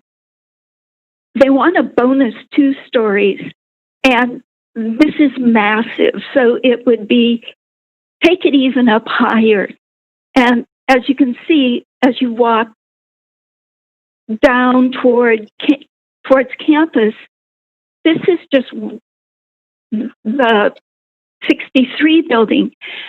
And yes, Ms. Ingebrigtsen, that concludes your time. Oh, shoot. Thank you. Yes, thank you. Is there anyone else who is registered to speak? We do have Andrew Widener in the queue now. We Okay. had called on him earlier. Mr. Widener? Hey, can you hear me? Yes. Sorry, I had some computer issues earlier. My name is Andrew Wiedner. I'm the Chief Acquisitions Officer for Core Spaces. Thank you for having us here again before you tonight. The city process and the feedback that we've received from the community and local stakeholders have truly shaped what we think is a great apartment community that we are proud to deliver to the Madison community. Tonight, there are really 2 open items that we needed to address, and we are very confident that we have addressed those final 2 items related to the Langdon Street facade and the circulation, and ask that the project receive approval. Our project meets the standards as proposed, as the facade was approved recently by the UDC, and the circulation needs have been met, and we are confident that rideshare deliveries can be accommodated based on our experience across the country. You've heard some great support for our project that we are greatly appreciative of. We are very excited to move this project forward in Madison to support local workers and open our doors to residents for many years to come. We're asking for approval here tonight so we can keep working hard to deliver Madison an exceptional project. Thank you for your time. Thank you. Are there any other late registrants to speak? No. That's all I have, Chair. Okay. I am going to read into the record those registrants who have indicated they are available to answer questions, and then we will take questions of any of the registrants. Richmond, 1643 North Milwaukee Avenue, Chicago, in support, not wishing to speak, but available to answer questions. Jessica Swill, 1035 Stratford Road, Deerfield, Illinois, in support, not wishing to speak, but available to answer questions. Tammy Ehrman, Waterbend Drive, Verona, opposed, not wishing to speak, but available to answer questions. Representing Delta Delta Delta sorority. The prior 2 that I read in did not indicate they were representing anyone. The next registrant, Benny Gabriel Ramirez Gomez, opposed, Superior Street, Madison, not wishing to speak, available to answer questions. I think we had this next one to speak. Then Rebecca Schmitz, 602 Langdon Street, Madison, opposed, not wishing to speak, available to answer questions. Connor Holahan, North Lake Street, Madison, opposed, available to answer questions. Katie McCormick, Langdon Street, Madison, opposed, available to answer questions. Natalie Gumont, Langdon Street, opposed, available to answer questions. Christine Hughes, Langdon Street, opposed, available to answer questions. Representing Alpha Chi Omega Housing Corporation. Elias Sarvosky, Henry Street, Madison, opposed, available to answer questions. Representing Campus Area Neighborhood Association. Maggie King, Langdon Street, Madison, opposed, available to answer questions. Representing Kappa Alpha Beta. The rest of the registrants do not indicate that they're available to answer questions. So I am not going to read all of those into the record, but they will be on Legistar. Okay. Are there questions of any of the registrants? Alder Rummel. Is Miss Leonard still available by phone? Miss Leonard? Yes. Okay. Miss Yes, Leonard, I'm here. you're on. Thank you for sticking with us. You kind of got cut off when you were starting to talk about the 2 stories, and I think that is what I have my question to start with is, you were saying I think you said it's too close to Langdon. Can you just explain more about your concerns about the 2-story bonuses? The 2-story bonus, I have 2 concerns about it. One is more of a, what should we say, legal question. Whether the height area, whether a building has to be entirely within the additional height area. And personally, that's my interpretation of what the ordinance says and what the downtown plan says, because it makes no sense to allow a 9-story building in the middle of a block that's going to loom another 2 stories over Langdon Street. The other issue is that the outline is drawn very precisely as to where area F and the additional 2 stories are available. And the staff report says there's the 25-foot setback. The staff report says there's 88 feet of the building before you get to the additional 2 stories. So the additional 2 stories start approximately 113 feet back from the property line. And if you look carefully at where the map additional height area F is drawn, that shows it's along another property line. And I don't have it pulled up in front of me, I'm sorry, but there's a property to the left, and it's like along that property line. And that property has 130 feet of frontage on North Henry. So I believe that 113 feet is too close to Langdon. It should be 130 to 135 feet back from Langdon. Thank you. You wrote us a really detailed letter. I hope people had a chance to take a look at it. And I was just trying to figure out if I could pick out a highlight. And one that really stuck with me is you said, no matter what happens, there's not enough usable open space. Can you describe more about what you mean by that? The ordinance is one of the conditional use. Standard number 7 says the conditional use needs to conform to all applicable regulations for the district. Usable open space is one of those. And that is outside usable open space. There's requirements in terms of size. There's and there's requirements in terms of how flat the land that's being used has to be. And I'm sorry, I'm just going through and looking. Okay, usable open space has to be at least 200 square feet with no dimension less than 8 feet and no slope greater than 10%. It also does not count front yard under the definition of usable open space. So if you look at what there is for usable open space, there's a whole lot that doesn't qualify. The front yard, the easterly side between the building and the driveway easement to the east, it's all too steep, plus there is a retaining wall in the middle of much of it. Same thing for the westerly side. The portion behind the L that faces Langdon, a lot of that is concrete and steps and a terrace. They took away a good chunk of a significant portion of the usable open space on the western side of the building by converting it to moped parking. So it leaves very little that counts as usable open space. There's the lakeside backyard. There's a bit of the portion behind the L portion that faces Langdon that appears to meet the slope requirements and be big enough.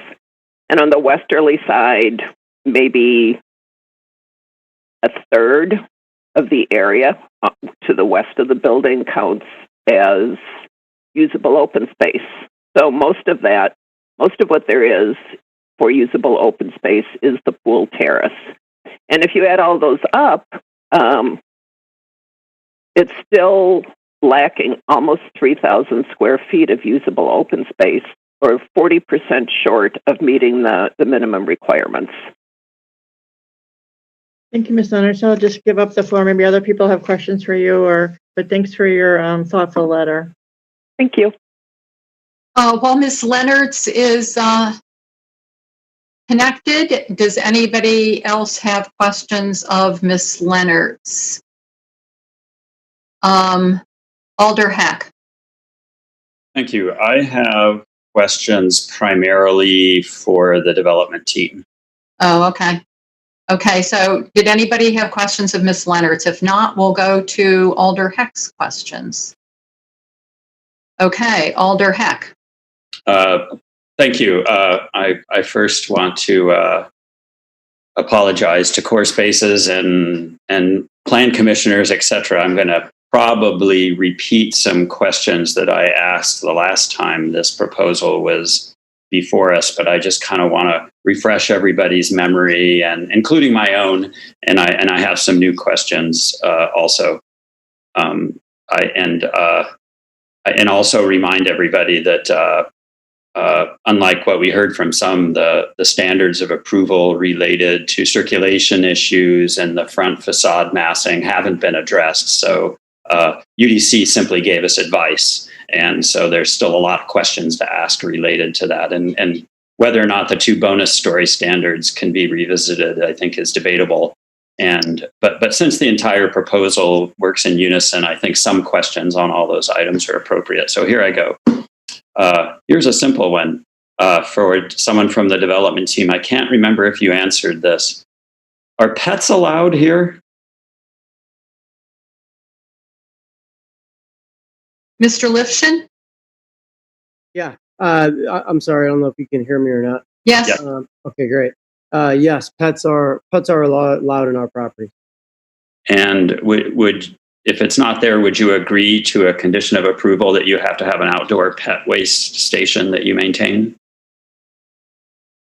Yes. Great. Okay.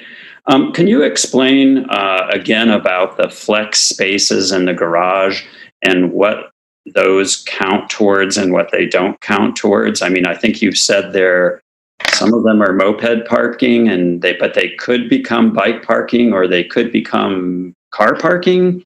Can you kind of explain that? Yeah, that's I don't know if Brian Munson or Rodney King are unmuted. They probably be best to accurately answer as it pertains to this project.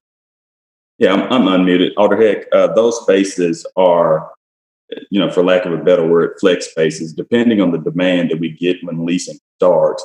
They can be converted to traditional parking spaces, moped spaces, or bike parking spaces. So they can be converted to whatever need that we have at the time. So I would also add to that we anticipate meeting the bike parking requirements through the creation of the bike parking room. So this would be above the requirement if they're needed to flex towards biking. But our goal would be to supply opportunities for moped users to have spaces within the building. As we noted, we do have some guest spaces outside of the building as well now, per the UDC recommendation. But those stalls in the parking lot would largely flex between vehicle stalls or moped stalls based upon tenant demand. Okay. Yeah, Alderman Heck, this is Mark. This is something that was originally actually generated from staff when we did the hub on State Street and was wildly successful because the market determines what those spaces are used for, whether they're cars or with a smaller flag. So the only thing that you're really required to have at this site is bike parking, and you're not required to have any vehicle parking technically, but you're providing 20 spaces. So no matter what, you're always going to meet bicycle requirements, is what you're saying. Yes. Right. Okay, great. Another question about bikes. You mentioned that you were kind of anticipating that a fair number of people would take their bikes up the elevator to their rooms, correct? Based on our previous experiences, a lot of our residents don't store their bikes in the public bike area. Some of the bikes that some of our residents and tenants have, they're pretty expensive, and they like to store them in their bedroom. And you'll have some kind of rack maybe in rooms that people can hang them on the walls, or? Correct. Yes, we will have kind of a bike storage system within the unit. And are the elevators sufficiently large that bikes will easily fit in there? Yes, they are. And, is there, a ballpark, the square footage of your elevators?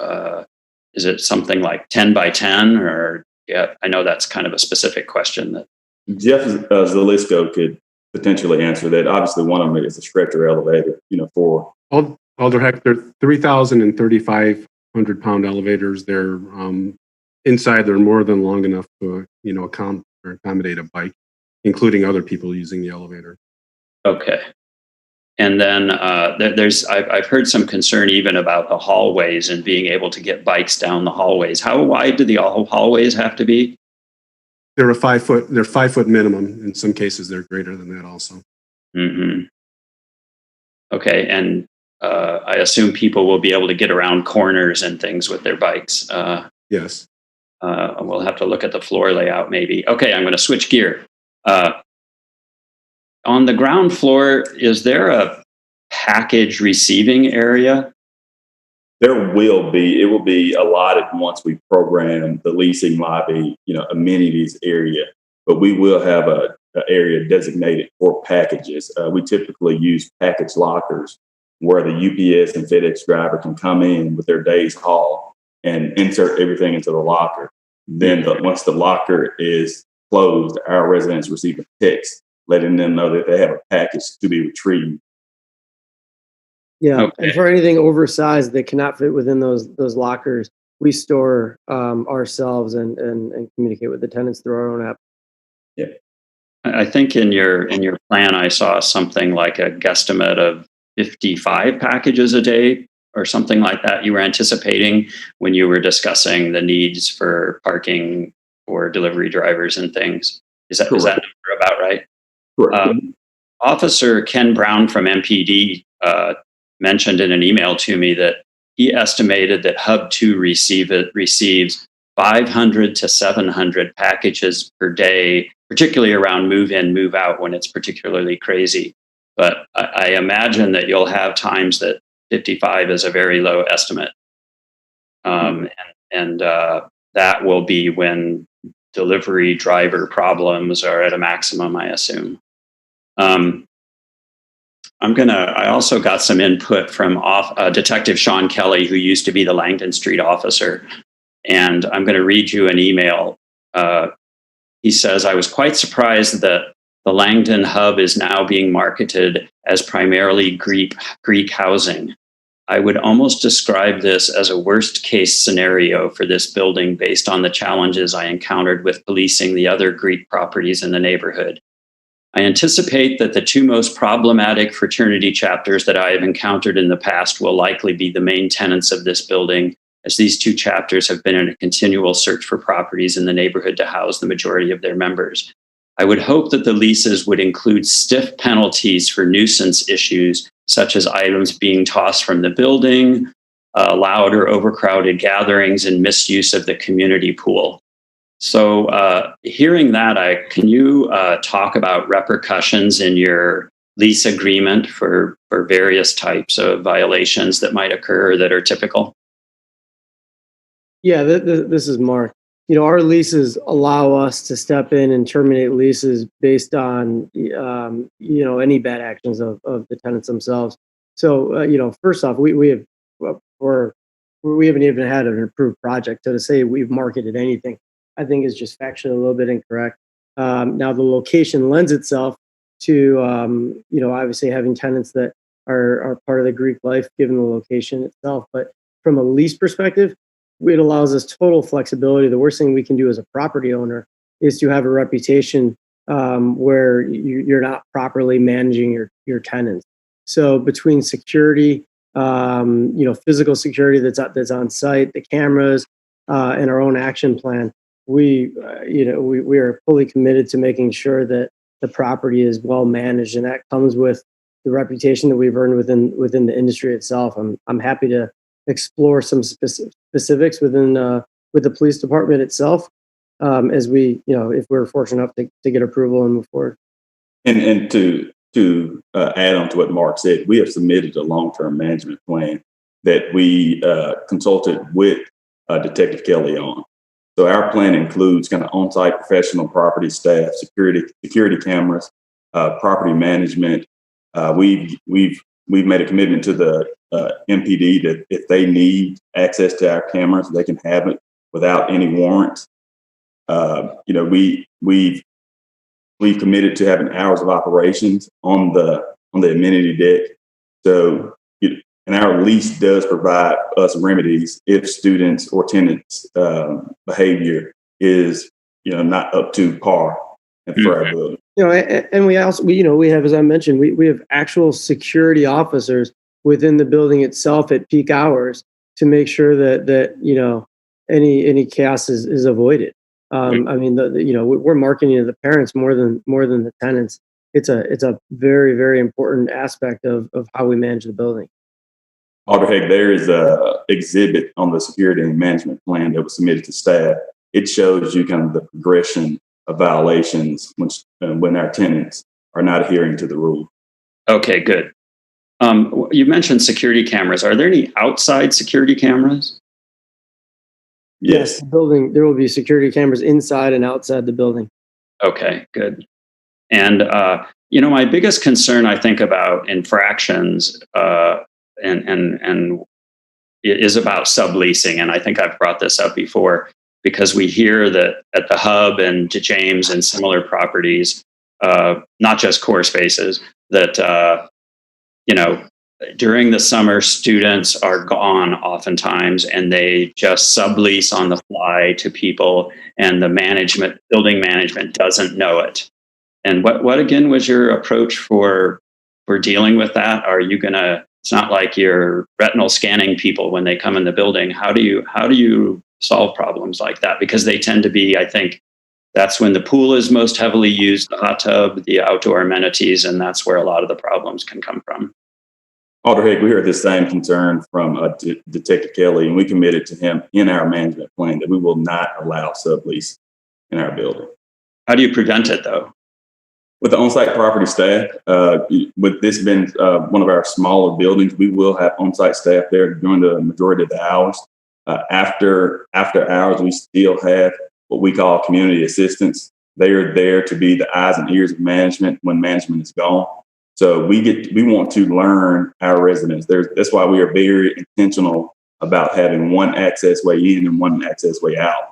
All of our tenants have key that we can identify when they're used and when they're not used. Mm-hmm. So we have a myriad of efforts to identify who's in our building. Yeah, I mean, when you go to our building or one of our, if you look at any of the top managers within the student housing platforms, the general managers and the managers that help run the building itself are on first name basis with every tenant that's in the building. It's part of the job. It's part of our training. And it's very specific for our approach to know our community and create the lifestyle within it. It's a very hospitality driven approach with that matter. So, if you see someone walk in and out more than one, I mean, it's an easy thing to pick up and catch on to if someone's trying to sneak something around. As Rodney was saying, our building is fully access controlled, just not at the front door, throughout the entire building. I understand what you're saying. I guess I'm still a little skeptical about being able to prevent people from leasing without your knowing about it, subleasing without your knowing about it. But I can see where there's some potential there for enforcement. That's good. I noticed in the staff report that they were kind of recommending a condition of approval that that there would be no core spaces provided amplified music in outdoor spaces, and I think that included the amenity deck on the top of the 5th floor. Would you be willing to accept that as a condition of approval? I understand that there were discussions about, well, if we don't provide it, that means somebody's going to bring their boombox and we can't control that. Alder Hack, do you mind? My side was breaking up a little bit. Do you mind asking the request again, just so I can? I think there's a suggested condition of approval in the staff report about not having any amplified music outdoors. And would you be amenable to that? Yeah, of course. We're happy to work with the local staff and police to make sure that any solution that we have up there is approved by everyone. Okay, thanks.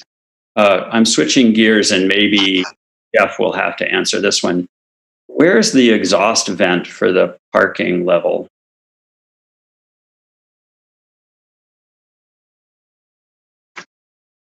Jeff Zelisko, are you?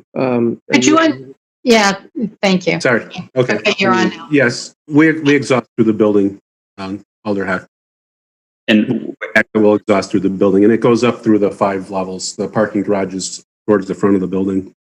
Oh, it doesn't exhaust on the side? No. Oh, that's good. Thank you. We heard this discussion from Ms. Leonard's about open space requirements, and I talked to building inspection and zoning today just to kind of see, hey, what's going on with this? Are they really as much as 3,000 feet short on their open space? And I'll talk to staff about this later, but they were of the opinion that you could be short, as much as 1,000 feet on open space. And it's not apparently unusual for open space not to be totally worked out when something gets approval. But that's a kind of a big number, especially when you're on such a tight lot. And so we'll have to talk about that. I don't know if you had a chance to look at Miss Leonard's input. But we did. Alder Heck and Brian Munson can address that head on. There were some inaccuracies. There's 2 kind of standards that we'd be looking at. One is usable open space, which is a function of the number of units. And as staff mentioned, sometimes that changes based on the approval because the units may flex up and down and those kind of things. That's Right. something that can be worked out quite readily in that the code compliant usable open space will be supplied by the rooftop amenity. So that's, again, that discussion about patios and decks in the downtown districts oftentimes become that usable open space component per the code. And so that's where the usable open space will occur on the rooftop. There's a lot coverage component that is kind of, again, also influenced by the discussions of the approval. And that's something that will be looked at very closely as part of the site plan review submittal. Both of these will be confirmed at part of the time of site plan review. and oftentimes are buttoned up and finalized as part of that. That will come down to the discussions, the changing discussions about desire for moped parking, how the bike parking for guests would be moved around, and how that gets detailed out. And we'll have to submit detailed calculations for both for staff to review and confirm. But our intent is to meet the standard. We will meet the standards for usable open space and lot coverage for the zoning. My concern about the usable open space is that I don't want the edge of the amenity deck to get to be extended at the expense of the green space up there, so that closer to the edge. There are two standards that come to bear. The first is a 25-foot setback requirement for rooftop patios from the lot lines. So that cannot be changed on the adjoining properties. So if you look to east or the west, there's more than 25 feet setback from those. So that wouldn't change. The only area where we may have to look at additional open space would moving closer to Langdon. But in any case, when you look at the setbacks from Langdon, the setbacks from the front facade to the edge of the amenity, there's ample opportunity for appropriate transitions. And we still believe that any changes up there, the deck would not be visible from the street level out on Langdon Street. Mm-hmm. And that's intentional. We've heard loud and clear from both the officer and the neighbors in terms of sight lines up to that deck being a negative. And so we're working to try to keep that as screened and centered in the rooftop as possible. I think the concern is mostly sightline from the deck, so Yes. that's not a launching opportunity. Yeah, we don't want that either. Right. Alder Heck, the sightlines from the front will not be seen from the street, even from the sidewalk across the street. We're significantly back from the front of the building with that deck. Okay, thanks. A new subject. Would you be willing to accept a condition of approval that would require, let's say, a monthly meeting with neighbors during the construction of the project, so that that we can talk about any potential impacts from the construction itself and the construction workers on traffic, as well as even pile driving and any impacts it could have on the historic structures around it? At least have a discussion with neighbors once a month. Yes, we're happy to meet with the community and the neighbors, anyone who's interested once a month to walk through and ensure that the project is meeting everyone's expectations. Great, thank you. One last question. I think I looked at my calendar just a little bit ago, and I see that we first met in June of 2019, a little more than a year ago, when you said you were considering developing this project. And in the newspaper from West Lafayette, Indiana, where Purdue is, where you have at least one project, I think, the newspaper reported that Core Spaces, in a release sent in July of 2019, that Goldman Sachs had picked up the hub in West Lafayette, along with a total of 4,300 and some beds in similar hub properties in several other campus communities, in a $600 million deal. This week, Core Spaces Management said that despite its earlier report, the West Lafayette property wound up not being part of the Goldman Sachs deal. And so this was in the same time frame when you were first starting to engage in Madison on this, and you have told us all that you hold your properties and don't sell them. Can you differentiate what was going on then with what's going on now? Sure, this is Mark. The Goldman Sachs venture, we are still owners of all those properties. They came in and invested capital within the venture itself. But we remain owners in each one of those properties, and it is accurate to say that Goldman Sachs is not part of the West Lafayette venture. And not only are we owners of those projects, we are still the property manager of those projects. Okay, are you the majority owners, or is it hard to say? Well, it's not hard to say. I actually legally can't say it based on our agreement with Goldman. But we are still material owners, would be the easiest way to say it, in each one of those properties.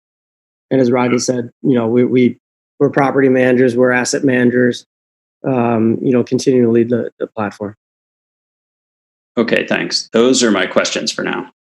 Thank you. Are there other questions for the development team while we have them unmuted?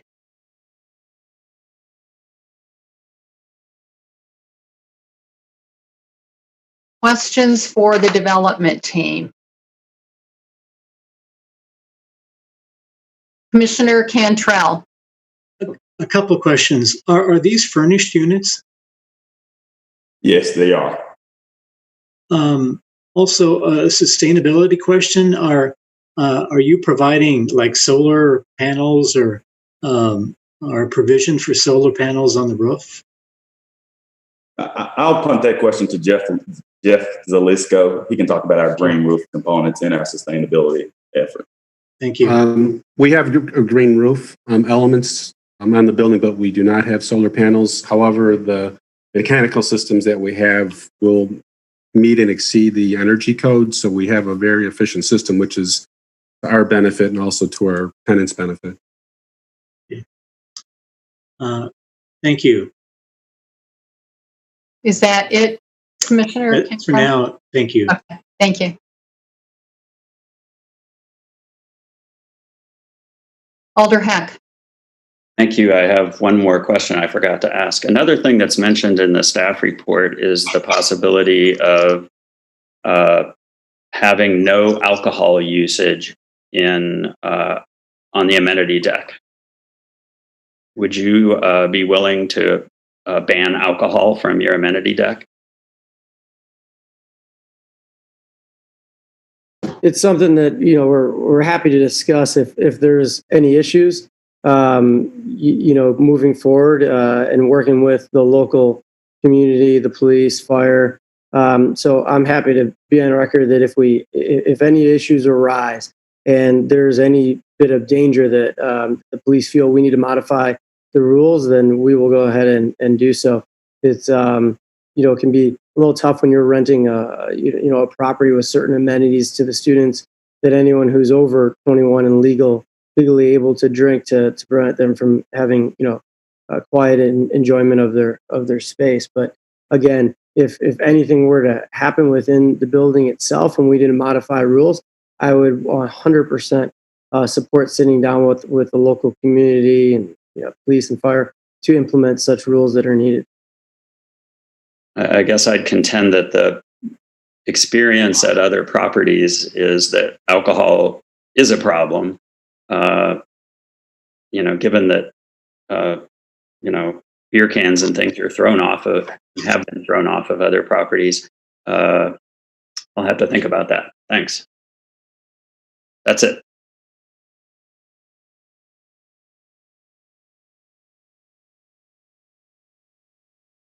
Commissioner Solheim. Thank you. I just wanted to clarify, obviously circulation traffic has been a huge discussion point on this project, both at this commission as well as at the last UDC meeting that I watched. There was a lot of discussion and concern about that. And looking back, kind of comparing the site plans from what we have now and what we saw before, can you just confirm it? It looks to me that the only real change is the addition of that walking path that goes back, which is nice, and the additional guest moped parking at the top of the site plan. But otherwise, the loading zone driveway was there before, and the amount of underground parking stalls in that area has stayed the same, although the labeling with the flex space may have changed a bit. Am I missing any changes to the circulation plan that have been made in response to those concerns? Go ahead, Brian. Looking at the context of an urban site downtown, our goal was to deliver a project that focused more on pedestrian and bike access. That's why you don't see large fields of underground parking to serve this project. That was done intentionally, in that we didn't believe that inviting additional vehicles down into the neighborhood to serve this building was beneficial to the neighborhood, nor would it really be beneficial to the tenants. Mr. Munson, I think that she was asking about the changes and Yes. whether Correct. she had picked up the changes. Yes, So, and so what we did change, as you mentioned, was the incorporation of the mid-block walkway, which doesn't really serve our residents, but more serves the adjoining neighbors. We did identify some additional moped parking and parking within the building for mopeds as those flex spaces as noted. We had the conversation regarding the stalls on the street and encourage Alder Heck and the neighbors to continue pursuing that because that is something that both the traffic engineers and the parking utilities seem to be open to, but would require initiation by someone other than the project because it really is intended to serve the neighborhood. We've spent a lot of time talking with staff about the details of the driveway approaching the loading dock and the ability for that to serve as temporary rideshare focused loading in and out. You do see a lot of those in the neighborhood in terms of 1 and 2 stall driveways. We're back in and out, we drive in and then back out. But we felt that really, we explored a couple other options. And I think as the staff report talked about the circular drive, we did look at the circular drive. And as staff pointed out, because it doesn't lead to a code compliant off-street parking spot, it would not be allowed in the front yard. So that kind of closed the door on that discussion. But that was really the main elements because we had a uniquely shaped parcel that is abutted by the 2 drives, one that we don't have access to, one that we do. And so when we developed the circulation first for this project, and I think as reflected by staff, by traffic engineering, not having significant concerns raised in their review of the project, I think that was a reflection of the fact that what was being proposed originally adequately addressed the circulation on site. And that what we wanted to try to do is just make sure that it was very clear how all of those systems worked within the building. Did you ever consider interior drop-off spaces? The proposal we had earlier this evening had what I thought was a fairly innovative approach to having an area where vehicles can come into the parking garage or to a covered area, but not access the whole building. I know that obviously needs to be considered from a whole building design standpoint in terms of stairwells and elevators and all of that. I'm curious if you ever considered that option We did. when coming up with your design. We did. We had some conversations about potentially moving an additional control point, which is exactly what the Keller project did, into the parking deck. The difference they've got, of course, being that's parking deck is at the same grade level as the lobby for the building. And they're also placed on a corner. So they have the ability to circulate through the building for residents in another entrance. In this case, the entrance to the parking deck is 1 level down from the amenity space. Our concern was when we think about ride shares, and I think this is evident throughout the city, they kind of take the path of least resistance. They're looking for the easiest, fastest delivery point. And that's where our concern was that the lower level wouldn't offer that path of least resistance and therefore wouldn't be utilized to the degree that I think we would like. And so that's why we focused on delivering the 2 spots in the driveway to the loading zone for 2 reasons. One is it gets them off the street, gives them a point that's accessible and visible so that when they're picking people up or dropping off food, they can easily come in and out of the building, direct access into the lobby through either that stairwell next to the loading dock or through the front door. And that is just a much more likely space for them to be using to try to eliminate double parking use of pickup and drop off. Okay, thank you. That's all I have right now.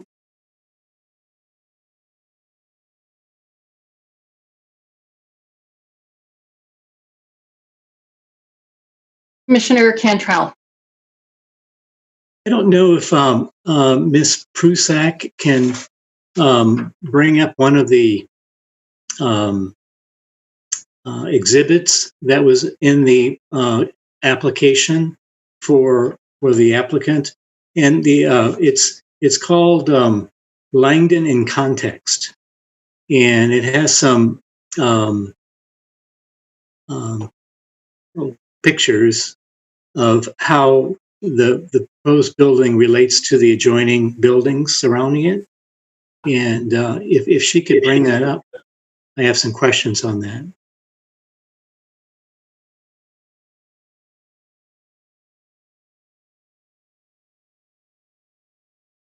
She's working on it.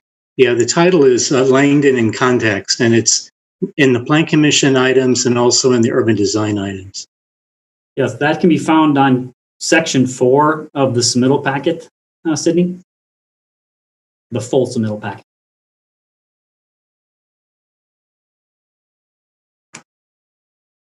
I'm just gonna need a minute to find this, but I'll get it up as soon as I can. Okay.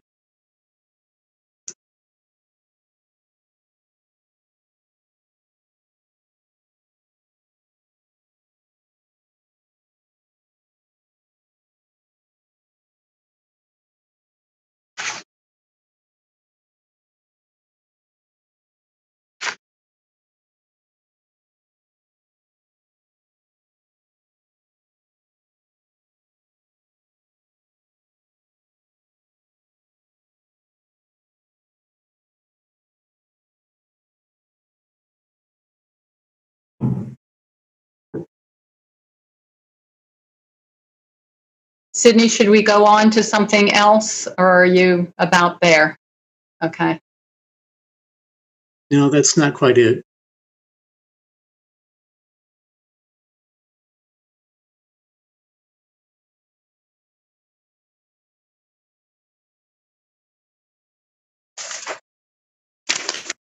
It's this one.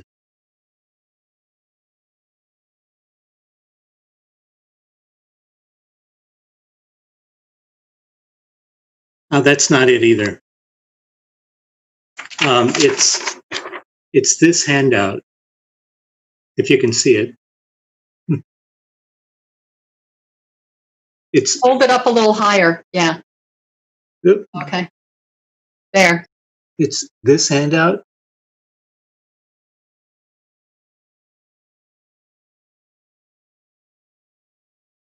So, are you? That's actually not from the design team. Okay. Well, sorry, that's what I was about to say. That was from James McFadden as part of his public testimony. Okay. But I can try to. I'll bring it up now, but that's why I wasn't finding it earlier. Okay, good. Well, my question, when you bring it up, when you find it, this is kind of an interesting exhibit, at least. I think that it puts the proposed building in context with adjoining buildings, and this exhibit kind of concerns me because it doesn't. It shows it's not quite compatible with those adjoining properties. Typically, what we see in other developments is there's a step down, recognizing the other properties that it adjoins. And that's what I was hoping that the applicant would consider when we sent it back to urban design. That's it? Yes, that's it. And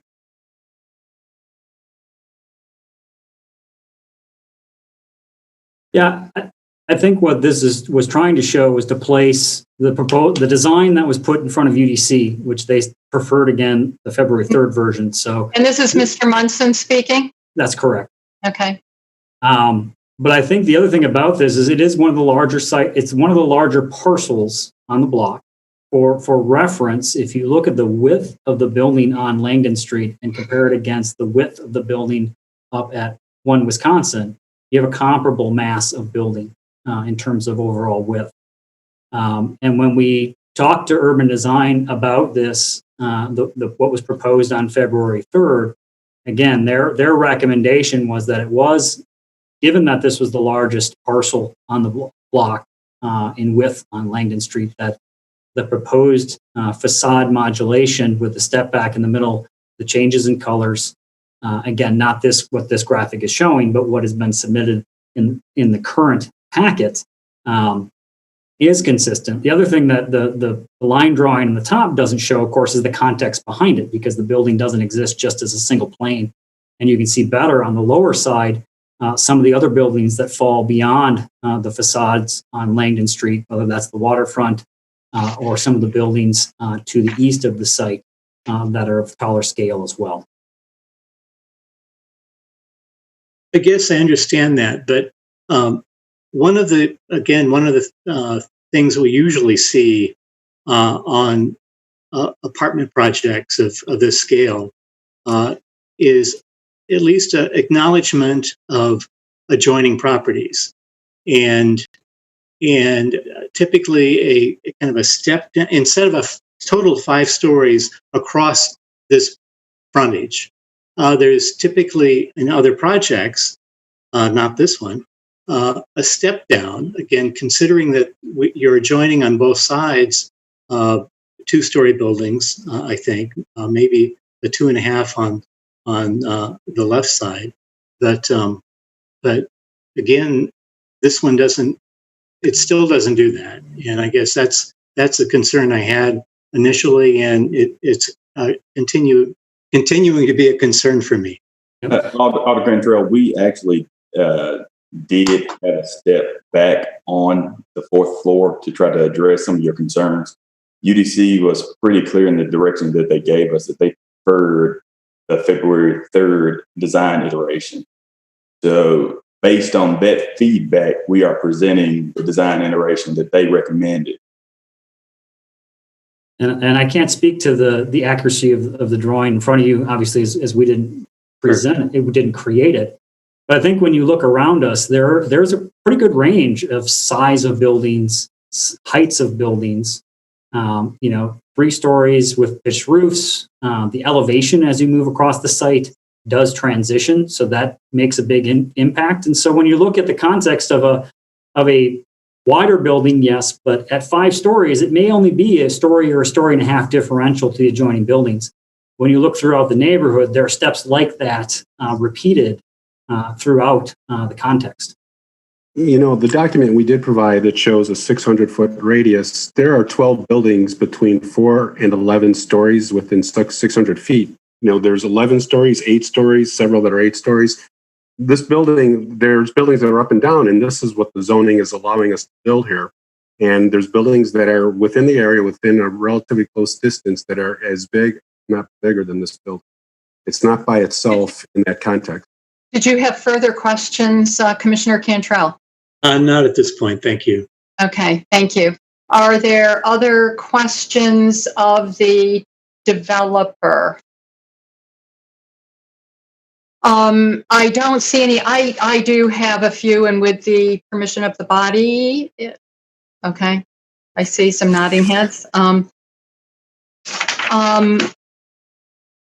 So the trash pickup, if I'm understanding correctly, is at the end of the driveway where there's been discussion about whether there can be 1 or 2 cars parked. Is that accurate?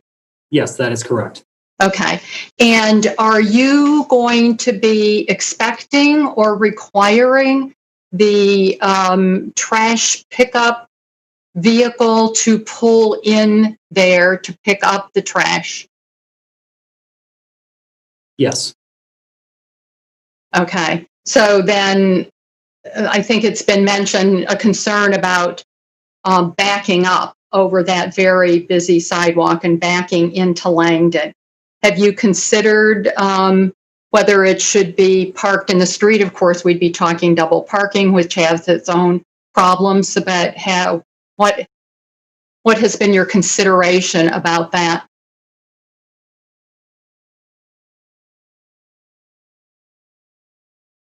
Brian or Pete, I'll let you guys take those two. Yeah, when we looked at a couple things, one is we will be coordinating the timing of the pickup of garbage, so that, again, our goal is to have that driveway available for rideshare during peak use during the day. Now, that will be guided by city ordinance, but our goal would be to have that garbage pickup to be early in the morning at a time when there would be less conflict with the use of the sidewalk. Okay, thank you.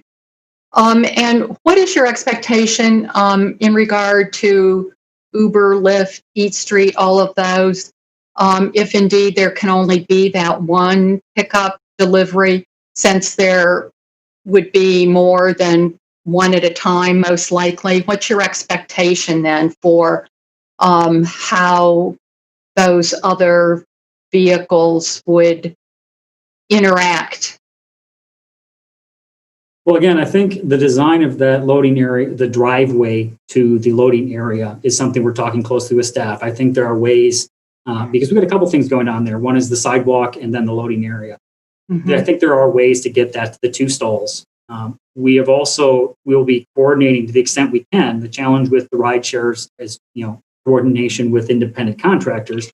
But our goal would be to have them be able to, so if it's a food delivery, that they could drop that off at the front desk and the residents can come down to get it, rather than them take them up to the units themselves, again, to turn those stalls over quickly so that they're available in the event that there's another ride share coming in.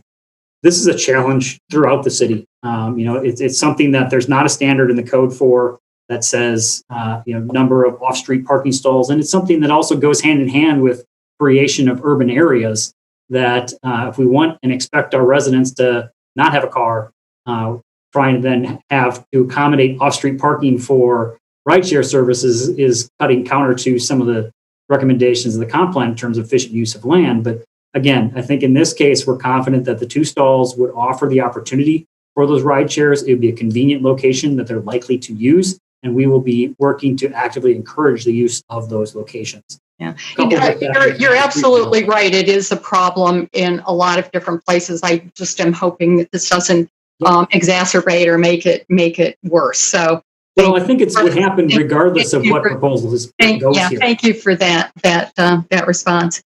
And am I correct? 373 bedrooms are being proposed. Is that accurate?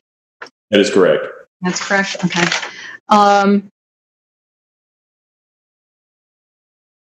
This is in regard to the security. You had mentioned that you would have security on site during what you called peak hours. Could you indicate what that means? Does that mean, every evening from 9 till 3 a.m. or what are you defining as peak? Or all football Saturdays? What are you seeing as being peak? Once the property is up and operational, obviously the behaviors of our residents will define peak. But generally speaking, we think of peak as Thursday, Friday, Saturdays, from 9 p.m. to the overnight hours, all home football games, graduation day, move in and move out day. They're kind of those high traffic days. We would intend to have security, third-party security firm on site. Okay, so Thursday, Friday, Saturday, basically 9 p.m. to overnight and football type weekends. Okay. I don't want to confine ourselves to those hours. As I said, once the building is operational, the behaviors of our residents will dictate to us when we need that security personnel on site. Well, I think that there's some things that are already pretty well known in the campus area. If we need more, we would obviously supplement that. It may be a Tuesday night where we need security. We are willing to do that also. Okay. And again, the plan was shared with the police department. It's something we'll continue to work with them and city staff on to refine and make sure that you're right, so that if there's a day that's coming up and we know it's likely to be a eventful weekend or whatever it is, we want to make sure that we're appropriately staffed. And I hope you'll be working with the alder of the district too. Yes, I think that is pretty important also. Would you, Alder Heck asked if you'd be willing to have meetings during the construction. Would you be willing to have maybe quarterly meetings with neighborhood association so that you could get some feedback on how things are going? Yes, we'd be willing to discuss the operations of the property in the future with whomever is willing to list. Okay, right. How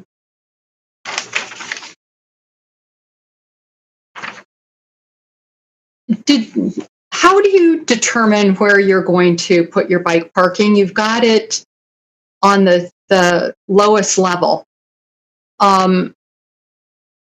Do you talk to people who do a lot of biking in terms of where they would tend to use bike parking, or why is it on the lowest level?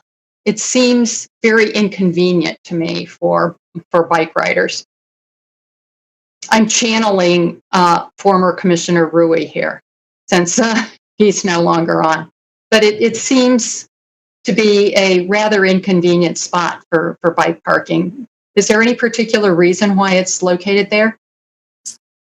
Well, for one is we believe that their point of access will be coming down through the elevator, which at that point, coming down in 1 floor or 2 floors is still accessible. It does give them a protected location that is not a throughway for a lot of residents. That's something we've heard from other projects of locating bike parking in a secure room that can be key fobbed, and that's really based off of data from other buildings. We do think that it will be something that is accessible to residents and can be secured, and so the lower level coming down from the elevator doesn't represent a large inconvenience. So you're planning on key fobbing that area for security for bikes? Yes. Yes. Okay. Thank you. That's all the questions that I have for the development team. Any more questions for the development team? Questions of any of the other registrants?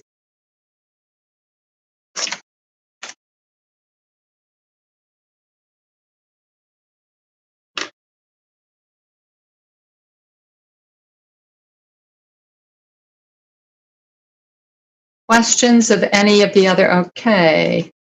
Alder Lemmer. You need to unmute, Alder.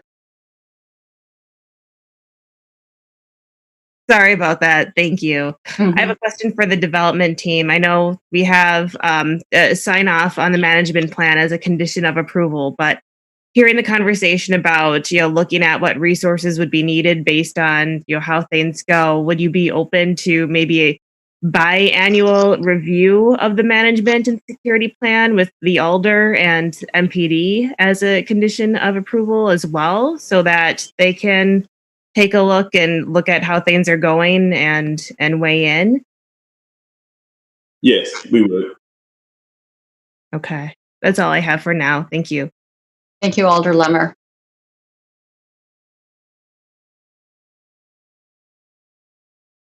Other questions of any of the registrants?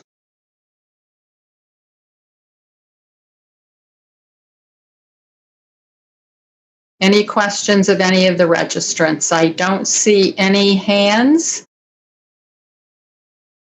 So I will close the public hearing. And I would be then looking for questions of staff.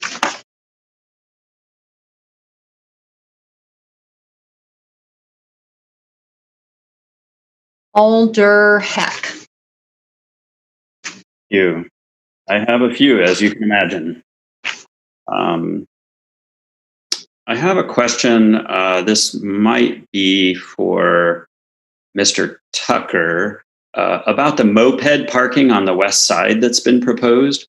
I was under the impression that the alley over there that is not part of this property and is apparently part of several easements, was not, it wasn't permissible to use that for mopeds or that were going to be parking on the west side of the building.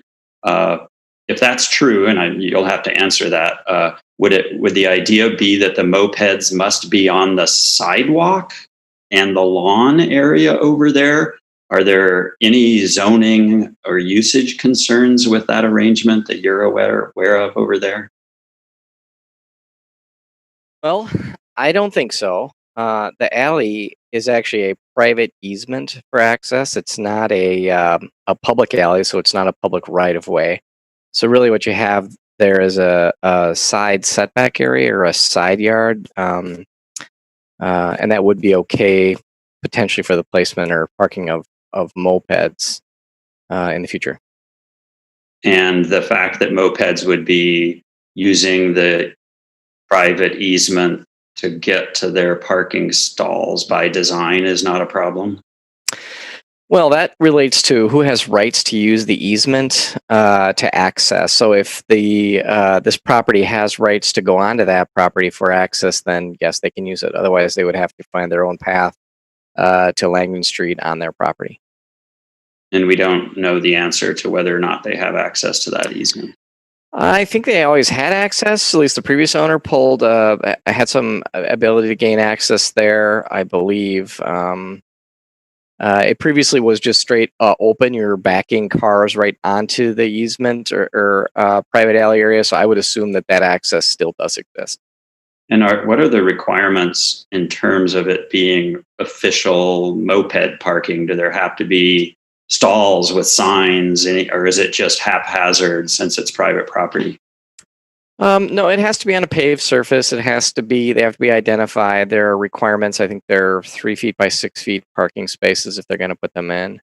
That does need to be order to it. So those would have to probably be between the sidewalk and the building. Yeah, I think so. Either that or I think you're correct. Yeah. Okay. Thanks. Mm-hmm. I guess I have a question for. Let me see if I have any more for you. Not yet. I'm just going to go in order. A question for Ms. Prusak, please. The parking stalls that are on Langdon Street that have been referred to that are not part of this approval process. Is your advice that we just don't talk about that?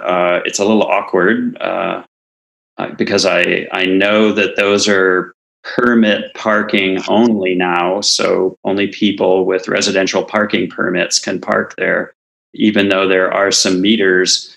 That those are part of a program that from last year where those first couple blocks of Langdon became permit parking only. Is your recommendation that we just ignore that? Well, my recommendation is that it shouldn't influence the decision on whether adequate loading is provided on site. This is a separate approval process, and it cannot influence the decision based on this property, this parcel, but that definitely can be a conversation, but it cannot be tied to approving or denying the project. And what would that approval process be? I believe that will be initiated through you, not to put you on the spot right now, but that works through the parking utility and traffic engineering. I don't know if Sean can elaborate on that. Plan commission. It's handled like a regular parking request. Okay. Yeah. Thank you. I just know that area is overparked. There are 1.4 permits per parking space, so it will be an interesting discussion when it comes up. I have a question that I maybe either for Ms. Prusak or Mr. Tucker. We hear about horseshoe or circular drive not being permitted in the setback area, which is 25 feet. The required setback for this building from Langdon is 25 feet. But if, let's say, the building had a larger setback, it would be permissible to have parking spaces in that area, wouldn't it? Yes. I mean, assuming all other requirements were met. It's just that it can't be, you can have a driveway in the 25-foot setback, but you can't have parking spaces in it. And the driveway that's going to the garage, garbage area, the trash area, and is providing 1 or 2 delivery spaces is considered a driveway. So they can have temporary parking, but not a permanent parking spot, correct? Yes. Let me just elaborate a little on that. Just there was quite a bit in that. So yes, a driveway is the path basically between the public right of way and where a private parking space is located on a property. And so the issue about the 25-foot setback is since the building is at 25 feet, you can't get the additional space that's necessary to have a driveway leading to a code compliant parking space. So the driveway is allowed to cross the setback in generally a perpendicular fashion, leading to a parking space. The trash room is actually quite a ways inside this building. If you look on the floor plans, it's actually snaking down a hallway and things. I believe what's going to happen is the trash is going to be brought through to that room. It's actually kind of like a garage, if you want to think of it that way, where deliveries could happen, other things could happen. Trash is brought to it. It isn't a trash room. And it is the code compliant space. The driveway is in the latest plan that I've seen is a 17-foot wide area that a vehicle will be able to park in, or a pathway that vehicles could use to lead to that legal space. Okay, thanks. I guess one more question for you, Mr. Tucker. You heard some discussion from Ms. Leonards about where the line should be drawn between the bonus story area and the non-bonus story area. Do you have any information on that? I do. So our office has been working with parties interested in this property since for years now, because there's been a variety of interest in it. We have reviewed what the zoning code shows, and what you see on the zoning code is a map, and that map is not the easiest to read because it shows a large area in small scale, and the line that denotes the bonus story areas is a line that you would see that is at a weight that's thick enough to understand the size. That map matches the same map that is in the downtown plan. And that, I think it's page 42 of the latest attachment that you might have seen it's on Legistar, page 42 of the most recent update. You'll see that same line. A few years back, we met with a cartographer that helped draw that line to try to determine its placement. And we have determined its placement, and the placement is correct as it's shown in this project. The matter that makes it a little bit complicated is that this property has also acquired, 10, 15 or so feet from 142 Langdon. That parcel line of 142 Langdon is the line. So when you look at it, the plans, they show the parcel line of 142 Langdon about 10 or 15 further to the north, which makes it look like when you look at the parcel lines the way they are today, that part of the proposed bonus stories are in the area that's supposed to be the lower story area. But that's not the case. It's just because the parcel line is moving as part of this proposal. And that's easily confused. I could see where Ms. Leonard's made that connection when she looked at the plans.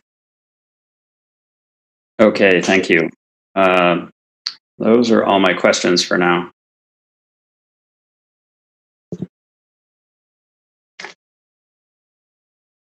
Are there other questions of staff?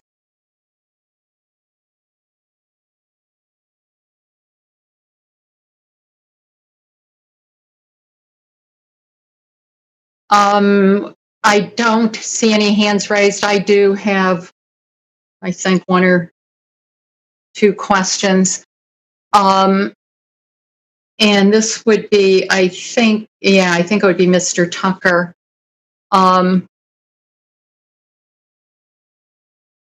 So one of the other things Ms. Leonard's brought up was about whether this is currently a single lot, or is there going to have to be an approved lot combination in order for this development to go forward?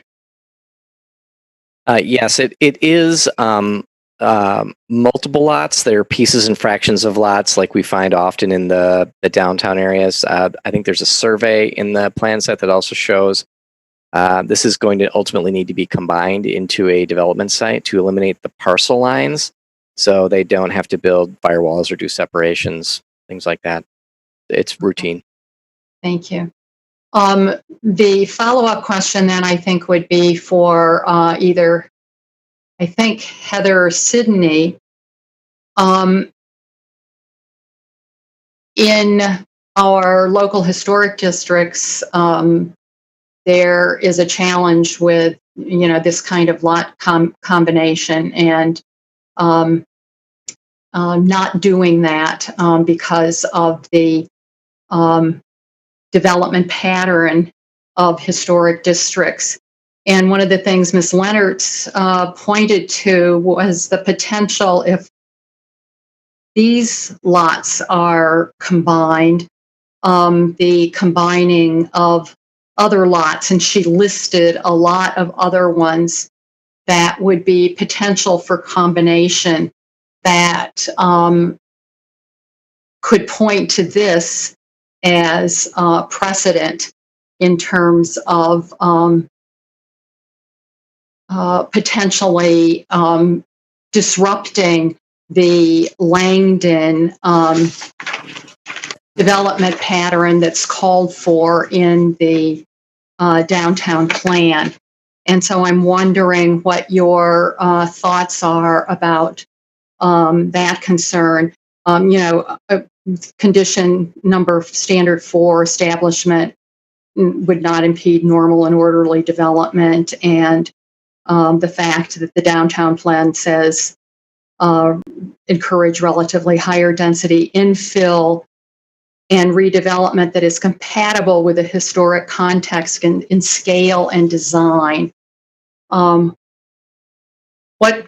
would this kind of lot combination potentially do or not do?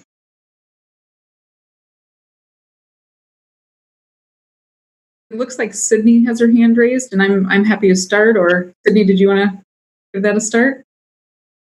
Yeah, I'll start, and I might need you to finish. But the way that the lot or the parcel is right now, it was the original 126 Langdon and the surface parking lot, and that when this came to Plan Commission for demolition, and now before Plan Commission for that final plan approval and for the 3 conditional uses, it's the same parcel that was proposed and acted as one lot. Yes, there are some underlying lot lines, and I guess I haven't looked as much as what Ms. Leonard referred to as how this could be precedent for those properties. But this, besides the lot line adjustment that Matt Tucker referred to, this is following the parcel that was there before. And the underlying lot line is something that, yes, would be resolved through the CSM process, which is the conditional use, which is a condition of approval from Jeff Kwame in our land records. But they're not acquiring additional parcels to make this happen. Heather, I don't know if you want to add anything to that. No, I think that's exactly right. As with many redevelopments in the central city, there are old historic parcel lines that you would never know were there because parcels have been combined by ownership over time.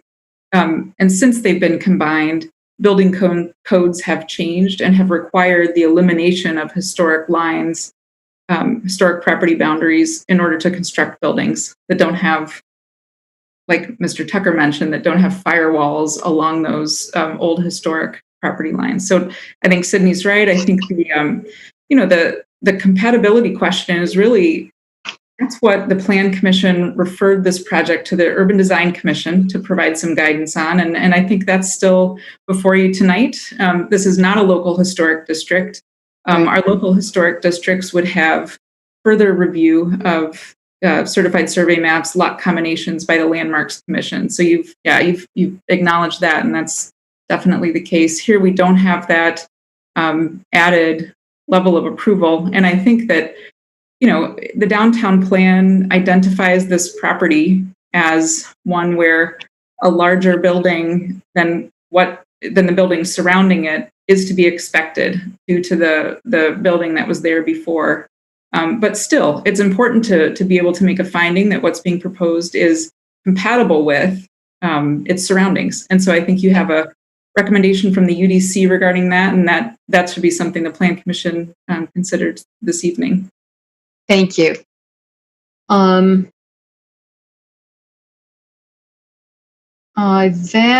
Those are the only questions I have. Thank you. I see we've got a couple more now. Alder Rummel. Thank you.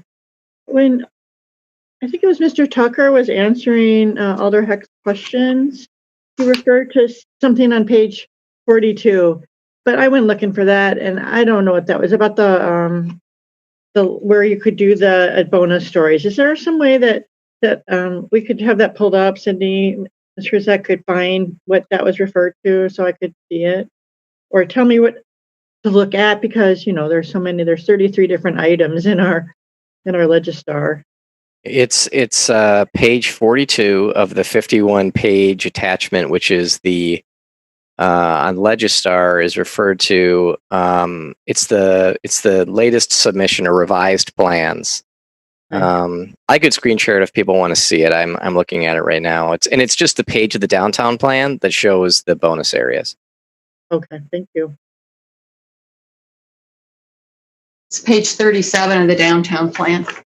Oh yeah.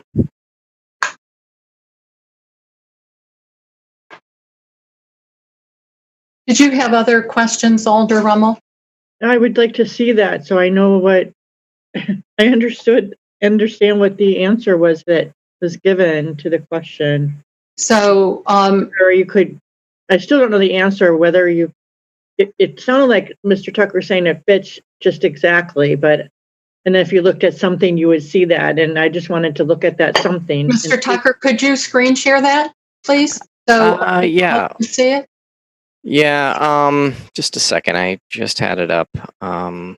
If you'd like, I could just screen share the page in the downtown plan itself. That's fine. Either one. Okay. Page 37.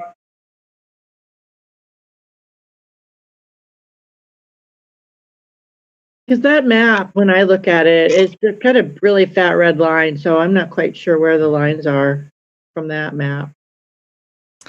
So yeah, it's like anything. These are things that we need to interpret. And so we looked back at the sources, and we talked to the people who drew these lines, who are on staff, and figured out where that line precisely falls a few years ago, just to have that position understood when we were being approached with interest on this property. And this map matches the bonus story map that you'll find in the zoning ordinance in the downtown districts, the similar map. Okay, thanks.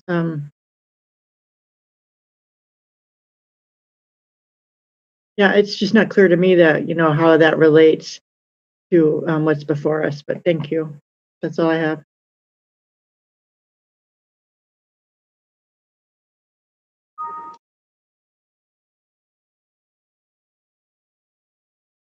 Are there other questions for staff?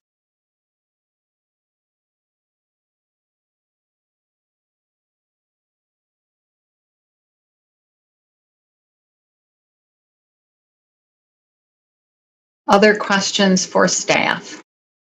I don't see any raised hands. Can I have a motion then? I'm looking for a motion. Alder Heck. Thank you. This will take me a minute to get myself together here. I'd like to move that both the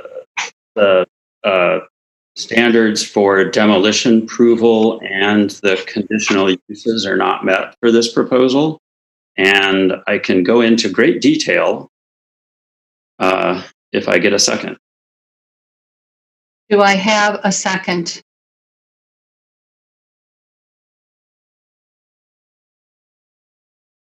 Alder Rummel has seconded. Go ahead and speak to your motion, Alder Heck. Okay, so I think I'll start by saying that the development team really has worked with the neighborhood a lot on this. They've listened and they've made many changes as a result of input. They're correct about that. But they haven't made what I think is the substantial change that they need to make in order to make almost all the objections disappear. And that's related to the front facade of the building. It's generally just too large given the context and the site. It's both the context and the site. It's the context is what I'll refer to when I suggest the standards of approval that I don't think are met. But the circulation issue is really also about it being too large for the site rather than the context.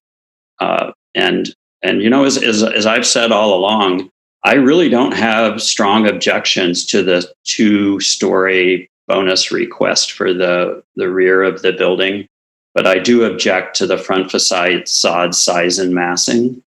And I of course was at the UDC meeting when they considered our request from the previous referral, and I frankly don't think that UDC really gave any input on the massing. They really looked at the design and didn't really talk much about the context at all or the massing itself.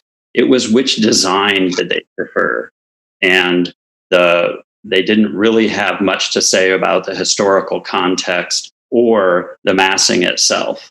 It may be they liked it, but they just didn't really talk about it much. It was more about comparing this design with the several iterations that they've seen. They didn't care for the site circulation and said they felt like more needed to be done there, certainly. And those were both advisory opinions. I think that it's our action at the previous plan commission meeting was a little muddled because I know some people were ready to approve the standards were met for item 14 with respect to the 2 bonus stories. And, that's, I think it's still, as I mentioned, debatable as to whether or not we need to reapprove that, if we can do partial approvals at one meeting and then another. But I'm gonna just address why I think it doesn't meet the standards of approval. So first of all, it doesn't follow the statement of purpose for the demolition approval, a demolition approval in general. The purpose of this section, it says, is to aid in the implementation of adopted city plans, protect neighborhood character, preserve historical buildings, etc. I don't think it's protecting neighborhood character. This isn't a historical building, but I don't think its presence is helping adjacent historic buildings. And for the demolition standards, we should consider the standards for applications with a proposed future use. It was previously not a proposed future use, but now it is. And number 2 under that says the proposed use should be compatible with adopted neighborhood plans, the comprehensive plan, or any applicable neighborhood conservation district requirements. When making this finding, the commission shall consider and make a decisive weight to any relevant facts, including but not limited to A is the most important: the effects the proposed use of the subject property would have on the normal and orderly development improvement of surrounding properties. That comes up later in our regular conditional use standards. So I think it doesn't meet those. And then with regard to our usual conditional use standards, I think there are a lot of them that it misses. Number 1, establishment, maintenance, or operation of the conditional use will not be detrimental to or endanger public health, safety, or general welfare. And that's what I think the problems with circulation, site circulation, come in. It is detrimental to the adjacent properties in terms of particularly vehicular traffic, delivery services, and even I think some references to backing up from that potentially just one parking stall is a detriment. Conditional use standard 3 is related to the enjoyment of other properties. And I think you can say that parking, delivery, potentially security, and the fact that this is so much higher in terms of density than what's recommended in the downtown plan and comprehensive plan. The range for density is 20 to 90 in the downtown plan and the comprehensive plan, and this is 152, which is substantially bigger. We're not supposed to hang our hat on density, but that is going to impact the uses, values, and enjoyment of other properties. I also think conditional use standard number 4 is not met. The establishment of the use will not impede normally and orderly development. That's related to the one for demolition that I mentioned. I really think that in the downtown plan, recommendation 95 is particularly pertinent. Encourage relatively high density infill and redevelopment that is compatible with the historic context in scale and design on non-landmark locations and sites not identified as contributing. I think that this is relatively high fill, but it's density infill, but it's really quite high density. And also on page 54, new development must enhance the essential character of the neighborhood and not diminish views of the lake. This building, as you've heard, is 131 feet wide, and the median width of buildings on the block is 50. And I think in the materials from James McFadden, where we were looking at the front facade, it really, I think, illustrated that this is out of scale. I think that conditional use standard 9 about adding new buildings. The project is supposed to create an environment of sustained aesthetic desirability compatible with the existing or an intended character of the area and the statement of purpose for the zoning district. The statement of purpose for the zoning district says, ensure that new buildings and additions to existing buildings are designed with sensitivity to their context in terms of scale and rhythm, building placement, facade width, height and proportions, etc. I think that this all relates to the front facade. I also, I don't think I'm going to bring into it standard 14 because I think we can have that discussion if we need to. So I'll stop there. Okay, we've had a motion and a second. Alder Rummel, your hand is up. Did you wish to speak? No? Okay. Any comments, questions, issues? Commissioner Sundquist. So I'm not quite sold that this doesn't meet the standards. It's 130 feet wide. I was on the Plan Commission when we spent many hours on the Edgewater, and at that time, many people held up Kennedy Manor as the sort of the best or most important building or one of the keystone buildings in the neighborhood. And I believe it's about 115 feet wide on Langdon Street. So it doesn't seem, and it's about 5 stories, I believe, facing Langdon. So it is true that it's bigger than the median, but it is not grossly bigger than the biggest buildings that are there, as the development team has pointed out. And in terms of, my expertise is not architectural design, but that's what we have UDC for, and they seem to have said that this is okay. So, I'm giving that some weight. It does have a lot of historic buildings on it. It has some more modern buildings. It's not, colonial Williamsburg in there. I think the coolest building, not being an architectural critic, is Hillel. And that is really striking and not, it's postmodern, I guess. So,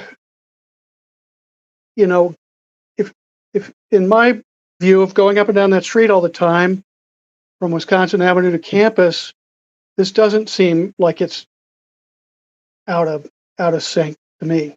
So, that's just my thoughts now, and I'll just see what others have to say.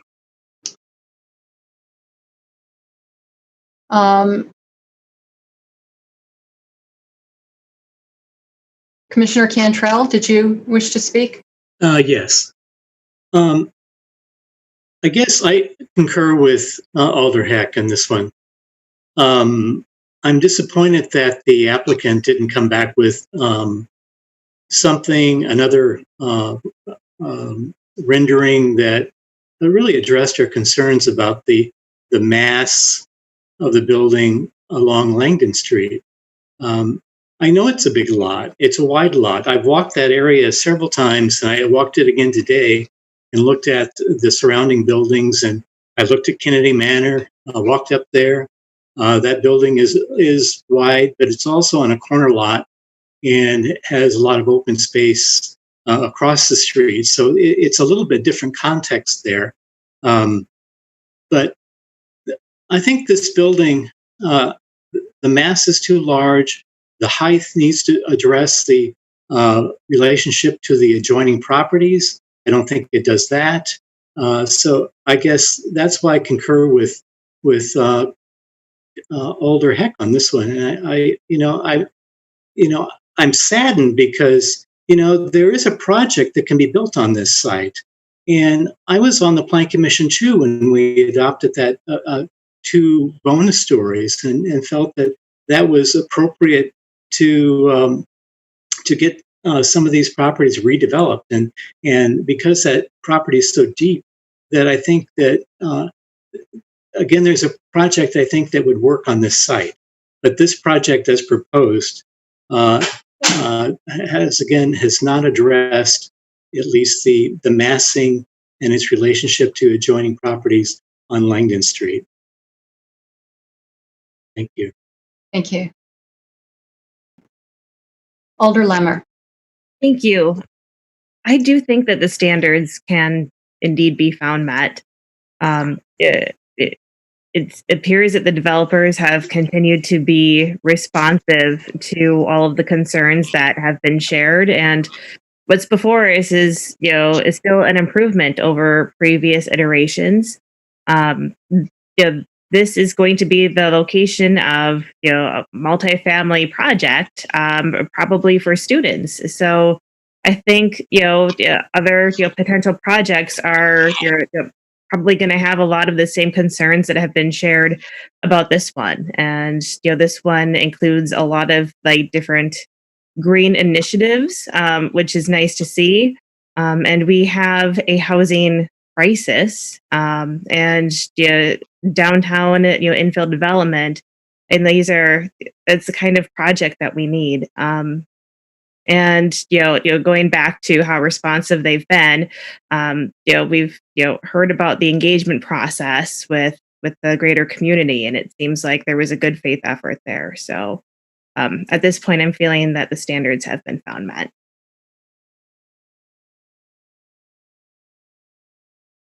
Commissioner Hagenow. I'm finding myself in agreement with Alder Heck on this one as well. The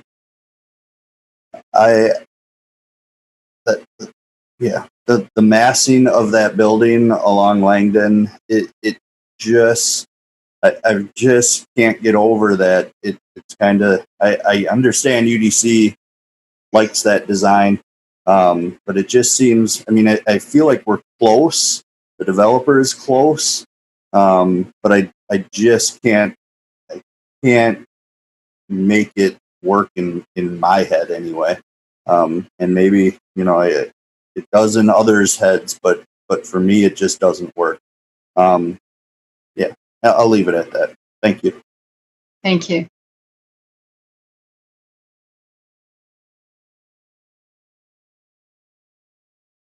Commissioner Solheim. I'm also in support of Alder Heck's motion currently. I'm a little frustrated because I do want to see something happen here, and I certainly support student housing and density here. So in the spirit of trying to provide some, specific feedback for future iterations of this, because I agree, I do think it's close, at least in my opinion. I think we've seen other developers applying for bonus stories and have used those bonus stories to increase setbacks at the street and have step downs to adjacent properties like Commissioner Cantrell referenced. And I think that this, as we've all talked about, like the front of this building being so big and taking up so much of the site, which is a huge component of the whole circulation issue. So I'd really like to see the bonus stories used to make changes to the footprint of the building at the front to improve both the look of it as well as the function of it. Those are my main concerns. Thank you, Commissioner.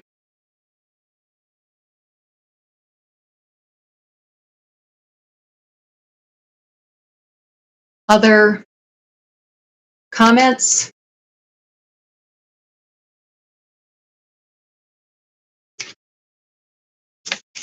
Seeing no raised hands, we will come to a vote. I will assume unanimous consent unless there are raised hands objecting.